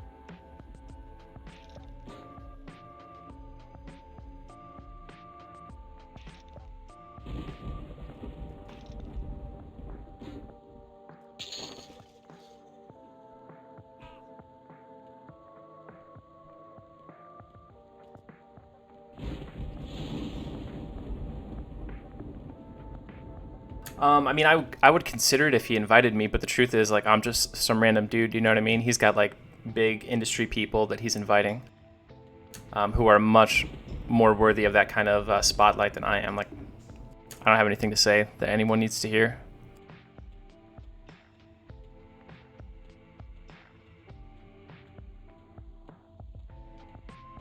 Yeah, I camped the Shiny Breast Shield last night, and it took me maybe like 10 trainers. It was a lot rarer than I remember.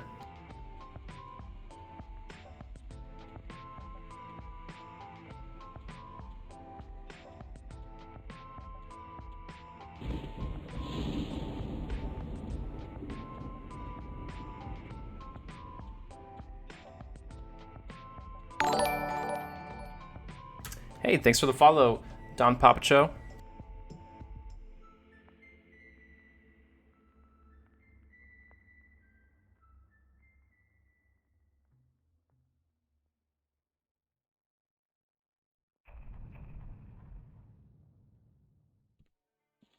All right, we're gonna met up for a minute here.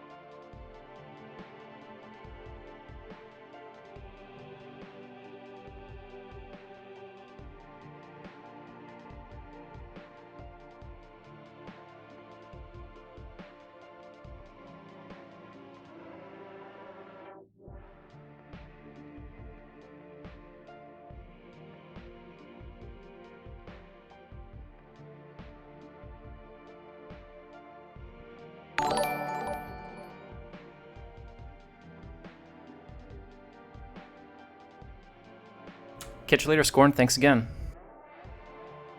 Oh, big Zyko Mantis. Thank you for the follow. Zyko Mantis was in my first ever static group.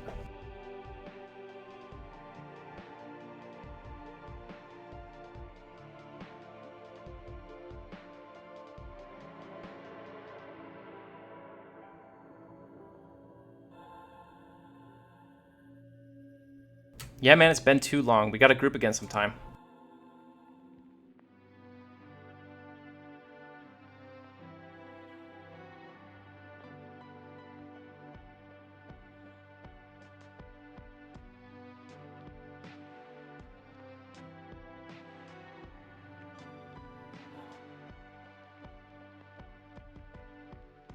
Let's jump back in, literally.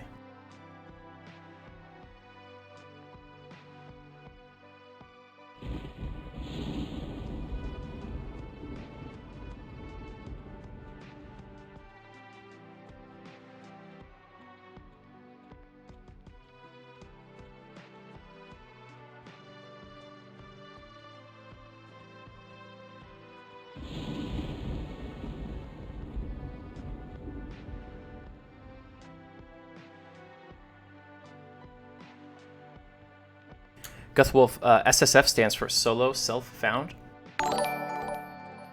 Hey Zyke, thank you so much for that sub.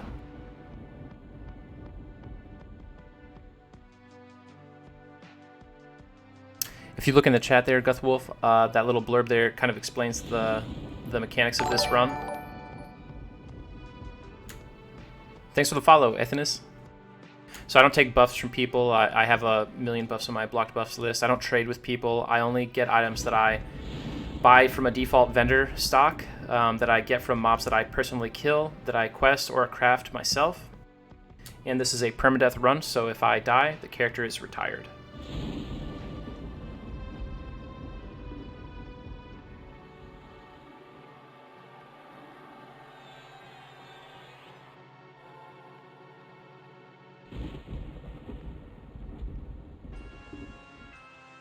Nice.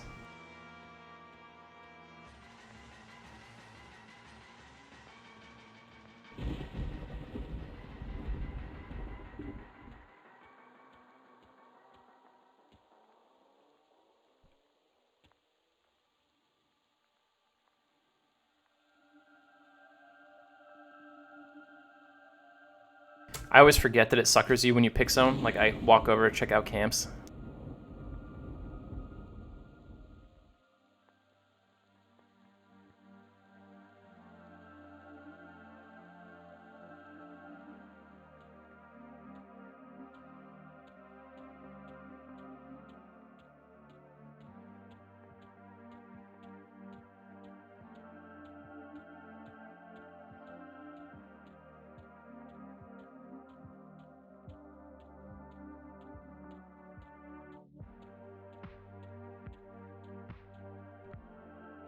Perfect.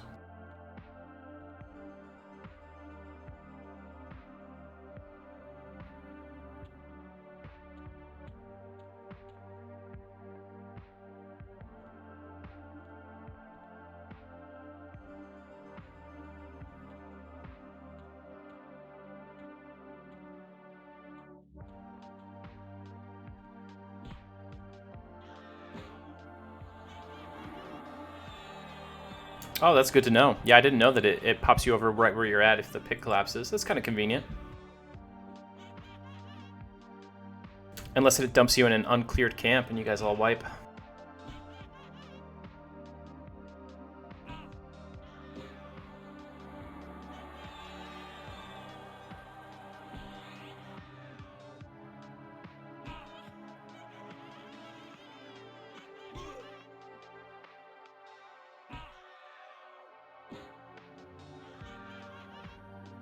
Nice.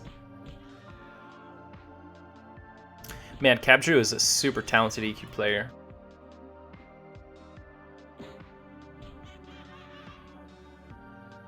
I remember watching him duo solo his Drusilla kills and watching him duo the Royals. It's just crazy stuff.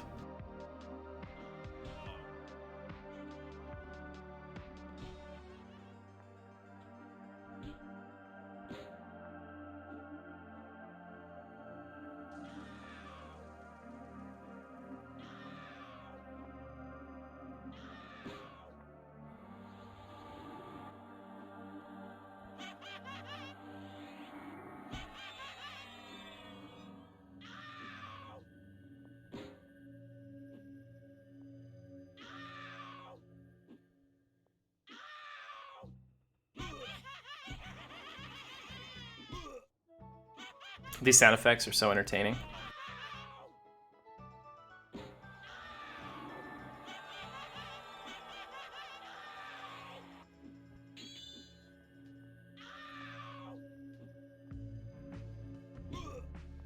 Jack-o'-lanterns really express their pain.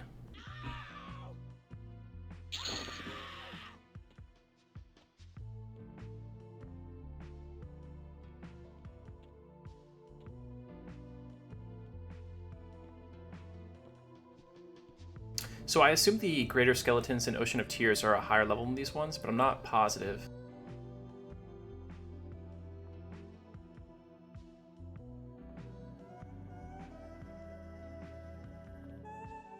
Jeez, just walk all over here.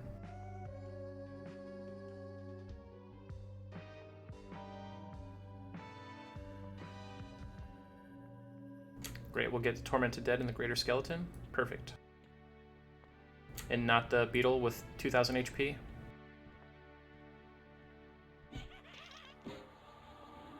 Okay, yeah, so the Skeletons in Ocean Tears are definitely higher level.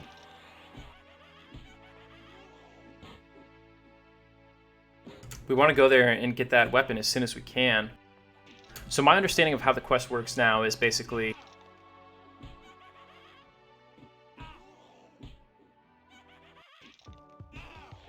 So my understanding is that now you spawn the mob, you hail her, you do the dialogue, and you don't even have to give her the potion that came from the rest of the quest. And then she will not charge any undead or do anything crazy. She just stands there. And after 20 minutes, instead of 6 minutes, she'll despawn and leave the item on the ground. So it's a little bit more simple since the hail lock doesn't work anymore. But you do have to be able to stand on that island and not die for 20 minutes.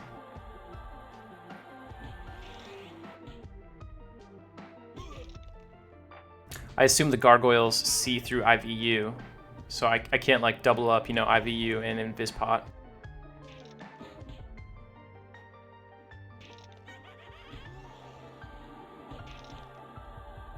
Maybe I can sneak over there and do it without getting aggro and then swim back out in the ocean.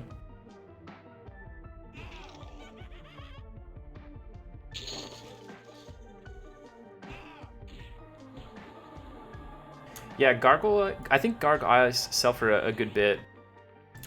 I think those guys are like level 20, 21 though, right? It's super important. I need it for plate armor.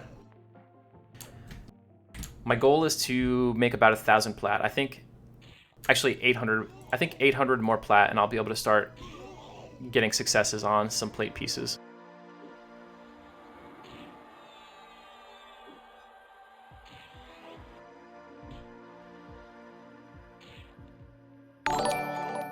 Hey, thanks for the follow, Guthwolf.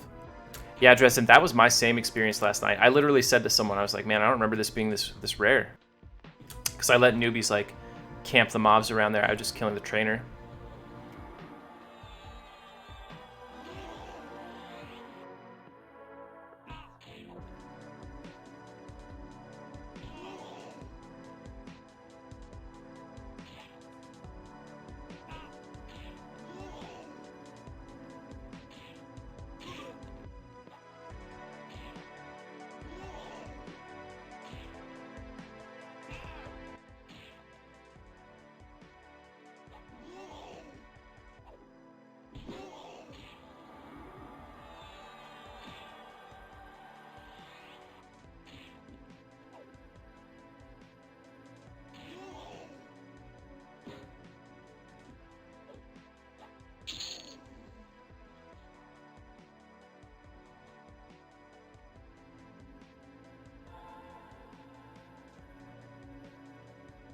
CXP rate's not too bad.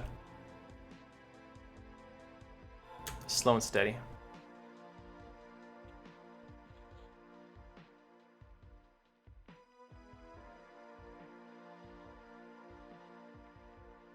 Dude, Scoot Shield is so rare.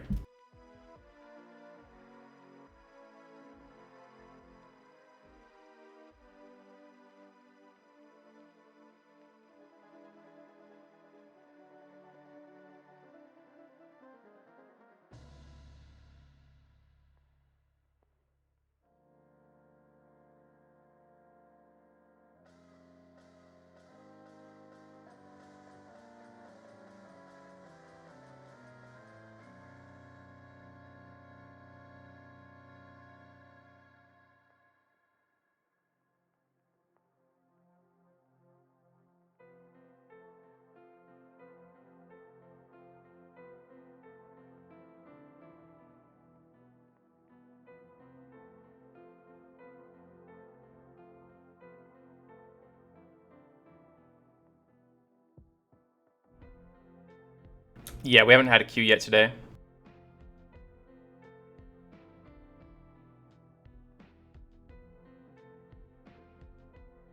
I think he's got like a 50-50 of dropping the shield.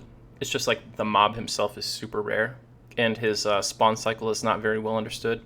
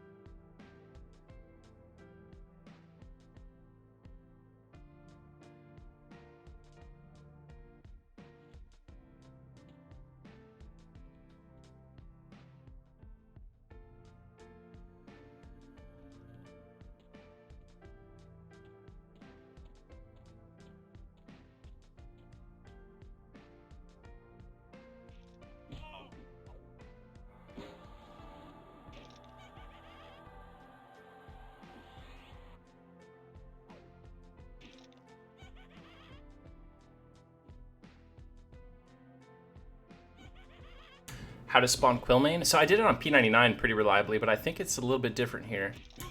Someone in the chat probably knows better than me offhand, but I think it's like his PH has super fast respawn. The place that I sat was right under like KFC, around there between KFC and Paw, and I would kill anything pathing north-south, but you'll eventually isolate the specific PH that works. And it's like a 56-second or something crazy fast. It can be like a lioness, an elephant calf, and that actually might be it. It might just be those two mobs.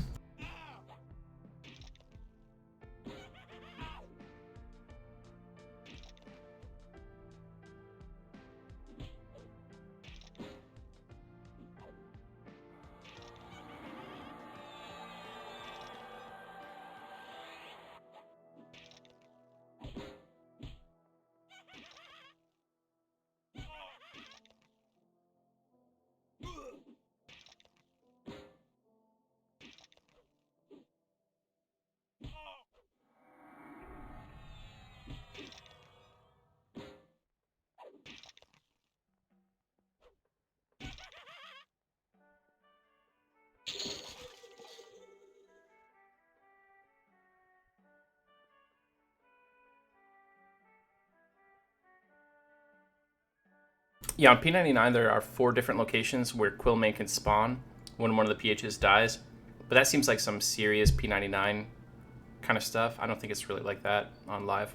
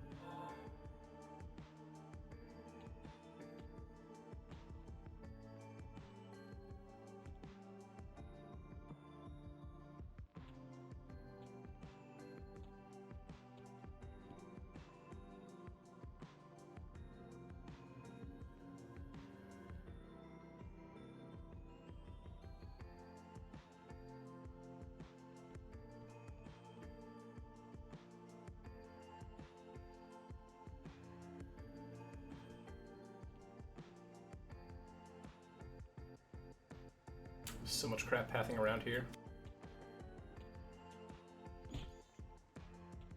Just kill one of these beetles to get it out of the way.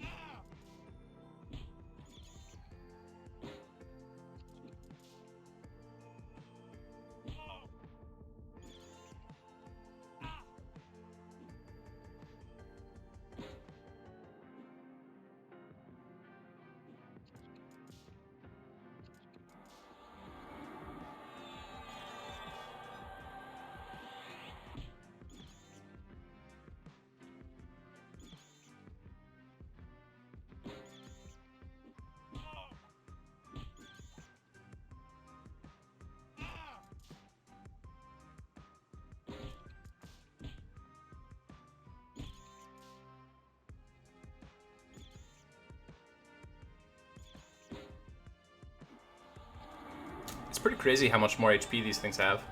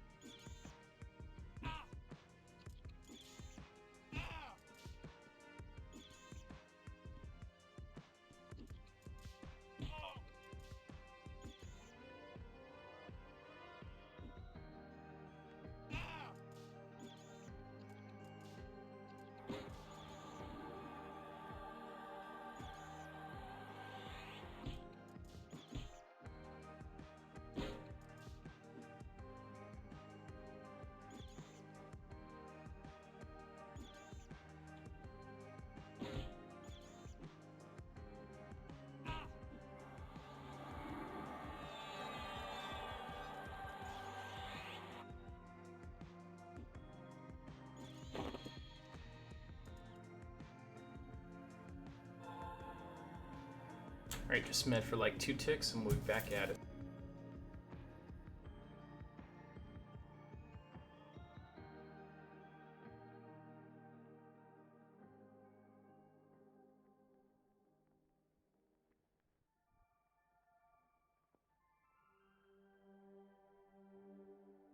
Thanks, Pi. Appreciate it.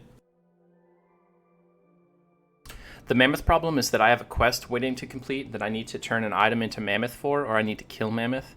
He's a level 20 bear in Surefall Glade. For some reason, he's KOS to me by default, and I can't fix my faction without doing a ton of extra work. So we're going to go back there sometime around level 20 to finish the quest. Either killing him or getting it done some other way. XP is not boosted for Aerodune. It's like the same that it's been for all the prior TLPs except for a few that had custom rates. Why did I choose Aerodune over P99? Honestly, I don't think I really thought about it too much. I had just finished playing on Aerodune. I had a lot of buddies playing on Aerodune, so I just kind of went with this.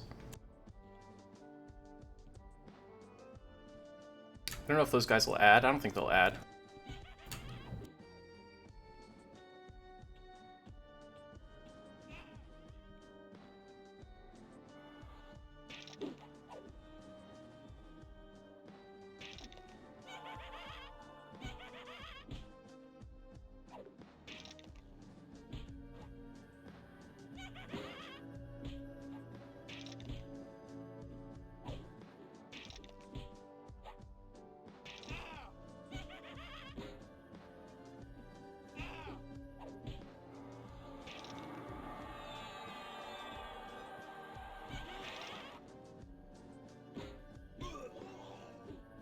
I think Permadeath would definitely be harder on P99. Things just kind of go wonky there sometimes, like pathing, mobs jumping through like the floor, the ceiling.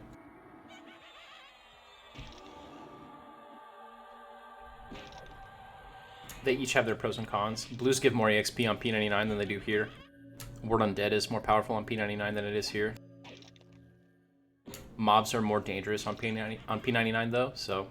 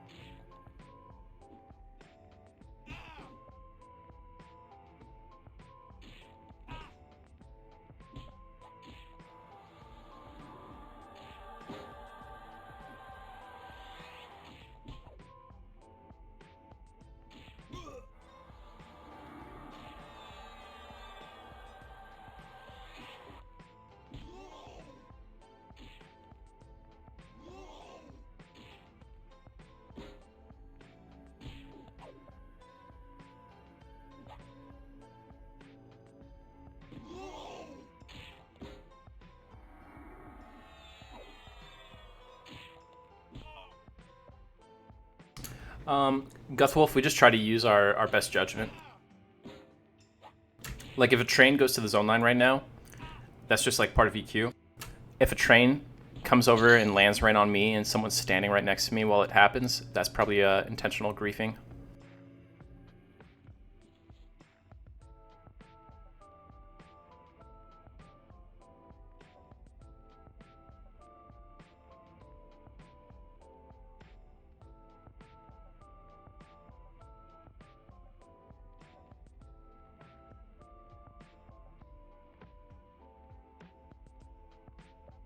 For now, we've been pretty lucky. We haven't really been griefed or anything. But if this continues to do well and we get to the higher levels, it's pretty much a guarantee.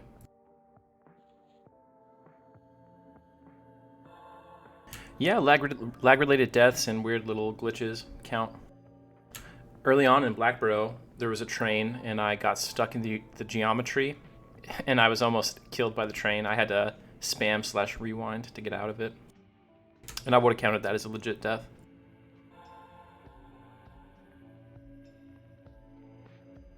Yeah, I can show you my gear. No, halflings do not get an EXP bonus. All penalties and bonuses were removed. Alright, so check it out. This is my gear. I'm using the Shining Star of Light. It's a quest in North Canos. I have the Shiny Brass Shield, and then I also have a Shield of Knife in my bank.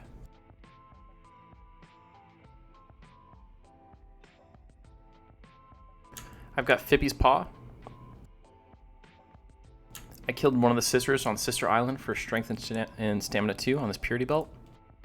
The rest of my visible armor and even non-visible is pretty much all banded. Rusty spiked shoulder pads for 5 strength. I've got the spiked collar for 3 strength. These brass earrings are from the Orc Taskmaster and in Crushbone.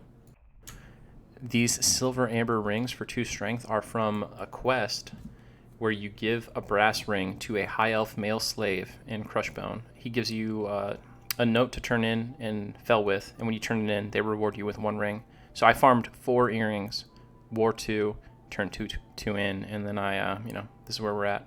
So that's my gear right now.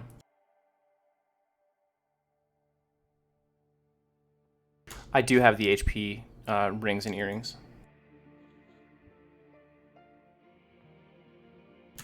I just replaced them when it got to the point where kind of like 10 HP, wasn't anything. But you're talking about the limestone and the alligator tooth earrings. Those are the ones I got. And they served me well in the early levels for sure.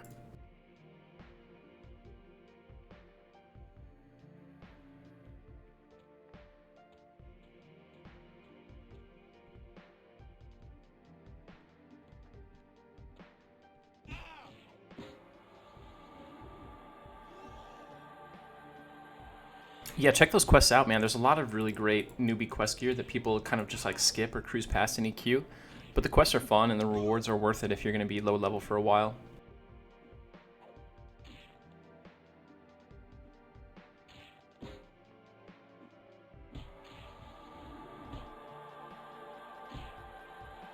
Elsewhere, I want to say it took me about 10 spawns.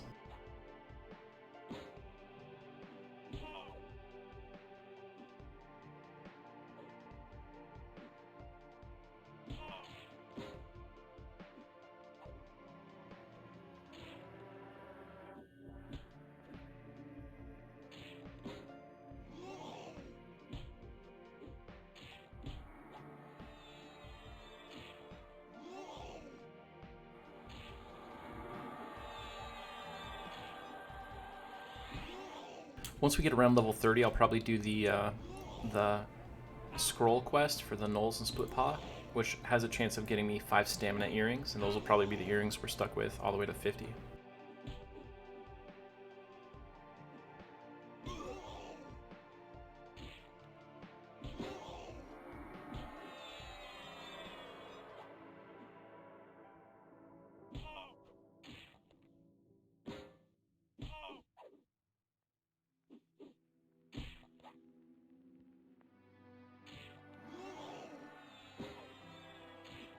I think they're called Piranha's Tier.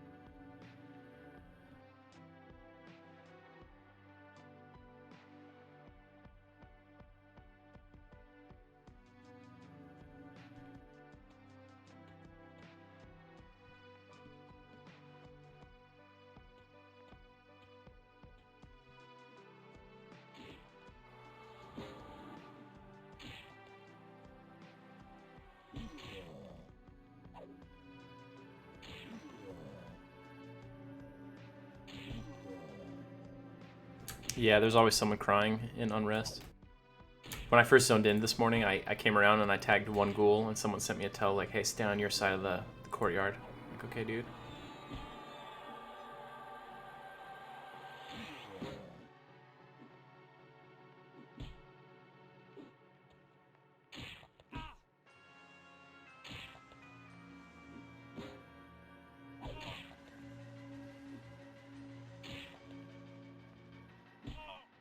Yeah.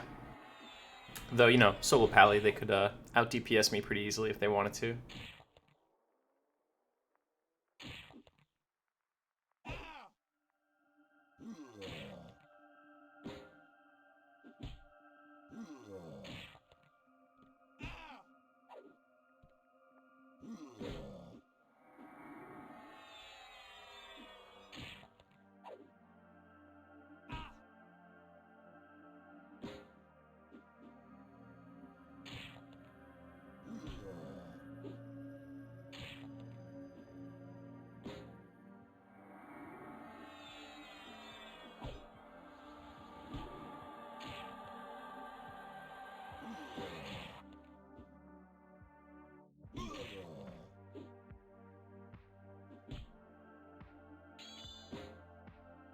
I've never really leveled up in Upper Guck after the leveling race to see what it's like when you know it's at peak capacity.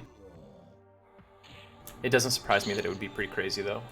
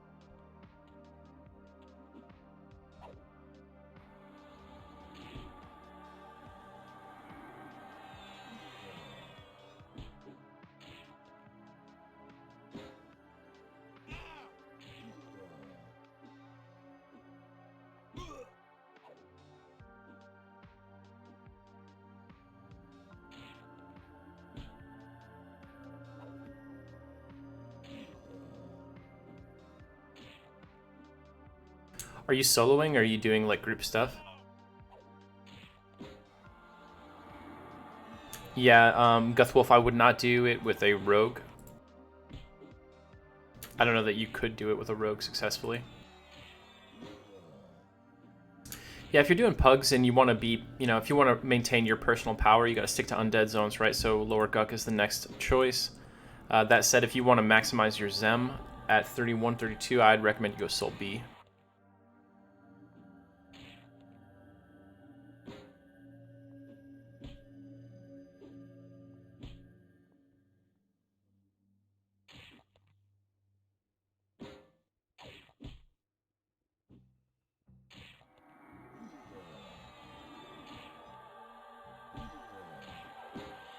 By the way, what's up, Froglock? Glad to see you in chat.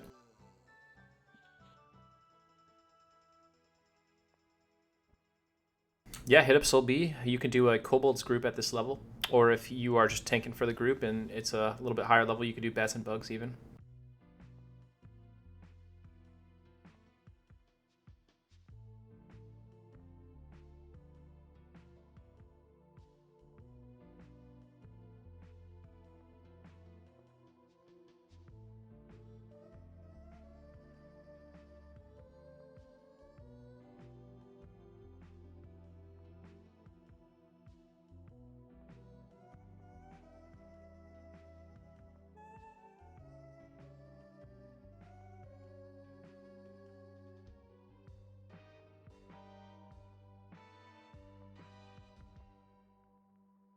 Kazakhstan would be cool, yeah.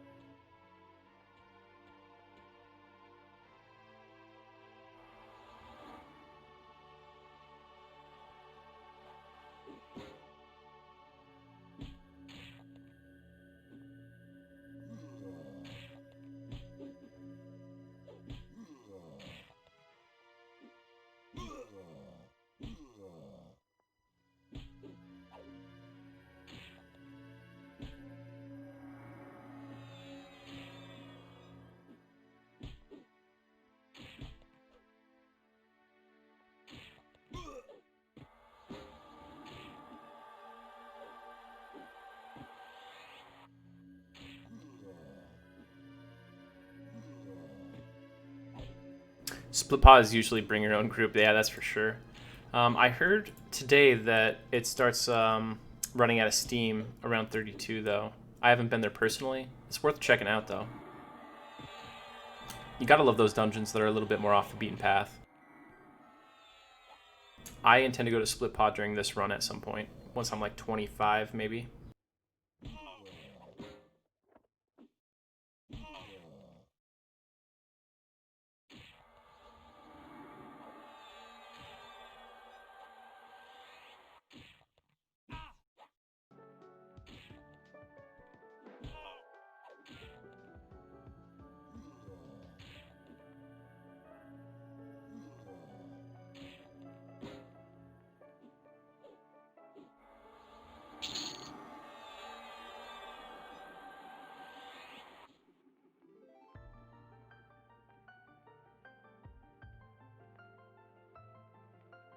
Yeah, I mean, if Kunark was open, it would be really awesome. There's so many different leveling routes you could do. I really wish they would do a TLP that launched with Kunark open. So 1 through 60 was all available. Ixar were available right from the start. We could get a lot more creative with how we grind, even like the casual grind, but also the min-max, like meta grind. All right, guys, I've been going for just about 5 hours here. I'm going to stream again later tonight. But for now, let's show a very loving robot some love. We're going to raid him, okay? Hey, I am wearing Banded right now that I crafted myself, Mojo Fett.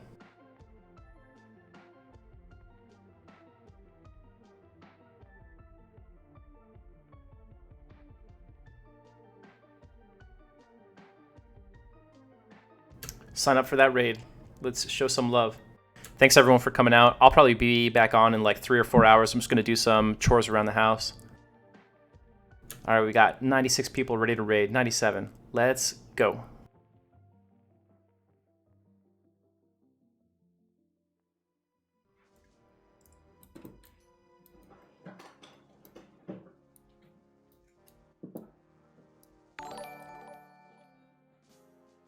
Holy goodness, Zaide, what's going on, man?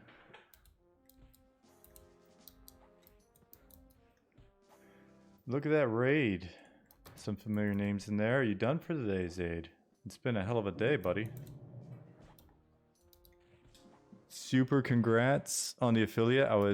To be honest, I was talking to Jasmine about watching you and how damn good your stream is this morning. And I was shocked that you weren't already an affiliate. Got the feeling that the route to partner shouldn't be super hard for you, man. Really engaging content. You guys that were in Zaide's stream already know this, but man, he's super knowledgeable. It's a nice combination of knowledgeable,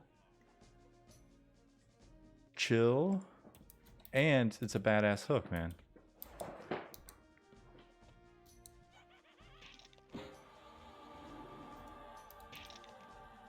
The whole permadeath thing has everybody on the edge of their seat.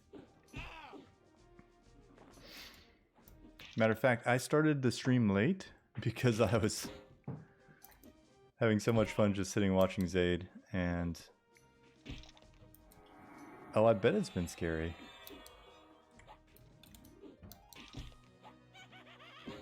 You've seen how many times I've died in the last like couple of days. Just there's no way I could pull it off. So welcome everybody. Feel free to stick around. It's not going to be quite as edge of your seat. Depending on whether or not Jasmine and I are grouping later.